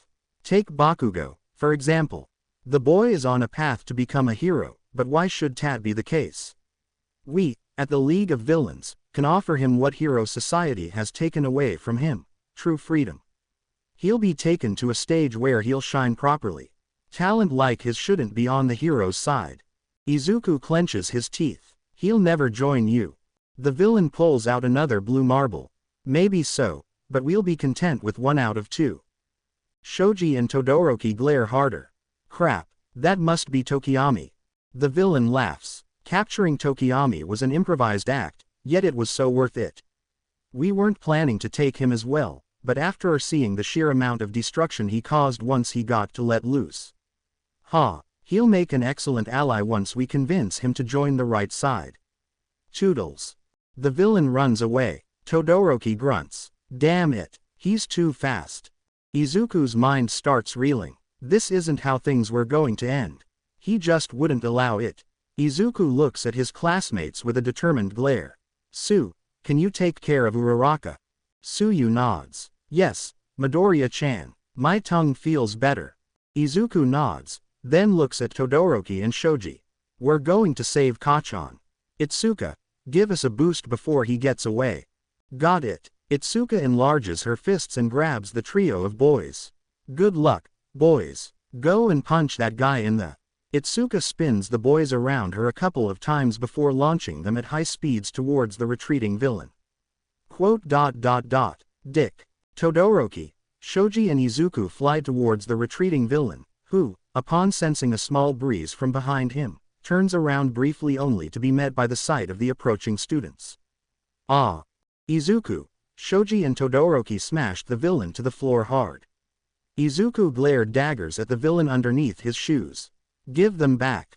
Compress. Take cover. The students' eyes widened at the sound of another voice in front of them. They barely had any time to react before the masked villain under them turned into a blue marble and a barrage of blue fire was sent their way. The blue flames burned Izuku's left arm, damaging it further. Ah! Shoji's arms sustained some damage themselves. My arms. They're burning. Todoroki looked at his friends with concern. Shoji. Midoriya. Before he could react, a villain dressed in black and gray pounced towards him. I love you. Now die. Todoroki quickly created an ice wall separating him from the villain, who stepped back a bit. That's cold. It burns. Izuku had barely recovered from the blue flames when he spotted a knife being thrown at his face. He sidestepped it, but was unable to dodge Toga, who pinned him to the floor with a grin on her face. Izuku, I recognize you. You looked so handsome on TV. You know what would make you cuter? If you bled. Toga pulls out another knife and prepares to plunge it through Izuku's throat. Izuku looks up at Toga with fear strewn across his face before Shoji punches her with two of his arms, shoving her away from Izuku forcefully. Toga looks at the dupli arm user with hatred. You're not cute, but I'll cut you anyway if you're in my way. A villain with a patchworked face and outfit steps forward with an unamused expression. This is pointless. Let's just go. Do you have the brat? The blur marble on the floor turns into the masked villain, who starts to search in his pocket. Sure. Wait. Shoji speaks to the villain in a mocking tone. For all your talk about shows, I figured out you must have been a wizard or scammer in the past. Those kinds of people always get a chuckle out of the audience with deceptive tactics, like putting something away from the audience's eyes and hiding it somewhere. Like your pockets. Shoji pulls out a couple of blue marbles, to which the villains gasp. Todoroki nods. Nice work, Shoji. Let's get the hell out of here. The students start to run away, but a purple mist appears in front of them, stopping them in their tracks. The students freeze in place, all sharing one thought. The villain from the USJ incident. A couple of long yellow eyes appear in the mist. The mission has been accomplished. Tamura Shigaraki expects your return. Multiple portals appear around the villains. Toga enters the portal smiling. Sorry, Izuku. Gotta go. I'll see you later. The villain in black and gray hops through a portal. The students start to run away again, but before the remaining villains start to chase them down, the masked magician stops them. Leave them. It was funny seeing them gloat, but they should have known better. The students stop in their tracks and look back at the villains with horrified expressions. Mr. Compress takes off his mask, revealing two blue marbles he had put in his mouth. After all, that's deception's game. You let the audience think what they believe will happen only to subvert their expectations later. I shall take one final bow for the great Fina. Before the villain can finish, a blue laser beam hits him in the face, making him drop the blue marbles. Izuku looks to the right briefly to see Aoyama in the bushes. Izuku shakes off the thought of his classmate before rushing to the retreating villains alongside Todoroki and Shoji. However, Izuku feels his arms stinging him, and he falls down due to the pain. Shoji rushes forward and manages to snatch one of the two marbles. Todoroki goes for the other one, but the villain gets a hauls of it beforehand. How sad. Shoto Todoroki. The blue marbles turn into the two students that were missing. Tokiyami appears in Shoji's arms and Bakugo materializes on the villain's grasp. Checkmate. Izuku bristles and charges at the villain, absolutely livid. Catch on. Bakugo gives the green-haired boy an intense look before letting out one last message. Stay back, Deku. The portal closes, and Izuku falls face first on the floor. Izuku looks around him in a panicked hurry, only to find out that the villains are gone. And then, the forest. The forest, which was once a beautiful yet intriguing playground for them, was now a burning mess of screams and panic. Izuku looked at the blue flames that were consuming the forest, thinking about everything that had happened thus far. Had he been too slow?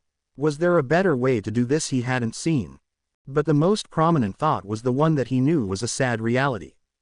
They were supposed to be heroes in training. Yet, today they had failed, and the villains had won. Izuku lets out a heart-wrenching scream. The following days were a mess. The forest was saved due to Vlad King calling emergency services on time. He and Aizawa felt guilty for failing to protect their students, but were held off by some muddy clones of the villains that had gone for them. Many students were unconscious and in a very bad condition due to a villain having used poisonous gas on a large part of the forest. Tetsu had managed to defeat the villain alone thanks to his determination and quirk, but his lungs were severely damaged. Momo Yaoyorozu had walked around the forest handing out gas masks to her classmates, but she had been almost crushed by a blow to the head at the hands of Inomu.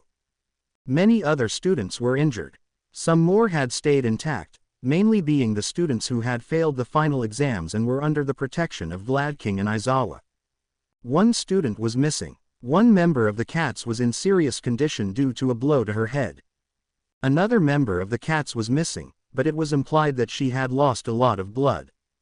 3 villains were arrested, yet none of them gave away any useful information to the authorities. And Izuku. Izuku had slipped in and out of consciousness during the past couple of days. His arms were a total mess. He suffered seizures, nausea, fever. Izuku woke up on a hospital bed, not remembering much from the last few days. He looked beside him and saw a bowl of katsudon with a note attached to it. Eat this and then give me a call. Mom. Izuku looked at the ceiling, trying to remember what happened at the camp. Kota. Where is Kota? Is he safe? I hope he's all right. Then, Izuku turned his head and saw the door to his room open.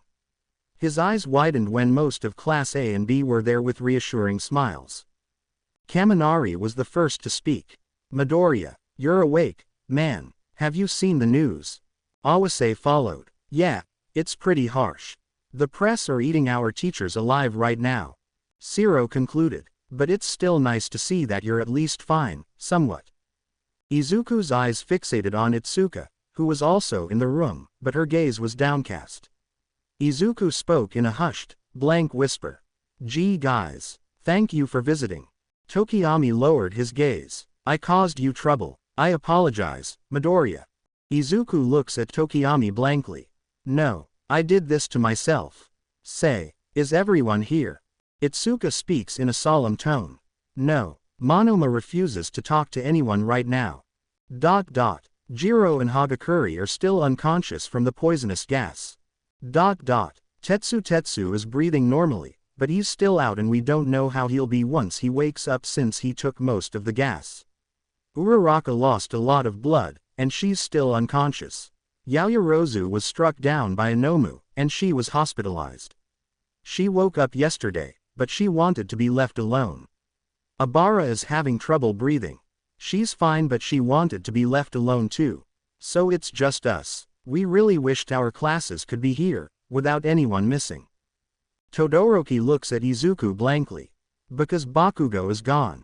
Mina gasped. Todoroki. Not now. Izuku began to remember the last moments before Bakugo was taken, and he started to tear up.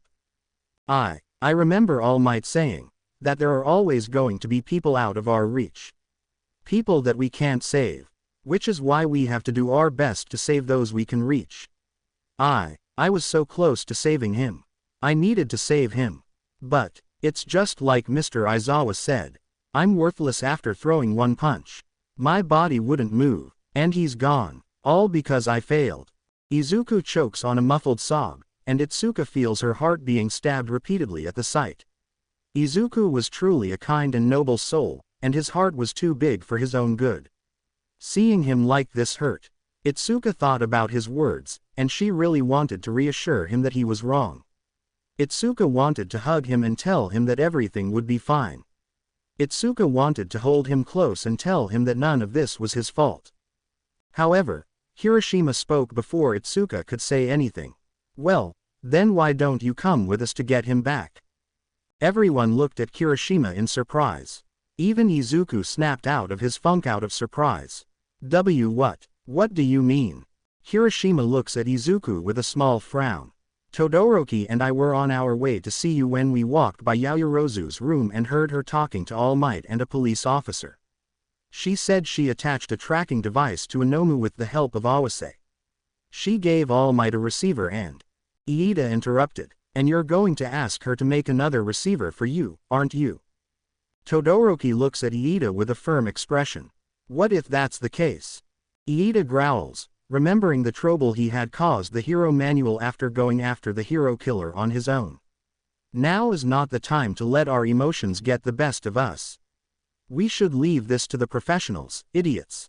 Kirishima snarls. Maybe, but all I know is that I couldn't do anything at the camp. My friend was targeted and I stood by, completely helpless.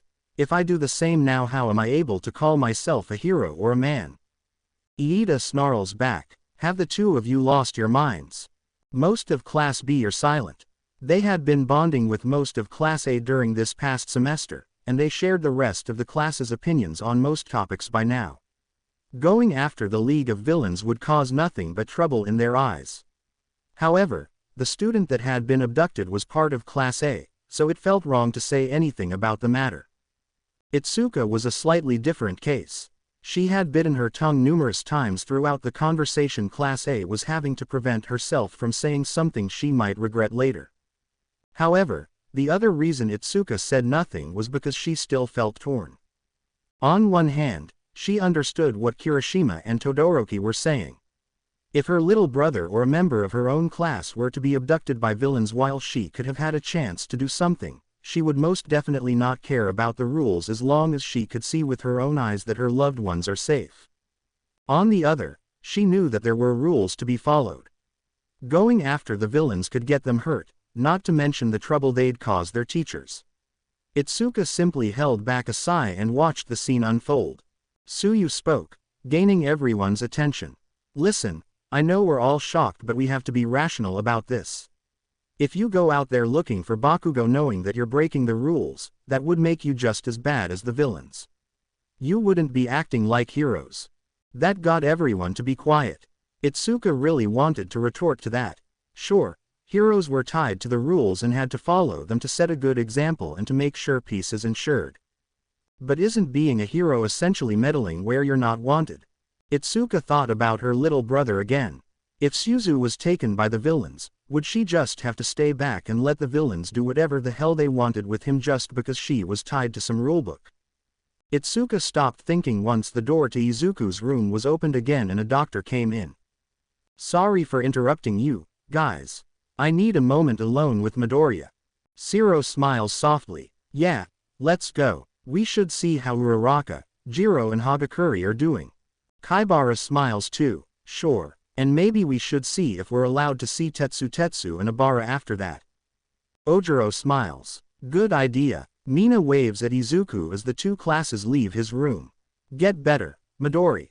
Izuku smiles. Thanks for visiting me. Itsuka leaves with her classmates, although she sees Kirishima and Todoroki whisper something to Izuku before leaving the room.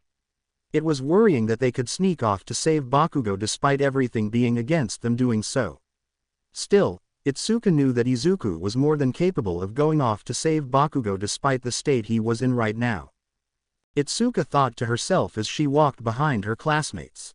One topic that she had always wanted to talk about with Izuku was his relationship to Katsuki Bakugo. They were so different in so many ways. Why was Izuku always seen near that guy of all people? Plus, the nickname he had given to him felt too nice to belong to someone like Bakugo. Besides, She had learned from Uraraka that Deku was a derogatory term derived from Izuku's name Bakugo had chosen to mock him. The two boys definitely had a backstory, otherwise none of this would add up. Itsuka sighs, feeling like things would only get worse from here. Little did she know, she was right. To be continued. I hope you enjoyed this story. Also remember to subscribe and like this video. See you in the next video.